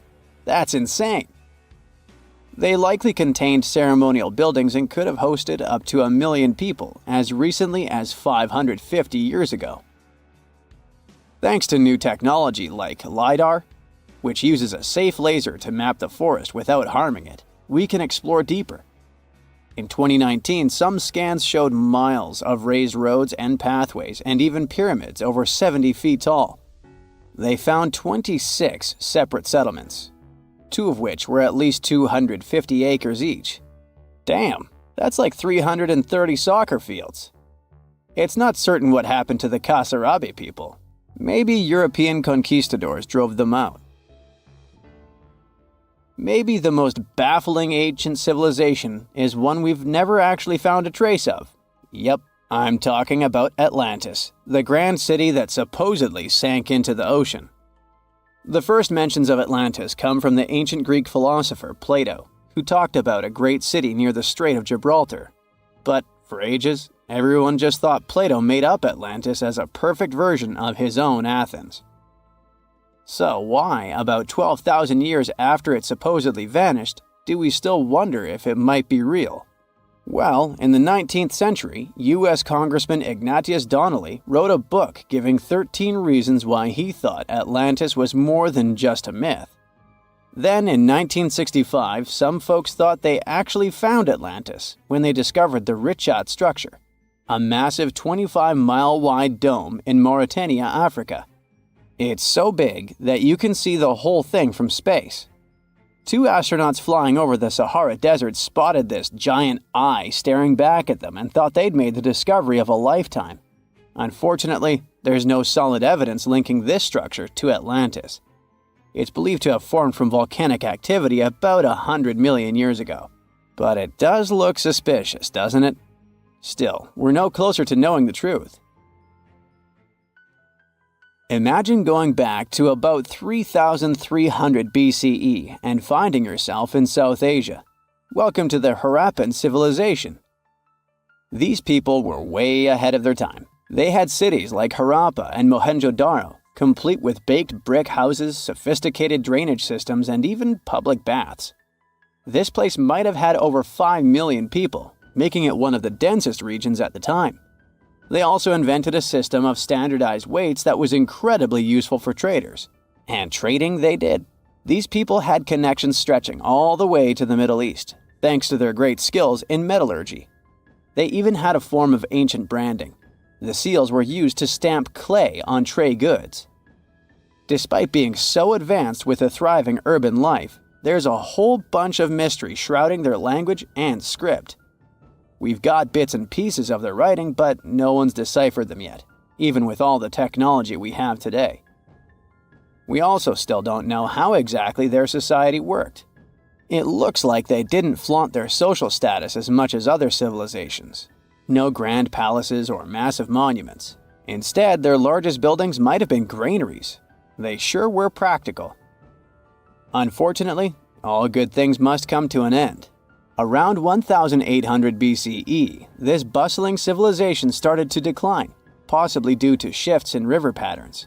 As the environment changed, the Harappans packed up, moving towards more hospitable lands.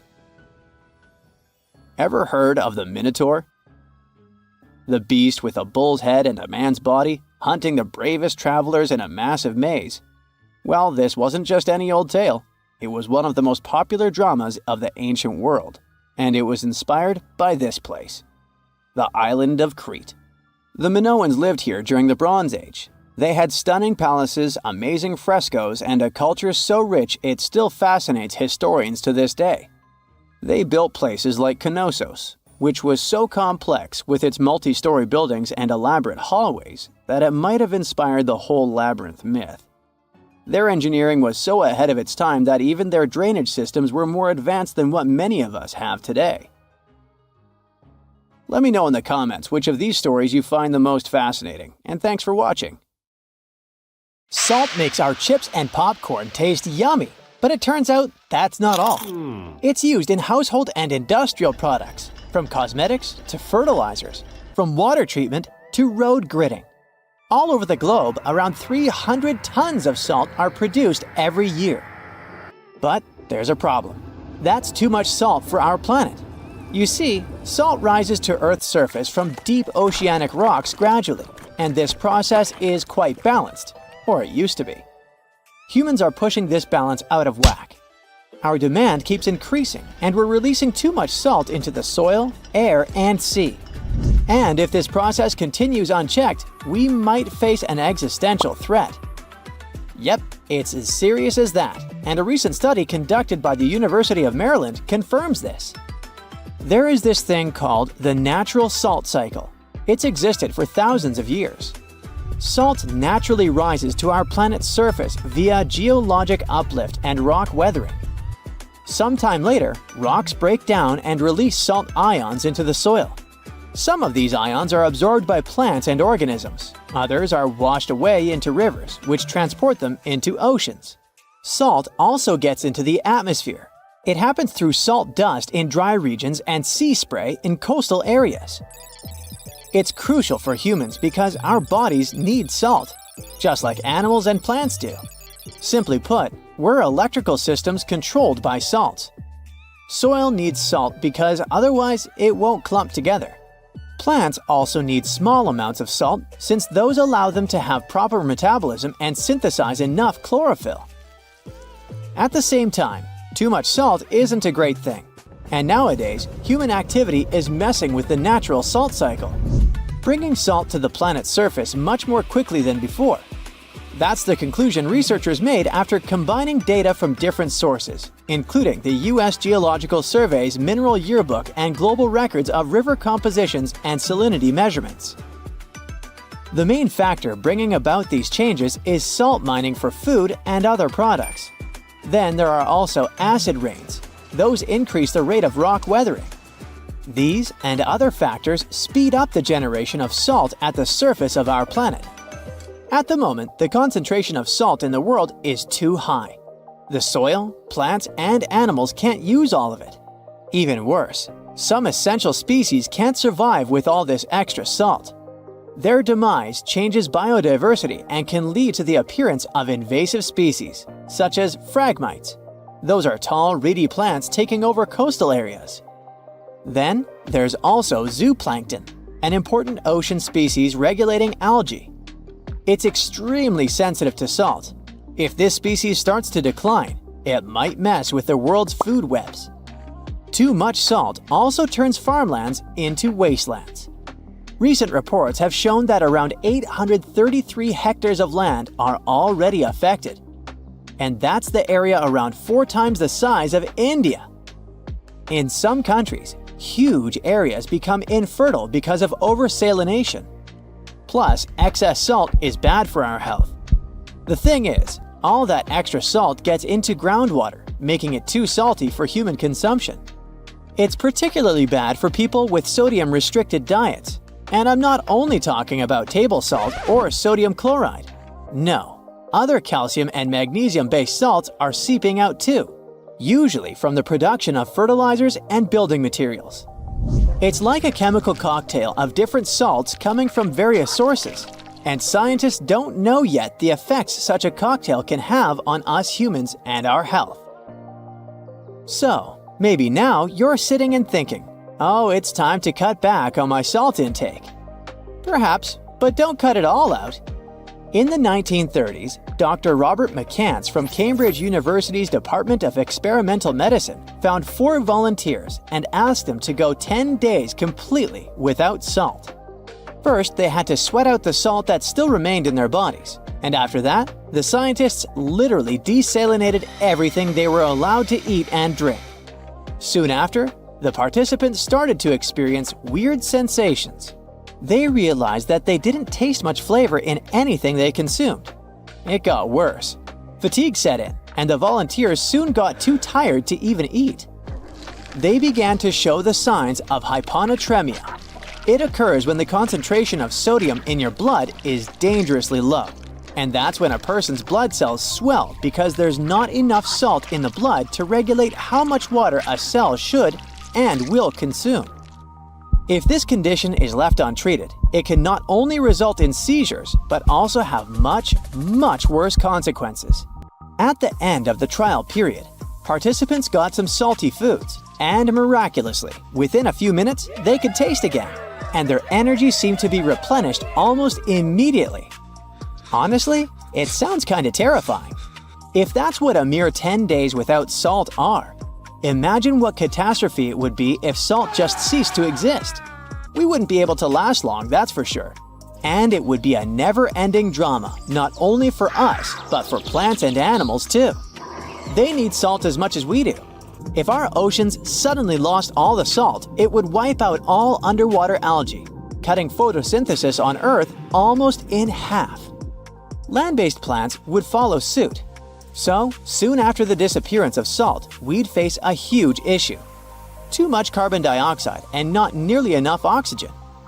Our climate would start fluctuating between extremely hot and cold temperatures, and hurricanes would become insanely powerful and super destructive. Luckily, we still have salt at our stores, and the natural salt cycle might get more or less stable again. By the way, humanity has known of and appreciated salt for many centuries. For example, it was used as offerings and to preserve mummies in ancient Egypt. It was a valuable commodity traded between the Phoenicians and their Mediterranean empire. In ancient China, people knew of more than 40 types of salt and used it for medicinal purposes.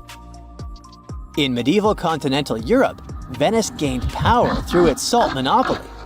The production and transportation of salt led to the appearance of new cities and the construction of roads.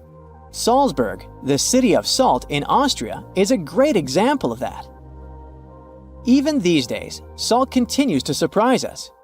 For example, recently, researchers from the University of Miami Rosenstiel School of Marine and Atmospheric Science have discovered rare deep-sea brine pools in the Gulf of Aqaba. That's a northern extension of the Red Sea. Those salty underwater lakes are likely to hold secrets about the way oceans on Earth formed all those millions of years ago.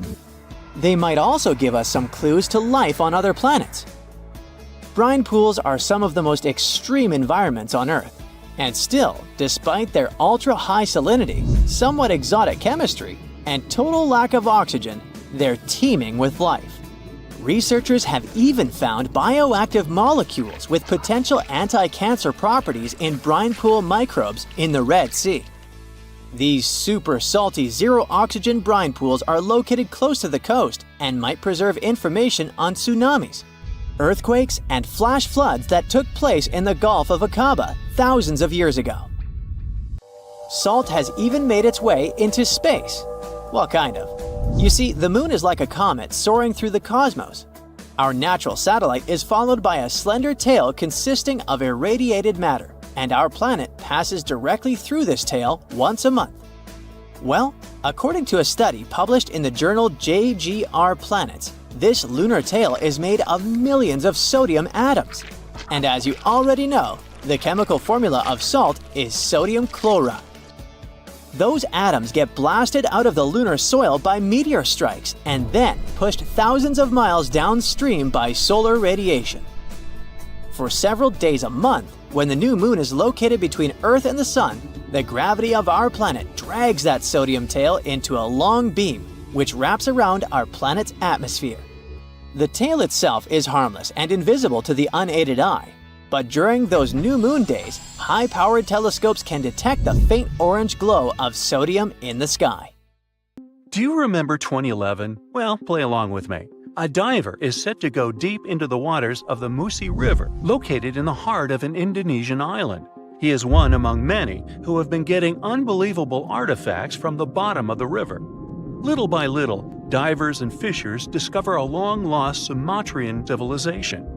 Known as the Island of Gold, the kingdom of Srivijaya was most likely the closest to a real-life El Dorado there has ever been. However, it disappeared late in the 13th century, and until recently, researchers didn't even know the exact location of the kingdom. Picture a civilization built on a river, a true water world, according to the archaeologists that have been studying Srivijaya. Houses, markets, and places of worship were built on wooden piles above the level of the water. Citizens moved around like modern-day Venetians in simple boats. Srivijaya was known to be a rich and important kingdom. It existed from the 7th to the 11th century CE. It was part of the Silk Road, and anyone traveling from east to west had to pass through the city. Their kings were smart and gained control of the Malacca Strait, which allowed the town to have total control over trading routes in the region. If anything, they sure were honoring the town's name. Srivijaya translates from Sanskrit into prosperous victor, or simply glorious. The kingdom was an important commercial outpost of ancient times. It was strategically located among the most influential commercial routes of the ancient world, which means its citizens became extremely rich. Ancient wealthy societies used to overly display their gold and precious metals. They would often use these metals as offerings to their deities, or they would use them to forge large statues and to make jewelry for kings and queens and decorations for their palaces. Srivijaya wasn't different. Local Indonesian divers who have been exploring the half-mile of the Musi River near the city of Palembang have found some evidence. So far, they've discovered a life-size statue of Buddha, jewelry studded with precious gems, temple bells, mirrors, golden jugs, and other items. No official archaeological excavations have been done in the area, so these artifacts are the first items of the Srivijayan Empire ever found. Sean Kinslett, a British maritime archaeologist who has reported on these discoveries, says he is truly surprised. For long, people have been speculating about the true wealth of Srivijaya, and it seems that the rumors have been confirmed. We're starting from ground zero, he says. We don't know what clothes the people of Srivijaya wore, what their tastes were, what kinds of ceramics they like to eat off. Even though this discovery has brought excitement to the scientific community, there is a downside. Divers and fishers sell the retrieved artifacts at the International Antiquities Market before archaeologists can take a look at them. Researchers could try to buy some items, but they're sold for millions of dollars worldwide. Most of the information we know about this El Dorado of the East was learned from merchant accounts of the city. These descriptions say Srivijaya was a kingdom of human-eating snakes and multilingual parrots. That's weird. Some say its active volcanoes gave the town an eerie and enigmatic sight, and all stories emphasize the amount of gold available there. Travel reports were a common way to describe cities in ancient times. In case you didn't know, this is how the legend of El Dorado originally began. As European explorers began their excavations in South American lands back in the 1500s, the word got out that an Amazonian civilization used to paint their leader in gold as an offering to higher powers. The legend of El Hombre Dorado, also known as the Golden Man, began to quickly spread around Europe. It turned out that it was only a ceremonial piece of pre-Columbian civilization. It had nothing to do with the land of infinite gold. Now, no one knows what brought about the decline of the Srivijaya Empire. Some speculate that its active volcanoes could have swallowed it, or maybe wooden houses built above the river eventually sank. Maybe if divers keep retrieving lost items from the bottom of the river, archaeologists will be able to figure out what happened to the city.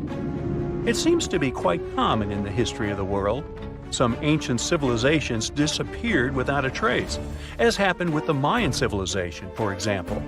The Mayans managed to build one of the biggest empires in pre-Columbian America. It was believed to be home to over 2 million people, and it thrived for over 6 centuries. Its sudden demise is something that bothers archaeologists and scientists alike. The Mayans began to settle in South America as early as 1500 BCE. Their civilization spanned Mexico's Yucatan Peninsula, Guatemala, and Belize. They are believed to have built around 40 cities at the height of their empire. They also developed a complex hieroglyph system that has been studied since it was discovered by modern scientists. The Mayans were keen engineers, astronomers, and farmers. They were post-nomadic people that settled in vast areas of farmland where they could grow corn and other types of vegetables. Archaeologists are still learning a lot about the Mayan civilization by examining their ruins. The city of Chichen Itza, located in the Yucatan Peninsula, is one of the most important Mayan sites unearthed today. The site is made up of a total of 26 ruins, and it is home to a world-famous pyramid known as El Castillo. It consists of a series of square terraces with stairways on each of the 4 sides of the temple. It was built as an homage to a feathered serpent deity. The Mayans were such architectural geniuses that they managed to build a pyramid that cast a particular shadow. More specifically, in the late afternoon during the spring and fall equinoxes, the pyramid casts several triangular shadows that create the illusion of a feathered serpent crawling down the pyramid. And they created this with none of the tech we have today. The city is so amazing that since 2007, it has been considered one of the 7 wonders of the New World. The Mayan Empire thrived for over 6 centuries due to their wise resource management system and astronomical knowledge. They were able to accurately predict eclipses, and using their rudimentary technology, could even locate Venus and Mars. They had everything to thrive for much longer than they actually did. This is why the Mayans' fall intrigues modern scientists so much. No one has been able to understand completely what led to their demise. That is, until a recent discovery. A study done by NASA claims it can explain what might have happened. Scientists have uncovered a sample of pollen trapped for over 1,200 years in ancient layers of lake sediment, which dates back to the time just before the collapse of the civilization. The analysis has revealed something completely new about the Mayans. Instead of the suspected claims that the Mayans disappeared due to terrible disease or some extended conflict in the region, it could have happened due to deforestation. Perhaps to build their entire empire, they had to cut a lot of trees. Without trees, their soil could have eroded, and all their fertile lands could have slowly and gradually become barren. According to NASA scientists, the temperatures in the region could have risen by about 6 degrees, and from that point on, the land would have become even drier, and crops more difficult to grow. Basically, NASA says that the Mayans couldn't do the sole thing that made them thrive, which was agriculture, and their kingdom began to decline. Oh yeah, and this theory was supported by yet another find. Archaeologists found skeletons from the time of the empire. Those had prominent signs of malnutrition. This theory might really shed new light on Mayan history. It could explain what brought down such a powerful civilization. So, what do you say? Which theory is true? Have we actually managed to find out the reason for the fall of the Mayan Empire? There are many myths around arguably the greatest structure ever built by humans, the Great Wall of China. Some say it's so grand that it's visible from space. Others claim that you can see it from as far as the moon. Other theories suggest that the builders of the wall were left inside. Well, sorry to disappoint you, but all these impressive stories are just myths. But even with those stories busted, the Great Wall of China is an impressive and truly breathtaking structure. So let me tell you its true story.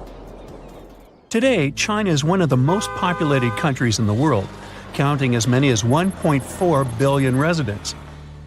It's also one of the oldest nations in the world. It has 3,500 years of continuous written history, but the civilization existed long before that. There is a theory that while the European continent, for example, was most likely reached by humans from Africa, China wasn't populated by settlers that came from somewhere else. Some people believe that the Chinese civilization got formed from local Stone Age people who lived on the territory since the prehistoric period. So now, the Great Wall of China. It's truly big even by today's standard, stretching for over 13,000 miles. To imagine it better, it's almost 5 times the distance between New York and Los Angeles. Or even a bit greater than the distance between the North and South Poles. Even in modern times, people have never built anything close to this big. Of course, it didn't take a day to build the Great Wall of China. 2? Keep going. In fact, the wall was being built for centuries. Maybe you know that ancient cities had walls around them to protect themselves from invaders. Yes, Chinese cities had them too. The first Chinese emperor united the country in 220 BCE and got a brilliant but very ambitious idea to turn all city walls into one big wall that would defend the country's border against attacks from the north. A trusted general directed the construction, enrolling a big group of workers, soldiers, commoners, and convicts. Back then, the wall was built of rammed earth and wood. In some places that were strategically important, the sections of the wall overlapped to provide maximum security. The walls were around 26 feet high on average. But the Great Wall didn't yet look like the construction we know today. Every next emperor would pick up the Big Wall project, strengthening and extending it, repairing, but also modernizing construction techniques. Some used bricks to build it. Others moved on to granite and marble blocks. Watchtowers and platforms weren't there from the beginning as well. They were added by Ming emperors. The watchtowers made it possible to communicate with other parts of the wall through smoke and fire messages.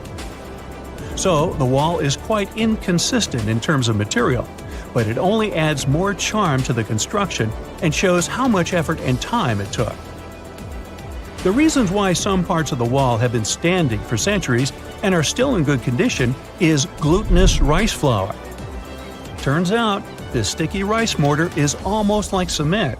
It's very strong and waterproof, sealing the bricks so tightly together that even sneaky weeds can't grow between them. You may also notice that some bricks have writings carved on them. They were left by the workers who were building the wall. The purpose of those writings is quality assurance. They contain such information as location, quantity, and responsible officials. So, in the case of some problems with the quality of materials or constructions, it would be known who should be held accountable for it. Recently, a research group has looked through official historical documents of the Ming Dynasty that ruled China from the 14th to the 17th centuries. They came across records of secret doors in the Great Wall, so they decided to find them. They used a flying robot to capture continuous centimeter resolution photos of the wall. They photographed 90% of the wall that was built during the Ming Dynasty and discovered the remains of over 220 secret doors along the wall. Some of them have a specific width and height that allows only one person to go through. Others are large enough to allow 2 horses to pass at the same time. Why are the doors there? Well, the Great Wall's main goal was to protect the country from the enemy. Building doors that could let the enemy in would undermine the whole point of having a wall. So, of course, the doors were secret passages. They perfectly matched the surroundings topographically, and the exit on the outside was camouflaged with bricks so that it was almost completely indistinguishable from the brick wall. The wall was never just a defensive wall, and it was never completely closed. It could be opened on demand. It was also a structure used for trade and commerce, communication between inside and outside the wall, and of course, for defense and spying. Some doors were used for trade with the other side. Through smaller doors, a person would sneak out to spy on the enemy that lived on the other side. The hidden gates were also useful for a sudden attack. As you remember, some gates were camouflaged with brick on the outside. The exit was so indistinguishable that the enemy had no idea exactly where it was located. The inside entrance for Chinese soldiers was hollow, so they could walk through the wall and break the camouflaged exit gate from the inside, starting their surprise attack. Now, even though the main point was to prevent outsiders from getting into the city, the wall wasn't too effective on that matter. It could still be climbed over or marched around. So the wall was being watched at all times, and the guards gave signals to the troops if they saw the enemy approach. Also, the wall provided more time to mobilize and bulk up the country's forces or lure the enemy troops into a difficult strategic position. The construction stopped at the end of the 19th century. The wall lost its strategic and military importance due to technological advances. Over the centuries to today, only 8% of the Great Wall is in good condition, and the rest is damaged. Also, around 1/3 of the wall has disappeared without a trace, due to both natural erosion and human damage. I guess you could say it's now just a pretty good wall. As you remember, the first parts of the wall were built out of rammed earth and wood. These are not the most unfailing materials if we're talking about thousands of years. Also, destructive farming methods have turned large areas into a desert and contributed to erosion. Also, many bricks were taken away from the wall in the last century to be used in building farms and houses. The wall is being deconstructed stone by stone even today, but this time by tourists. Quite a few of them take a stone as a souvenir. That's a total of a lot of stones, considering that over 10 million tourists visit the Great Wall every year. Since 1987, the wall has been a UNESCO World Heritage Site, highlighting that it has an outstanding importance to humanity. The wall is one of China's 56 World Heritage Sites, second place among countries with landmarks protected by UNESCO. Who's first, you ask? Well, the top spot, with 58 World Heritage Sites, belongs to Italy. And do you know that the wall isn't only a famous tourist attraction, but also the location of the Great Wall Marathon? It's a marathon that was established in 1999 and is one of the most challenging ones in the world. You guessed right, people run along the wall, including all the steps. There are 3 distances, so that participants can run a full marathon that is 26 miles, a half marathon that's 13 miles, or just have a fun run of 5 miles. When you hear the word mummy, you might get a chill down your spine. That's because most of us associate this word with those creepy characters we've seen in some scary movies.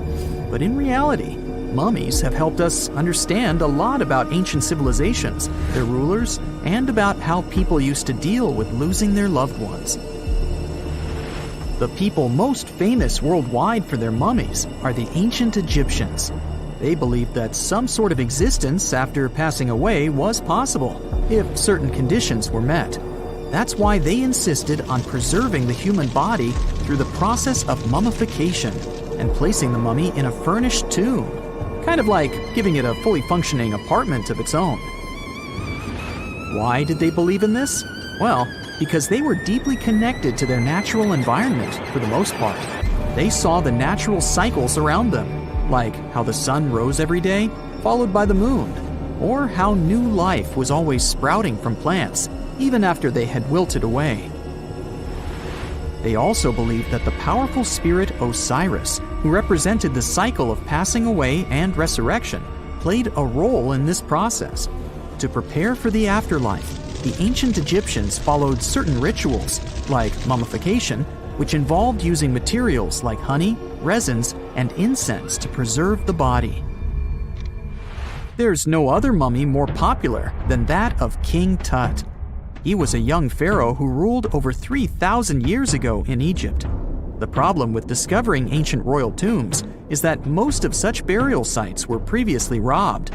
People knew ancient rulers had been left with many valuable belongings, so those locations became vulnerable to thieves. When King Tut's tomb was opened in 1922, people were excited because it had not been robbed, like many other previously discovered royal tombs. That's how well hidden it was. Inside, his mummy was encapsulated in a total of 3 coffins, including one made of gold.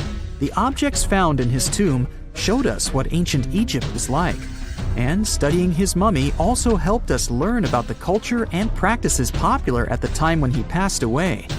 We also learned about his family by looking at his DNA. Scientists were able to discover that he had had a disease called malaria and a problem with his foot that might have made it hard for him to walk. Ramses II was another pharaoh in Egypt who ruled for 68 years, which was quite a lot back in the day. He was known for his expansion campaigns and building projects.